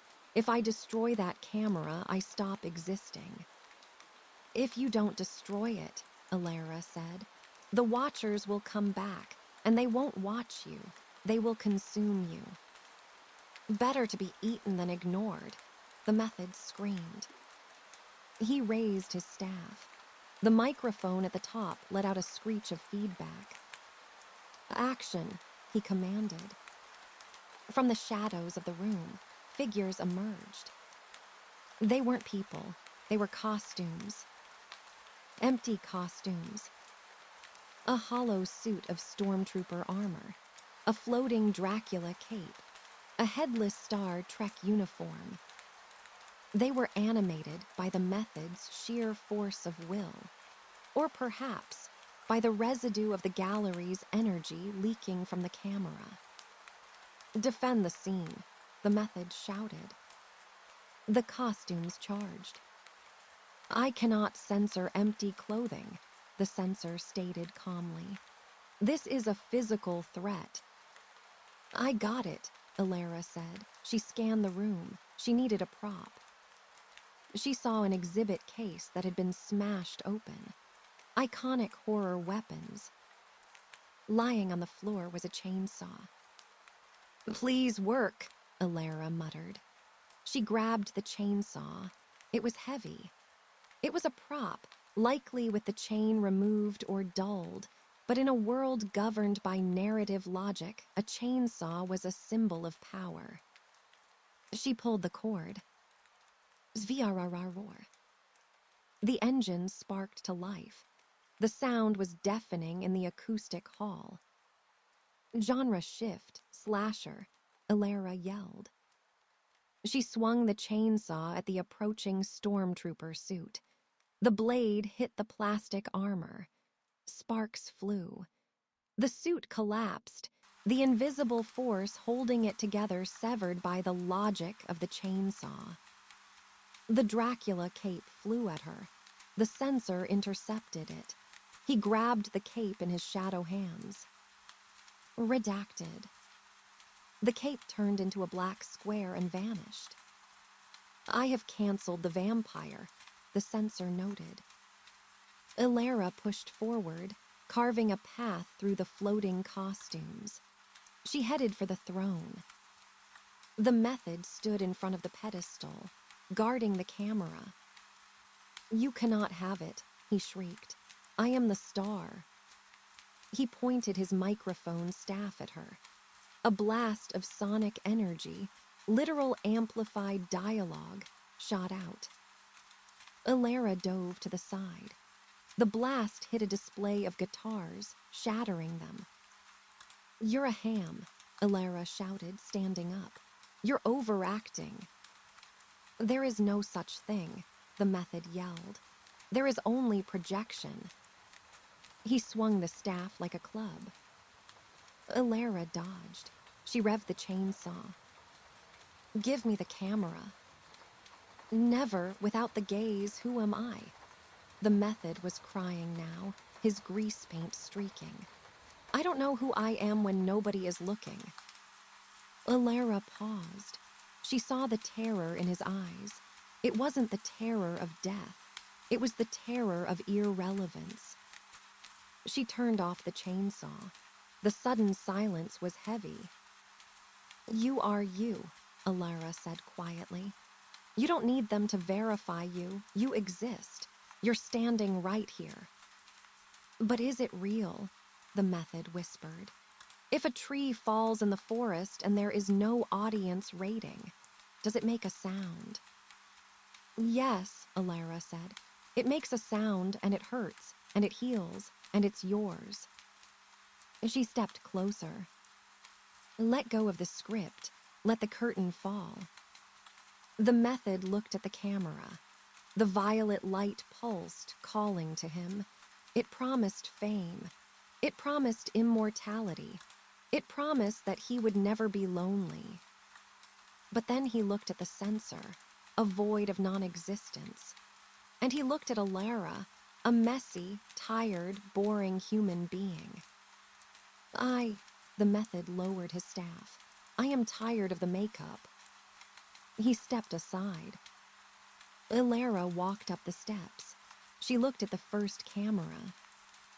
It was ancient, the wood was cracked, but the lens was a window into hell. Deep inside the glass, she could see the watchers. They were pressing against the other side, scratching, waiting. Do it, the censor said from the bottom of the stairs. Before they tune in. Ilara raised the chainsaw. Cut, she whispered. She brought the blade down. Crunch. The chainsaw chewed through the brass body of the camera. Gears flew. The wood splintered. And then the lens shattered. A shockwave of violet energy exploded from the broken device. It wasn't a physical blast. It was a psychic scream. The sound of a connection being severed violently. The method was thrown back against his throne of tapes. The sensor flickered, his form destabilizing. Ilara was knocked off her feet, tumbling down the stairs. The violet light in the room died. The static on the ceiling screens vanished. They went black. Ilara lay on the floor, gasping for air. The chainsaw lay smoking beside her. Did we do it? She rasped. The censor walked over to her. He looked solid again. He adjusted his tie. The beacon is destroyed, he confirmed. The physical anchor is gone. So the sky. The sky should clear, the censor said. They walked out of the sky church, past the piles of empty costumes and the sobbing form of the method, who was wiping the grease paint off his face with a trembling hand. They exited the museum into the Seattle night. Ilara looked up. The color bars were gone. The please stand by text was gone. But the sky wasn't clear. It was black, pitch black. There were no stars. There was no moon. There were no clouds. It was a void of absolute nothingness. What is that? Ilara asked, a new fear gripping her chest. The censor looked up. For the first time, his expressionless face seemed to convey something like dread. We destroyed the receiver, the censor said slowly. We cut the signal, but we forgot one thing. What? When a show is canceled, the censor said, the network doesn't just leave the airwaves empty. A low, rumbling sound began to vibrate the ground.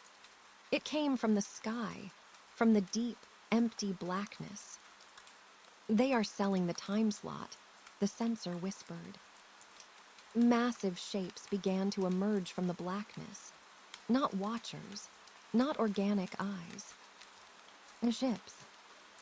Geometric, angular, cold metal ships the size of cities. They descended from the void, their lights scanning the ruins of Seattle. "Who are they?" Elara asked. "The syndication," the censor said. "The rerun managers, the scavengers. They have come to liquidate the assets." Elara gripped the handle of the broken chainsaw. The Watchers were gone. The psychological horror was over. But the salvage crew had arrived, and they didn't care about drama. They just wanted the raw materials. Part 14, Elara muttered to herself. The hostile takeover. She stood ready. The story wasn't over. It had just changed genres again. The liquidation.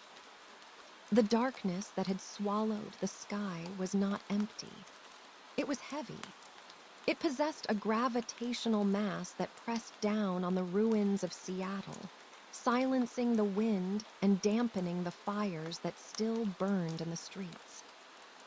Elara Vance stood outside the Museum of Pop Culture, her breath misting in the sudden, unnatural chill. The censor stood beside her, his vantablack form barely visible against the backdrop of the absolute void above. "They are not broadcasting," the censor observed, tilting his head toward the massive, geometric shapes descending from the blackness. "They are pinging, like a submarine mapping the ocean floor." "What are they looking for?" Elara asked. "Value," the censor replied. "Asset density. They are calculating the salvage worth of this dimension." A beam of light shot down from the lead ship, a colossal rectangular monolith that blocked out the horizon. The beam was not a spotlight. It was a flat, scanning grid of green laser light. It swept over a skyscraper in the downtown district. Elara watched, expecting the building to explode or crumble or melt. Instead, the building simplified. As the green grid passed over the glass and steel structure, the textures vanished.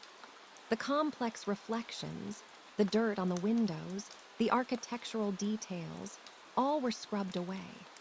The building turned into a gray, featureless block. Then, the block dissolved into millions of perfect, glowing cubes.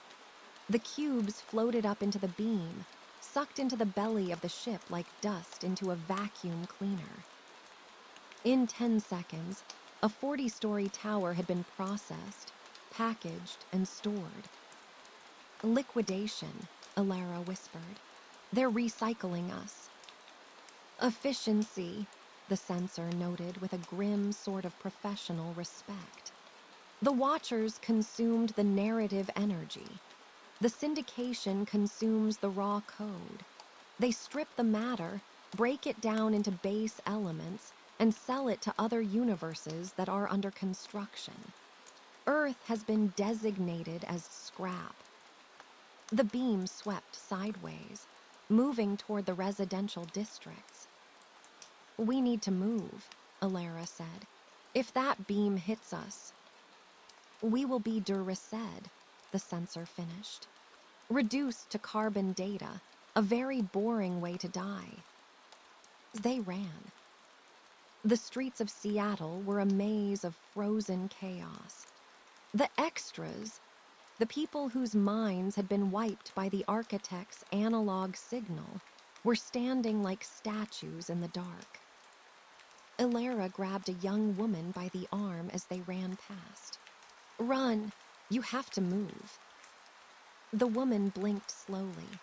I don't have a motivation," she murmured. "What is my motivation?" "Survival," Elara shouted, shaking her. "Survival is the motivation." But the woman didn't move. She just stared blankly at the descending ships. "Leave them," the censor said, his voice cold. "They are NPCs, non-player characters now. They lack the agency to flee. Only protagonists run." Alara looked back at the woman. The green beam was approaching. "I can't just let them be deleted," Alara said. "You cannot save the background assets if the set is being struck," the censor said, grabbing Alara's arm with a grip like a vice. "We need cover, high-density cover, a place with too much data complexity for the scanners to process quickly." "Where?" "Underground," Alara said. "Seattle was built on top of itself. The old city is buried underneath Pioneer Square. It's a mess of rot, brick, and forgotten history. It might confuse the sensors." "Subterranean," the censor nodded. "Acceptable." They sprinted toward the entrance of the underground tour, a tourist trap in Pioneer Square that led down into the buried ruins of the 19th century city.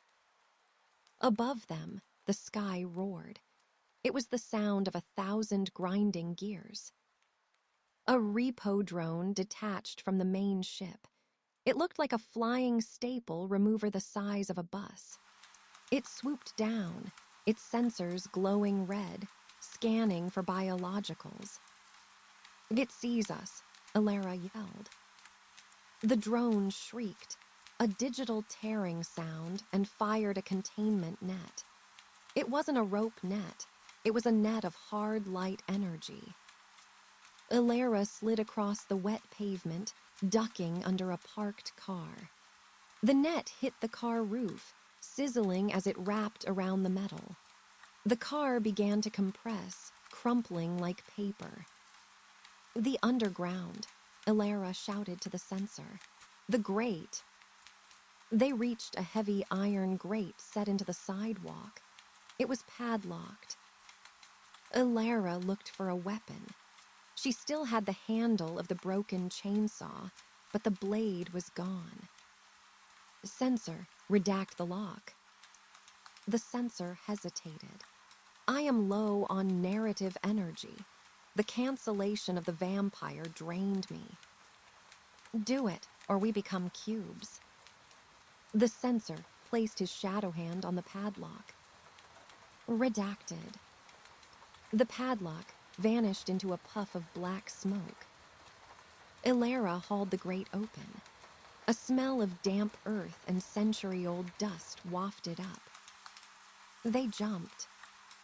They tumbled down a wooden chute, landing on a pile of sawdust in the dark. Above them, the repo drones screeched in frustration.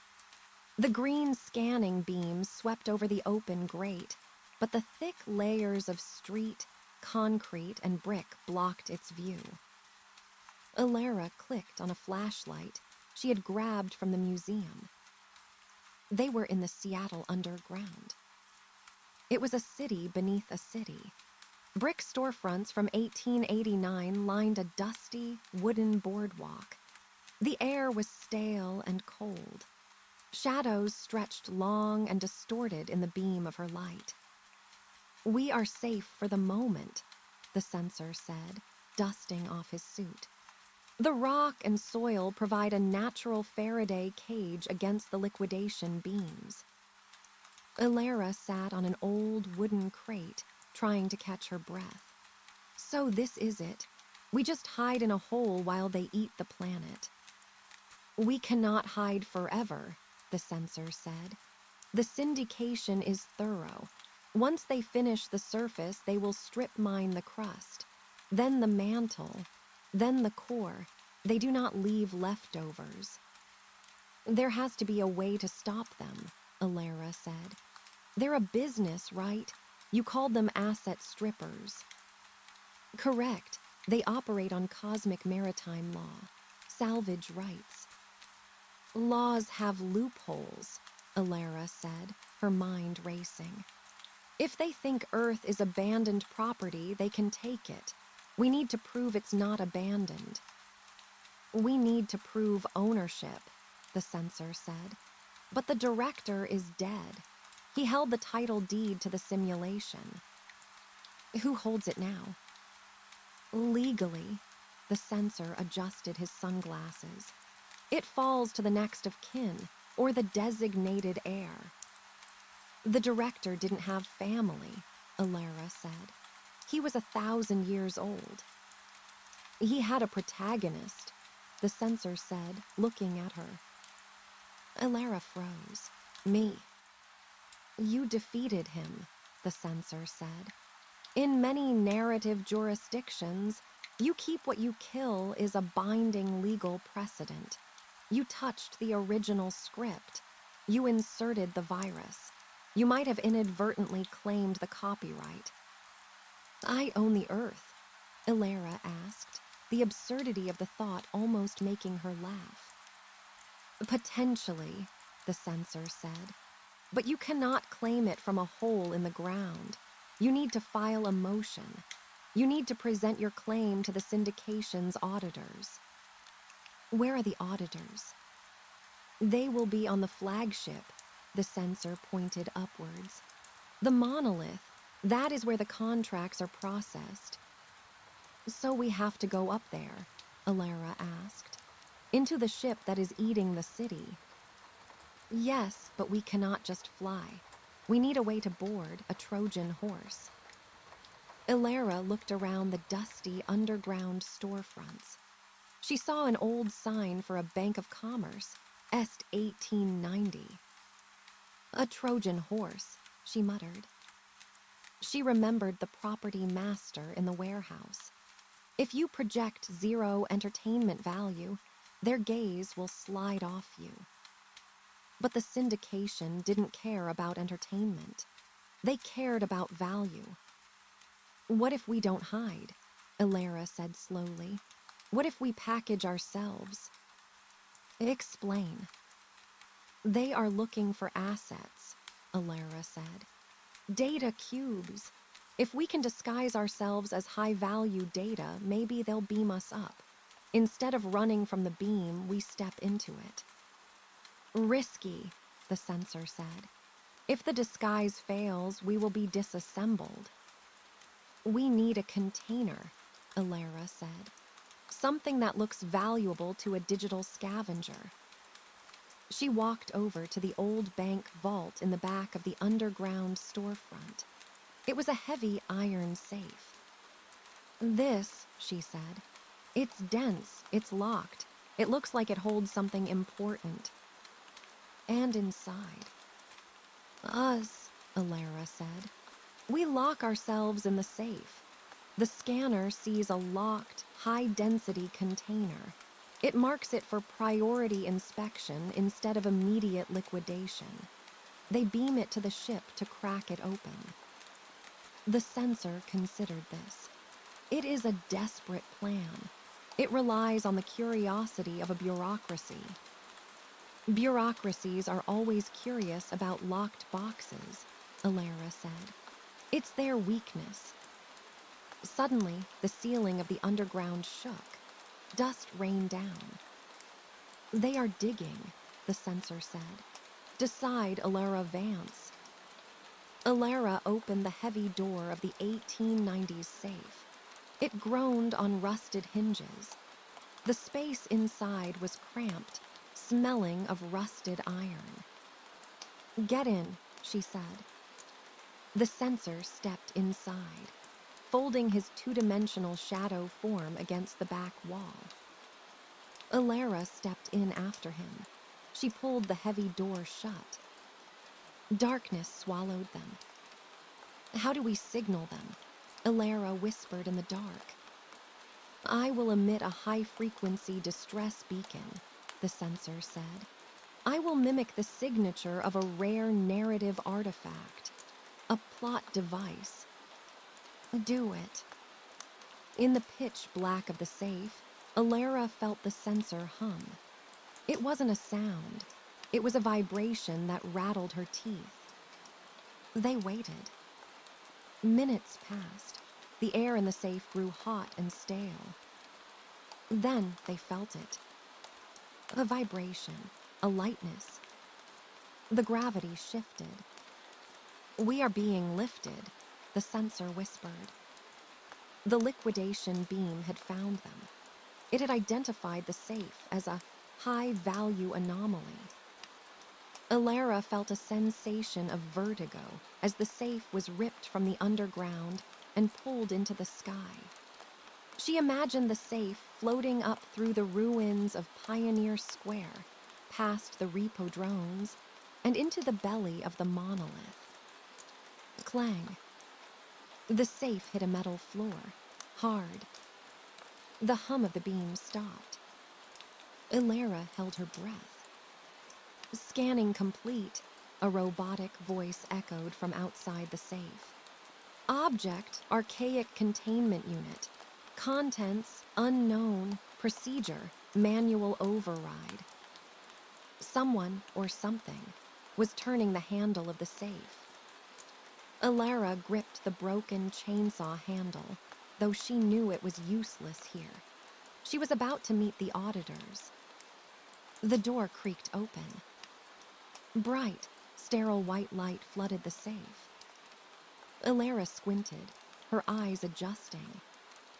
Standing in front of them was not a monster. It was a robot, but not a combat robot. It looked like a humanoid office worker made of chrome. It had a tie painted on its chest. Its head was a floating monitor displaying a bored emoji. "Asset identification," the robot droned. "Please declare your value." Alara stepped out of the safe. She stood tall, dusting off the cobwebs of the underground. "I am Alara Vance," she said, her voice echoing in the massive, white cargo bay of the ship. "I am the owner of this planet, and I want to speak to your manager." The robot's monitor face flickered. The emoji changed to a raised eyebrow. "Processing claim," the robot said. "One moment, you are in the queue. Current wait time, 4,000 years. "I don't have 4,000 years, Alara said. She looked at the sensor. "Plan B." "Plan B," the sensor agreed. "Hostile negotiation." Alara looked at the endless rows of data cubes in the cargo bay, the liquidated remains of her city. "Take me to the auditor," Alara said, stepping closer to the robot.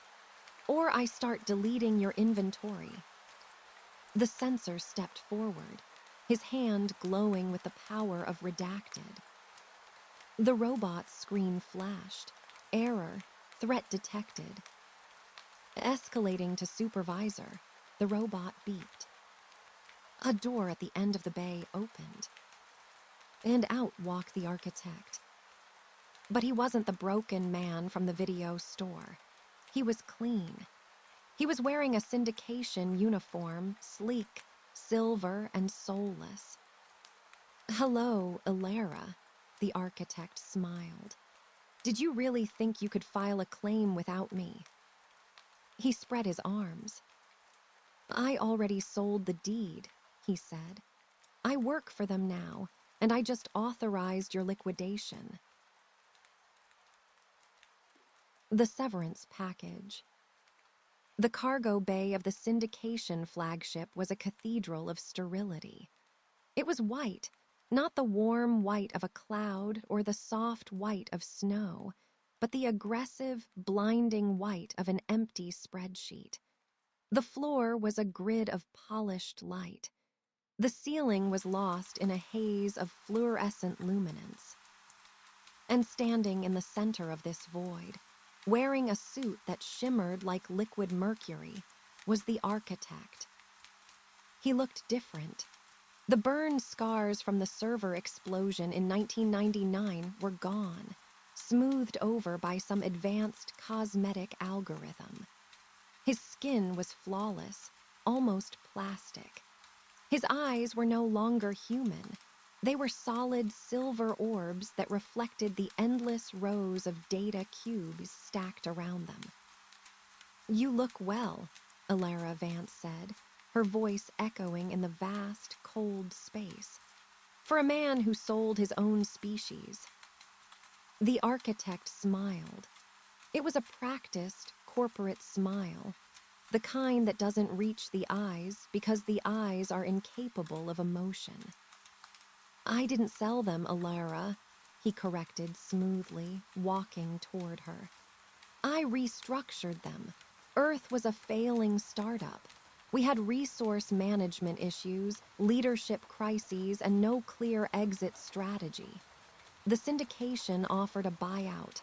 I simply signed the paperwork."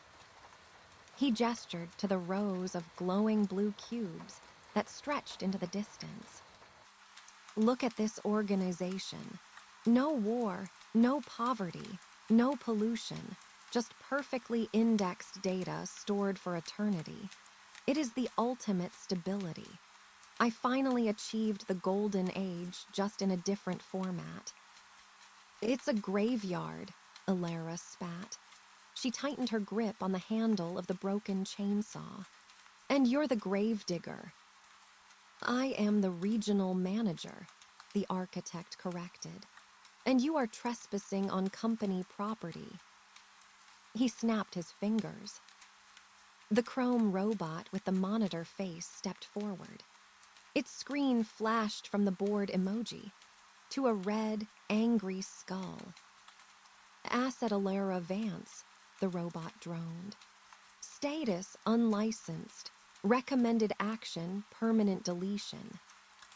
Behind the robot, the wall of the cargo bay slid open. A squad of cleaners marched out. These were not human. They were floating drones shaped like giant white spheres with multiple articulated arms. Each arm ended in a tool of disassembly: lasers, saws, and vacuum tubes designed to suck up the debris. They moved with a terrifying, silent coordination. "Run," the sensor whispered to Alara.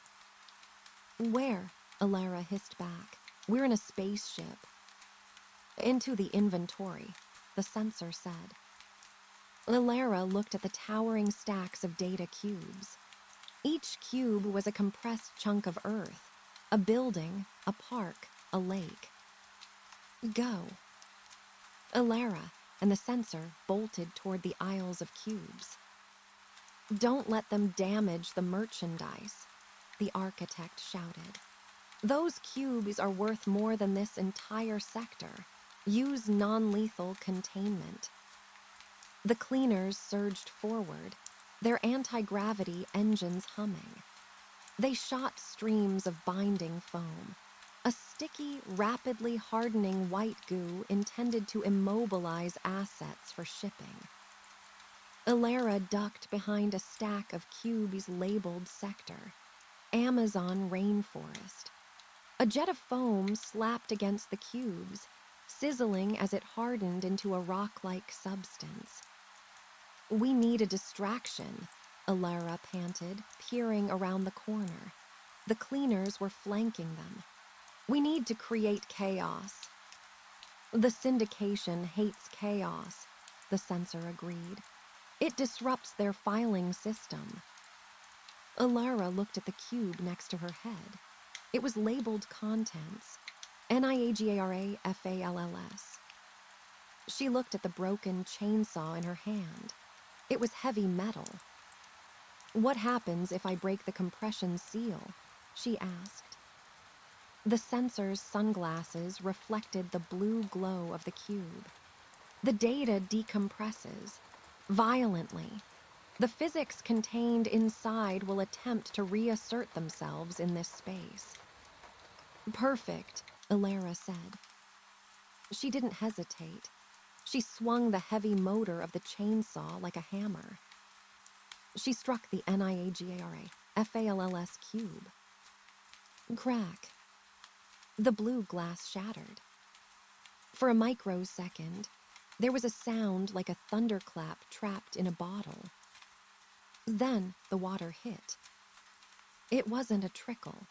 It was millions of gallons of water, expanding instantly from the size of a suitcase to the size of a waterfall. A massive wall of white, frothing water exploded outward.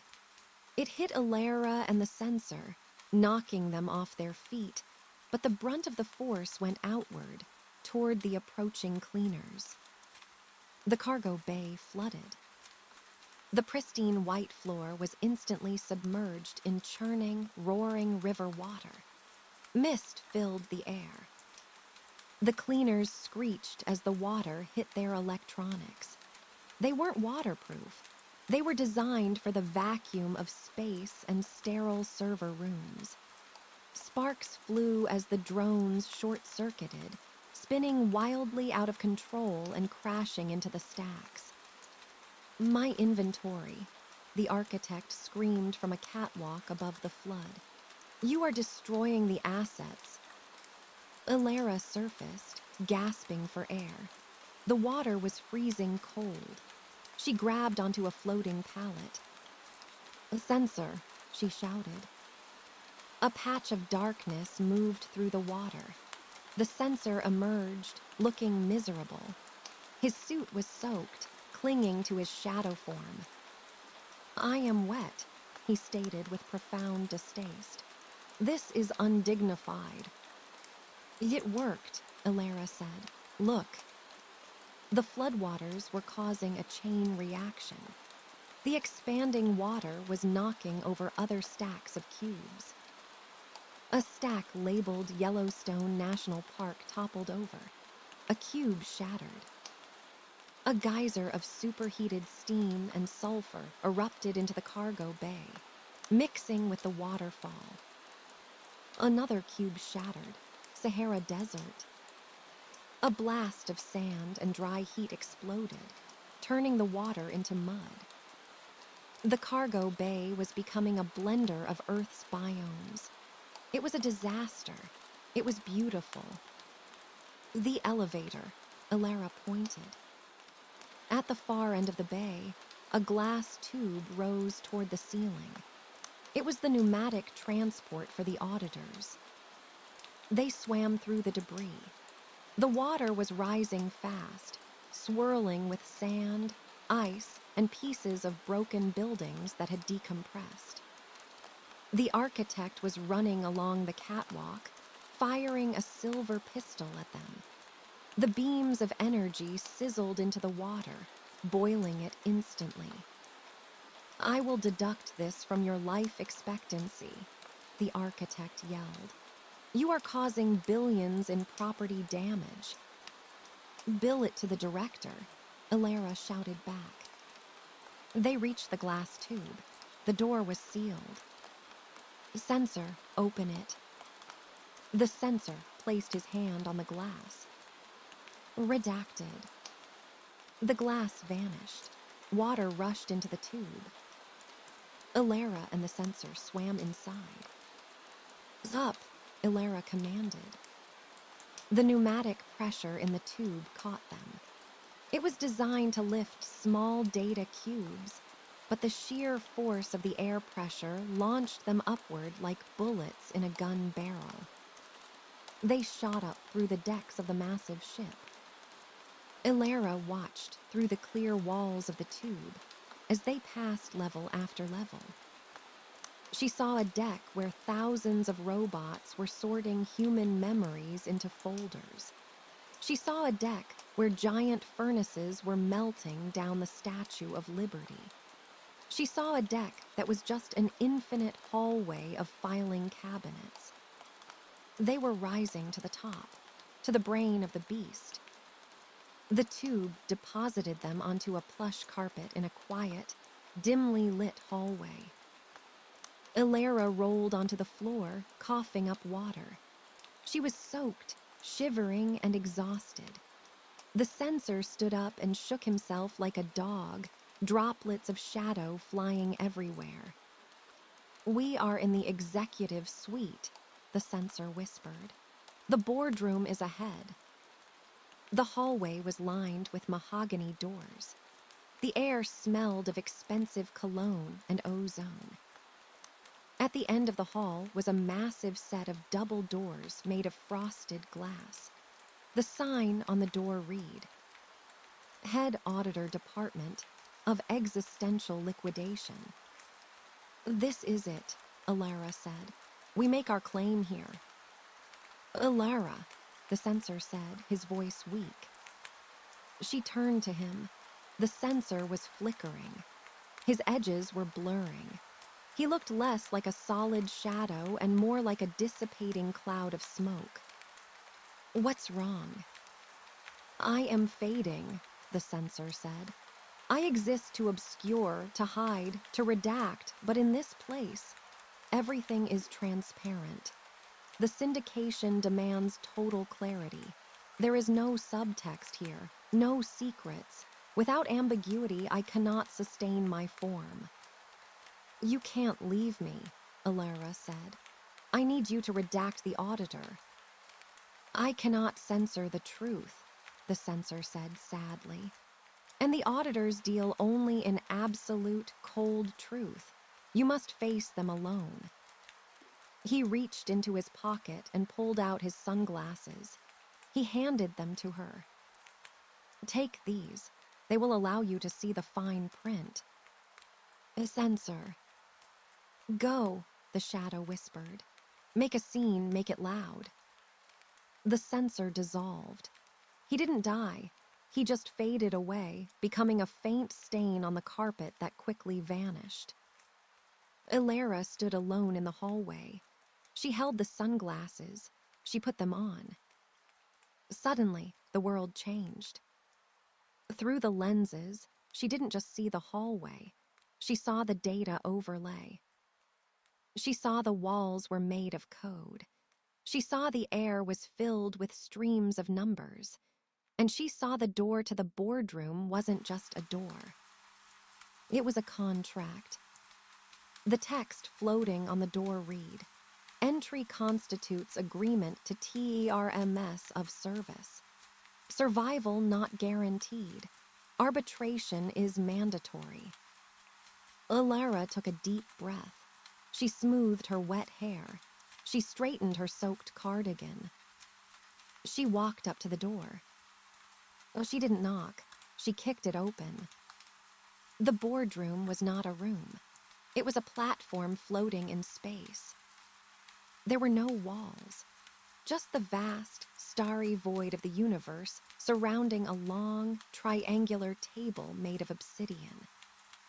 Sitting at the head of the table was the head auditor. It was not human. It was not a robot. It was a geometric shape, a giant floating pyramid made of pure golden light. It had a single, massive eye in the center, reminiscent of the eye on the dollar bill, but alive, blinking, and ancient. Alara Vance, the auditor's voice boomed. It wasn't a sound. It was a telepathic transmission that vibrated her skull.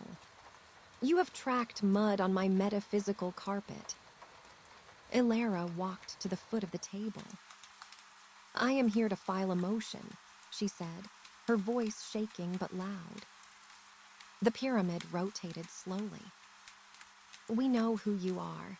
The glitch, the claimant, the annoyance. You claim ownership of Earth Sector 4. I do, Alara said. By right of conquest, I defeated the director. I possess the narrative.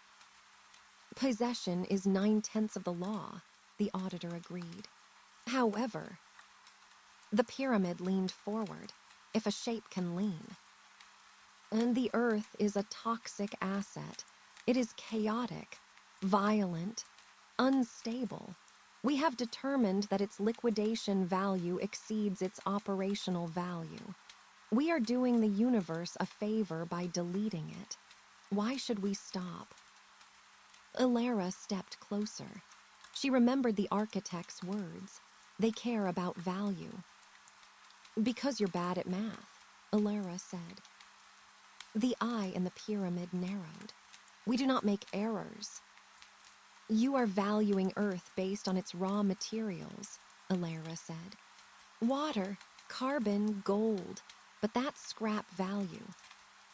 She tapped the sunglasses she was wearing. I know what you really want. You're the syndication. You resell stories. You resell experiences. She pointed to the void, where the Earth used to be. Earth isn't a resource mine. It's a content engine.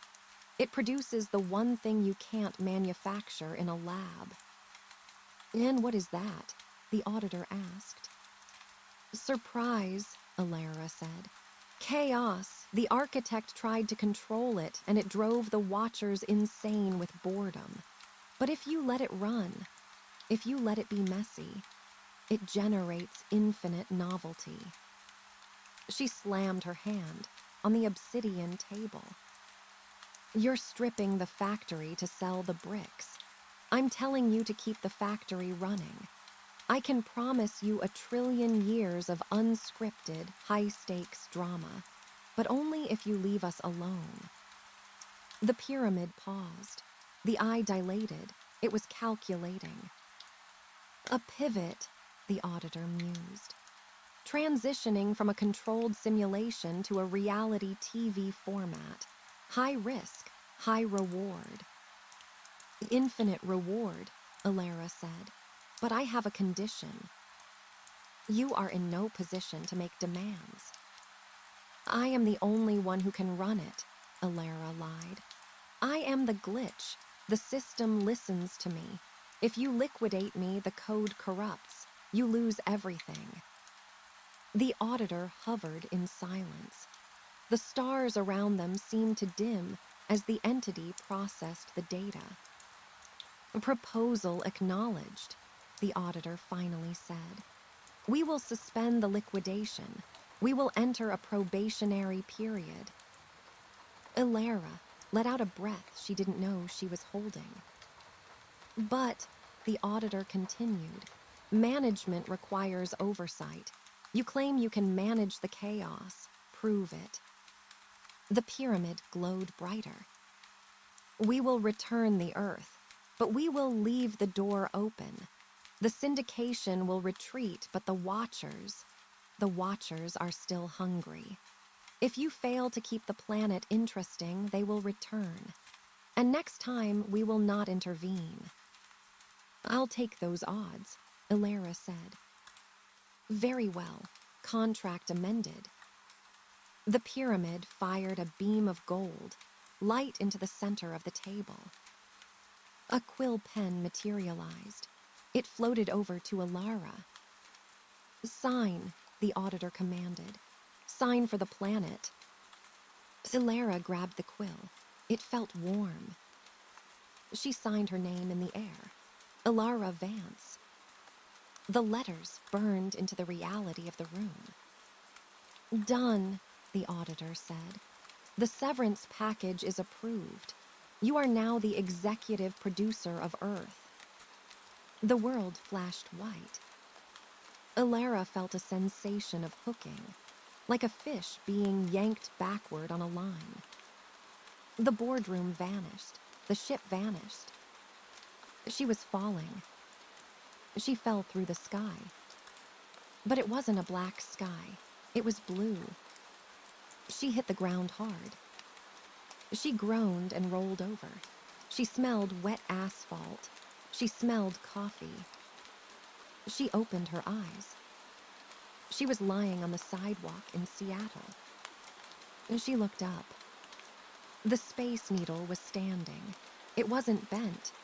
The hole in the clouds was gone. The alien ships were gone.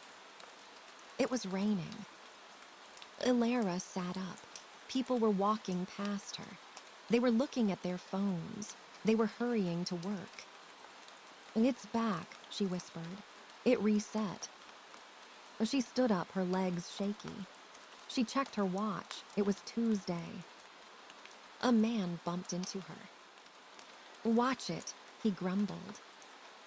Alara laughed. It was a hysterical, sobbing laugh. He was rude. He was real. She looked at her reflection in a shop window. She looked the same. Gray cardigan, messy hair. But then she noticed something. In the reflection, hovering just above her head, was a tiny, translucent icon. It was a crown. And next to it, tiny text that only she could see through the sensor's sunglasses, which were still perched on her nose. Role, executive producer rating, pending status. She wasn't just a character anymore. She was the boss. Ilara took off the sunglasses and put them in her pocket. She looked at the busy street. "Okay," she whispered to the invisible audience. "You want a show? I'll give you a show." She turned and walked into the crowd, ready to start season 1 of the new reality.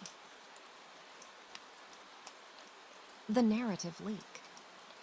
Being the secret god of Earth was mostly a matter of paperwork. Ilara Vance sat in a booth at the Rusty Spoon, nursing a cup of lukewarm coffee. To the other patrons, she was just a tired young woman in a gray cardigan, staring blankly at the wall. But Ilara wasn't looking at the wall.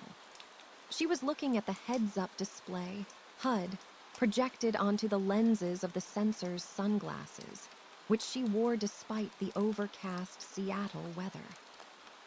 Global rating, 7.210 genre stability, 94% conflict levels, low warning anomalies detected, 3. Conflict is down again, Ilara muttered, stirring sugar into her coffee. "That is because you solved the energy crisis last week," a voice whispered from her shadow. The censor was still with her. He had lost his physical form during the confrontation on the spaceship, but he had survived as a sentient silhouette. He lived in Ilara's shadow, stretching out across the linoleum floor of the diner. "Peace is boring, Ilara," the shadow voice continued. "The syndication algorithms favor struggle. If the audience gets bored, they will liquidate the asset. You need to introduce a subplot. Maybe a small volcanic eruption." "No volcanoes," Ilara whispered back, keeping her lips barely moving. "I'm trying to run a slice of life show here. Maybe a romantic comedy arc. I could influence the weather to make it rain during a proposal." "Romance rates well in the 1834 demographic," the censor conceded. "But it lacks stakes." Ilara sighed. This was her life now. She wasn't just living, she was curating. Every day, she had to balance the global narrative to keep the syndication happy without actually destroying the world. It was an exhausting high-wire act. Suddenly, a red alert flashed on her sunglasses. Critical error genre leak detected sector. University district type. High fantasy. "Damn it," Ilara stood up, throwing a $5 bill on the table. "We have a leak." "A leak." "A deleted timeline is bleeding through," Ilara said, rushing out of the diner. "Someone in the U District is about to have a very weird day." She ran to her car, a beat-up 1990s sedan she had bought with her tips. Being the owner of the planet didn't pay a salary. The syndication accepted exposure as payment. She drove north, weaving through traffic. As she approached the University of Washington campus, she saw it. The sky above the library wasn't gray. It was purple. And hovering above the architecture building was not a cloud, but a floating island with a waterfall pouring off the side. "That's not supposed to be there," Ilara said, parking the car on a curb. She put on the sunglasses. Through the lenses, she saw the code of reality fraying. The barrier between Earth Prime and the archive of lost timelines had thinned. She ran onto the campus quad. Students were standing around, pointing their phones at the sky. Some were laughing, others were screaming. In the middle of the fountain, a creature was standing. It was an orc, 7 feet tall, green skin, tusks, wearing heavy plate armor. It was holding a battle axe and looking extremely confused. "Where is the wizard?" the orc roared. His voice shattered the windows of the nearby lecture hall. "I was promised a wizard." "Clear the area," Alara shouted, flashing a badge she had printed herself that said Reality Safety Inspector. The students ignored her. They were filming. Viewer engagement, spiking rating, 8.910. "The audience loves it," the censor whispered from the pavement. "Perhaps we should let him rampage. It would boost the season average." "No," Alara said. "Genre mixing destabilizes the physics engine. If that orc stays here for more than 10 minutes, the laws of magic will start to overwrite the laws of gravity. Seattle will float away." She walked up to the fountain. The orc saw her. He lowered his axe. "Are you the sorceress?" he grunted. "I'm the producer," Alara said, "and you're on the wrong set." "I was in the Battle of the Black Gate," the orc said, looking at his axe. "I was swinging at an elf, then blue light, and now I am here.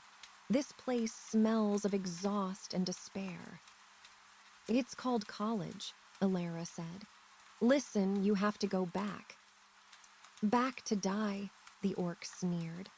"I think not. I like this realm. The villagers are soft. They have tiny, glowing rectangles." He pointed at a student's phone.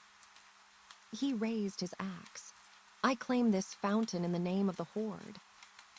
He swung the axe at the concrete rim of the fountain.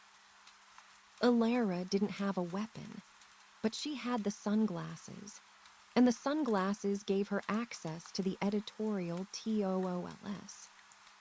She tapped the frame of the glasses. A menu appeared in her vision. Edit object delete, resize modify properties. She looked at the axe. She focused on it. Select, axe modify, density set to foam.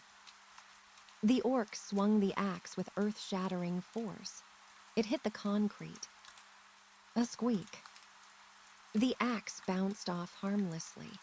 It wobbled like a pool noodle. The orc stared at his weapon. He squeezed the handle. It squished. "What sorcery is this?" he cried. "Budget cuts," Alara said. "We can't afford real steel in this economy." She stepped closer. "Now you can go back to your timeline voluntarily, or I can edit you out completely. And trust me, being deleted is boring. It's just nothing." The orc looked at the foam axe. He looked at the purple sky fading back to gray. He looked at Alara's cold, tired eyes. He recognized the look of a superior officer.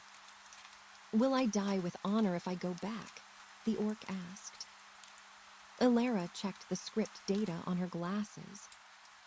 Character, GRISHNAK fate, dies saving his captain. "Yes," Alara lied. Or maybe she wasn't lying. She could write it into the script later. "You die a hero." The orc nodded.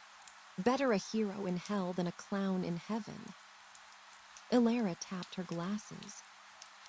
Open portal, archive. A rift opened in the air behind the orc. It smelled of sulfur and old books. The orc stepped through. The rift zipped shut. The floating island above the library dissolved into mist. The purple sky faded. The students lowered their phones. They looked around, blinking. What happened? One asked. Did you see that? See what? Another replied. I think it was a viral marketing stunt for a movie. Yeah, probably. They walked away. The human brain was excellent at editing out impossible things. It was a natural defense mechanism that Alara relied on daily. Leak contained, Alara sighed, taking off the sunglasses to rub the bridge of her nose. That was close. Too close, the sensor said. The frequency of anomalies is increasing. The walls between the genres are crumbling, Alara. The archivist warned you. The original script is a virus. It rebooted the world, but the file is corrupted. We have bad sectors. I know, Alara said. I need to patch it, but I don't know how to code the universe. I just know how to break it. She walked back to her car. As she drove away, she didn't notice a figure watching her from the roof of the library. It wasn't an orc. It wasn't a monster. It was a man in a beige trench coat. He was holding a notebook. He wrote something down, tore the page out, and let it flutter away in the wind. The page read, Protagonist identified, ACT-2 initiated, conflict required. Part 18, the antagonist protocol. The problem with a perfect world was that it had no immune system. Alara sat in her apartment, staring at a whiteboard covered in maps and string. She looked like a conspiracy theorist, but she was actually the planet's HR department. Issue, the narrative vacuum. When the director died, the role of antagonist was left vacant. The architect tried to fill it, but he was gone or neutralized. The syndication was a force of nature, not a villain. Stories need a bad guy, the censor explained from the corner of the room, where he was currently inhabiting the shadow of a potted plant. Without a focal point for negative energy, the system generates random conflicts to compensate. That is why the orc appeared. That is why traffic was terrible yesterday. That is why your toast burned. So the universe is throwing tantrums because it doesn't have a villain? Alara asked. Correct. The conflict engine demands a counterweight. If you do not appoint an antagonist, the system will select one for you. And the system has terrible taste. It might pick a nuclear warlord, or a virulent plague, or a reality TV star. Alara shuddered. We need to cast someone controllable. A villain who can keep the ratings up but won't actually destroy the world. A heel, the censor said. In wrestling terminology, someone the audience loves to hate but who follows the script. Exactly. Where do we find a controlled villain? There was a knock at the door. Alara froze. Her apartment was supposed to be a safe zone. She checked the peephole. Standing in the hallway was the man in the beige trench coat. He held up a badge. It wasn't a police badge. It was a blank white card that shimmered with holographic text. Narrative audit. Alara opened the door. Who are you? I'm the critic, the man said. Alara tensed, reaching for the broken chainsaw handle she kept by the door. I killed a critic in the scrapyard. I threw a trophy at his face. That was a different critic, the man said calmly, stepping inside without asking. That was a cinema sins type, very pedantic. I am a literary critic. I focus on structure and themes. He looked around her apartment. He sneered at the whiteboard. Messy, he noted, but effective. You've done a decent job keeping the show running, Ms. Vance. But your ratings are slipping.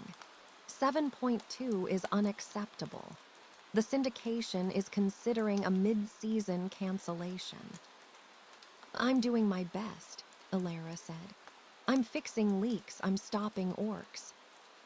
You are playing whack-a-mole, the critic said. You need a nemesis, a Moriarty to your Holmes, a Joker to your Batman. He sat down on her couch, dusting it off first. I am here to offer my services. You want to be the villain? Alara asked. Heavens no, the critic scoffed. I am an observer. I am here to facilitate the casting call. The system has generated 3 candidates for the role of antagonist. You must choose one. If you do not choose within 24 hours, the system will activate all 3. 3 candidates. The critic pulled 3 file folders from his coat. He placed them on the coffee table. Candidate 1, he pointed to a red folder. The warlord, a general in a rogue state. If activated, he will start World War III. High stakes, high ratings, very messy. Pass, Alara said immediately. Candidate 2, he pointed to a green folder. The eco-terrorist, a scientist who believes humanity is a virus. She will release a spore that turns people into trees. Poetic, but terminal for the cast. No. Candidate 3, he pointed to a black folder. The nihilist, a philosopher who discovers the truth about the gallery. He wants to destroy the simulation to free everyone into the void. He won't kill the body, he will kill the hope. Alara looked at the folders. They were all terrible options. These are tropes, she said. They're clichés. Clichés work, the critic said. That is why they exist. I don't want any of them. I want a 4th option. There is no 4th option, the critic said. The protocol is strict. Pick your poison, Alara, or drink them all. Alara paced the room. She looked at the sensor. The shadow shrugged, an impressive feat for a 2D object. If I pick one, Alara said, can I manage them? Can I edit their script? You can try, the critic said. But villains have a tendency to go off script. That is their nature. Alara looked at the black folder. The nihilist. Who is the nihilist? She asked. The critic opened the folder. Inside was a photograph. It was a picture of Mr. Abernathy, the owner of the antique shop where she used to work. Alara felt a punch to her gut. Mr. Abernathy, he's a sweet old man, he likes clocks. He is the perfect vessel, the critic explained. He spends his days surrounded by time, obsessing over the past. It is a short step from nostalgia to resentment of the present. The system has identified a latent bitterness in him. If you activate him, he will become the chronomancer. He will try to freeze time forever so that nothing ever dies. He would destroy the future, Alara whispered. But he would save the past, the critic countered. A sympathetic villain, the audience loves them. Alara looked at the photo. Mr. Abernathy had been kind to her. He had given her a job when no one else would. I can't turn him into a monster, Alara said.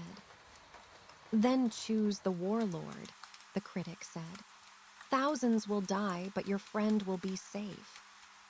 The weight of the executive producer role crushed down on her. This was the cost. To save one, she had to doom many. To save the world, she had to sacrifice a friend. No, Alara said. She grabbed the folders. She gathered them up and walked to the kitchen. She turned on the gas stove. What are you doing? The critic asked, standing up. You cannot destroy the options. I am the producer, Alara said. I reject the casting. She threw the folders onto the flame. They caught fire instantly, burning with a strange green flame. You fool, the critic hissed. You have rejected the antagonist protocol. Do you know what happens now? The system picks one. No, the critic backed away toward the door. The system realizes that you are the obstacle. If you will not allow a villain, then you must become the villain. The air in the apartment grew cold. The lights flickered. Alara felt a shift in the narrative gravity. The camera angles of the universe were pivoting. She looked at her reflection in the window. The hood on her sunglasses flashed. Role update, previous, protagonist current, antagonist. Objective, survive the heroes. What? Alara gasped. You are blocking the conflict, the critic said, his voice dripping with pity. Therefore, you are the enemy of the plot. The system is going to send heroes to stop you, Alara. You just cast yourself as the big bad. The critic opened the door. Good luck with the season finale, he said. I'll be watching. He left. Alara stood alone in her kitchen, the ashes of the files smoking in the sink. The censor, she whispered. Did I just ruin everything? The shadow stretched out, merging with the darkness under the table. You broke the trope, the censor said. But now the narrative is immune to you. You are no longer the writer. You are the target. Alara looked out the window. Down on the street, she saw people stopping. They were looking up at her apartment window. A group of extras, ordinary people, were gathering. Their eyes were glowing with a faint golden light. They were receiving a new quest. Quest: defeat the tyrant Elara-Vance. Okay, Alara said, grabbing her coat and the sunglasses. If they want a villain, I'll give them the best damn villain they've ever seen. She ran for the fire escape. The hunt was on. The city of heroes. Alara Vance ran through the back alleys of Seattle, but she wasn't running from monsters. She was running from a barista, a construction worker, and a dog walker. The antagonist protocol had taken effect with terrifying speed. The golden light of the narrative had infected the population, rewriting their internal motivations. They were no longer civilians. They were level 1 heroes, and they had all received the same quest notification: defeat the tyrant. She skidded around a corner, splashing through a puddle. The censor, now a ragged shadow clinging to her heels, whispered urgent warnings. Proximity alert, the censor hissed. A chosen one is approaching from the north. High narrative potential. Alara pressed herself against a dumpster. Peering out, she saw a teenage boy on a skateboard. He wasn't just skating, he was glowing. The wind blew his hair perfectly. The background music, which Alara could hear buzzing in the air, swelled to a heroic crescendo. It's ridiculous, Alara muttered. He's just a kid. He is a protagonist now, the censor corrected. And protagonists are dangerous. They have plot armor. If you fight him, you will lose because the villain always loses to the underdog. I'm not going to fight him, Alara said. I'm going to cancel his show. She tapped the rim of her sunglasses. Target, skater boy archetype. The rebel weakness. Authority figures. Alara stepped out from behind the dumpster. She didn't look like a tyrant. She looked like a tired woman in a dirty cardigan. "Hey," she shouted, channeling her inner high school principal. "You get off that board." The boy froze. The heroic music faltered. The glowing aura around him flickered. "Ah," the boy stammered, the script momentarily confused by the mundane confrontation. I'm here to liberate the city." "You're here to violate Municipal Code 402, Alara snapped, walking toward him with aggressive, bureaucratic energy. "Skateboarding is prohibited in this zone. Do you want a citation? I will call your mother." The boy looked at his board. He looked at Alara. The rebel archetype crumbled under the weight of parental disappointment. "No, The glow faded. He kicked his board up. "Sorry, lady." He skated away, muttering. The quest marker above his head vanished. "One down," Alara sighed. 3 million to go. "You cannot demote the entire city," the censor warned. "The narrative pressure is building. The system is escalating. Look." Alara looked up. The sky wasn't static anymore. It was stormy. But the clouds were forming shapes: skulls, swords, dragons. The atmosphere itself was setting the mood for a boss fight. "We need a fortress," Alara said. "If I'm the villain, I need a lair. Somewhere the narrative logic implies is impenetrable." "The Space Needle," the censor suggested. "Too obvious, too cliché. The heroes always storm the tower."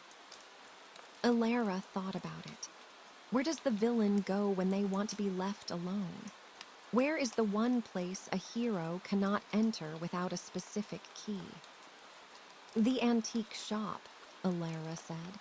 "The timekeeper's remorse, it started there. The breach is still active there. It has high magical density." "Mr. Abernathy is there," the censor reminded her. "He was a candidate for antagonist. If you go there, you might trigger a crossover event." "I'll take the risk." They moved through the city. It was getting harder to avoid detection. The system was spawning encounters. A taxi driver tried to run her down, shouting catchphrases about justice. A flock of pigeons attacked her, coordinated like a hive mind. Alara used her sunglasses to edit the environment. She deleted a fire escape ladder to stop a pursuer. She changed the color of a traffic light to create a gridlock. She was hacking reality on the fly. They reached the steep street where the shop stood. The timekeeper's remorse looked different. The windows were dark, but the air around it shimmered with a distortion field. The ticking of the clocks inside could be heard from the street, a loud, rhythmic heartbeat that seemed to slow down time itself. Standing in front of the door was a group. It wasn't a random mob. It was a party. A firefighter, the tank; a nurse, the healer; a university professor, the mage; a street performer, the rogue. They stood in formation, weapons raised, an axe, a syringe, a book, and juggling pins. They were glowing with high-level energy. "The boss battle," the censor whispered. "You cannot talk your way out of this, Alara. They have reached the climax of their arc." Alara stopped 20 feet away. She felt the narrative gravity pulling at her. The urge to give a monologue was overwhelming. The urge to laugh maniacally bubbled in her throat. "I don't want to hurt you," Alara said, fighting the script. "Surrender, tyrant," the professor shouted, opening his book. Glowing runes floated off the pages. "Your reign of, mild administrative oversight ends today." "They don't even know what I did," Alara realized. They just know they have to stop me. The firefighter charged. He swung his axe. Alara didn't move. She didn't dodge. Censor, she said calmly. Implement the plot twist protocol. Which one? The we are not so different maneuver. Alara took off her sunglasses. She threw them on the ground. She opened her arms. Go ahead, she screamed. Kill me, and when you do, the show ends. The lights go out, you stop existing. The firefighter stopped, the axe inches from her face. What? He asked, confused. I am the producer, Alara yelled, tears streaming down her face, a calculated villainous breakdown. I am keeping the sky up. I am keeping the void out. You think you're heroes? You're just batteries. If you break the battery, the toy stops working. The party hesitated. The logic of the meta-narrative was clashing with their heroic programming. She's lying, the nurse shouted. It's a trick. Is it? Alara pointed to the sky. Look at the clouds. They aren't clouds. They're set dressing. Look at the edges. The professor looked up.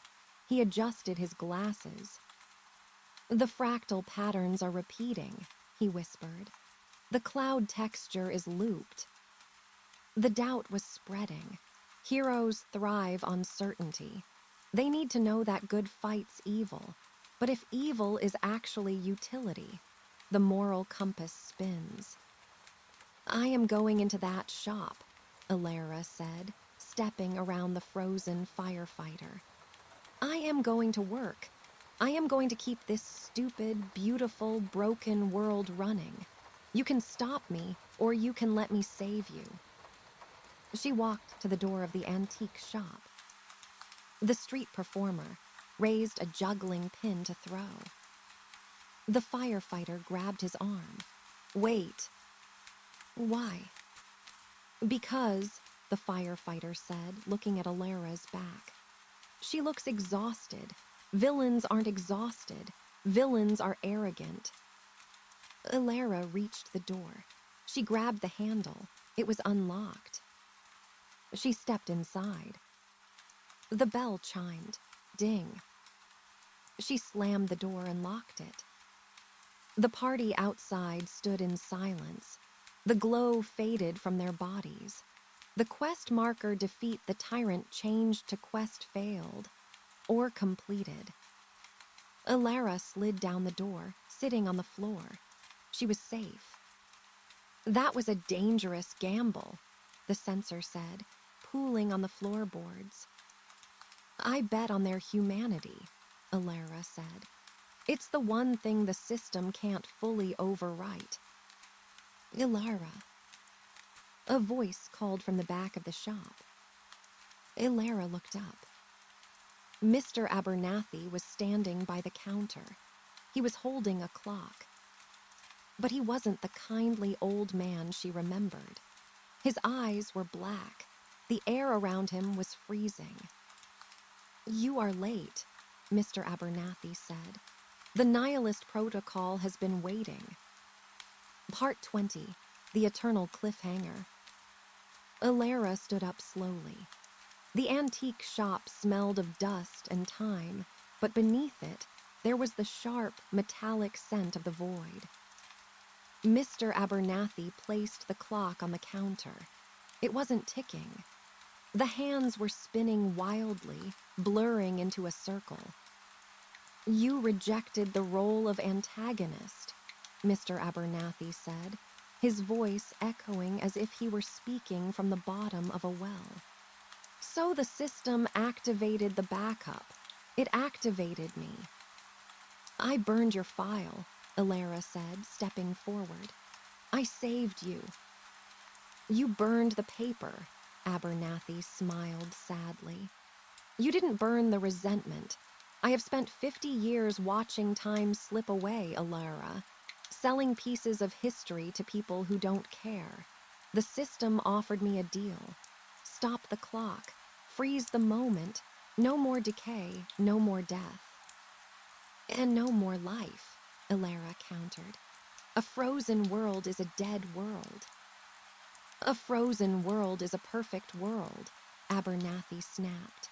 He raised his hand. The air in the shop solidified. Elara tried to move, but her legs felt like they were encased in concrete. She was being paused. I am the chronomancer now, Abernathy declared. I will pause the entire simulation. We will live in the eternal now. Censor, Elara shouted, her voice slowing down. Do something. I cannot redact time. The censor's voice came from the floor. He is controlling the frame rate. Elara struggled against the stasis. She looked at the spinning clock. That was the source, the artifact anchoring his power. She needed to break it, but she couldn't move. She looked at her pocket. The sunglasses were gone. She had no props, no weapons. But she was still the executive producer. She still had the title deed signed by the auditor. System, Elara yelled with her mind, projecting her thought into the narrative code. Authorization override, Elara Vance, alpha clearance. The air shimmered. Text appeared in her vision. User recognized. Command. Cancel the series, Elara thought. Warning. Cancellation will result in deletion of assets. No, Elara corrected herself. Don't cancel, put it on. Hiatus. Command. Hiatus. Yes, indefinite hiatus. Suspend all storylines. Freeze the narrative arc, not the physics engine. Mr. Abernathy's eyes widened. What are you doing? I'm giving you what you want, Arthur, Elara said, fighting the slowness of her speech. You want to stop the story? Fine, we stop the story. Executing the cliffhanger protocol. The spinning clock on the counter shattered. The blast of energy didn't freeze the room. It separated it. The walls of the antique shop began to glow. The world outside the windows faded into a swirling gray mist. You are isolating us, Abernathy gasped, the blackness fading from his eyes. You are cutting the shop off from the world. I'm creating a bottle episode, Elara said as the stasis on her legs broke. She stumbled forward. A pocket dimension.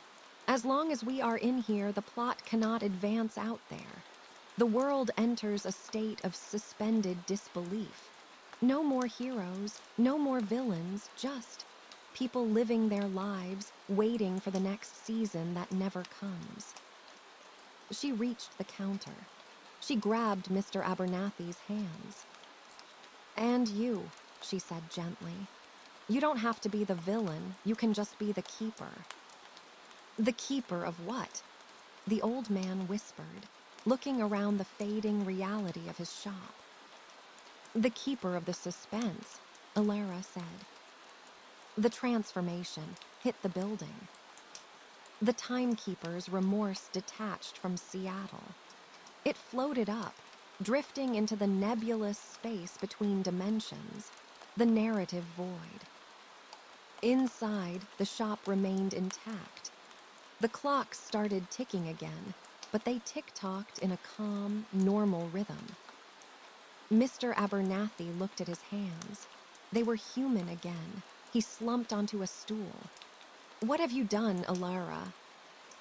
Elara walked to the window. She looked out. Below her, floating in the void like a beautiful blue marble, was Earth. It was safe. The hiatus fields surrounded it like a shield. To the syndication, Earth was now labeled in production Do Not Disturb.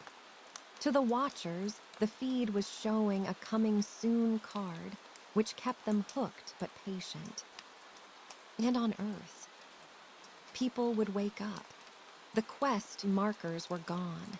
The urge to be a hero was gone. They would go back to being messy, boring, wonderful humans. There would be no grand finale, no apocalypse, just endless, unscripted days. I put the world on hold, Ilara said. I bought them forever. And us, Abernathy asked. We are trapped here in the shop. We are the writer's room, Ilara smiled, sitting in her favorite armchair by the fire. We stay here, we watch, we make sure nothing leaks, we keep the balance. The sensor slid up the wall and settled into the shadow of the grandfather clock. An eternal stalemate, the sensor observed. It lacks resolution, the critics will hate it. Let them hate it, Ilara said. She closed her eyes. For the first time in weeks, she felt truly safe. The script was burned. The cameras were off, or at least looking elsewhere. She was no longer the glitch, or the hero, or the villain. She was the guard. "Tea, Mr. Abernathy?" Ilara asked. The old man looked at her. He looked at his clocks. He smiled. "Earl Grey, please, my dear." Ilara stood up to put the kettle on. Outside the window, the earth continued to spin, blissfully unaware that its existence hung on the fact that the show was merely paused. The end.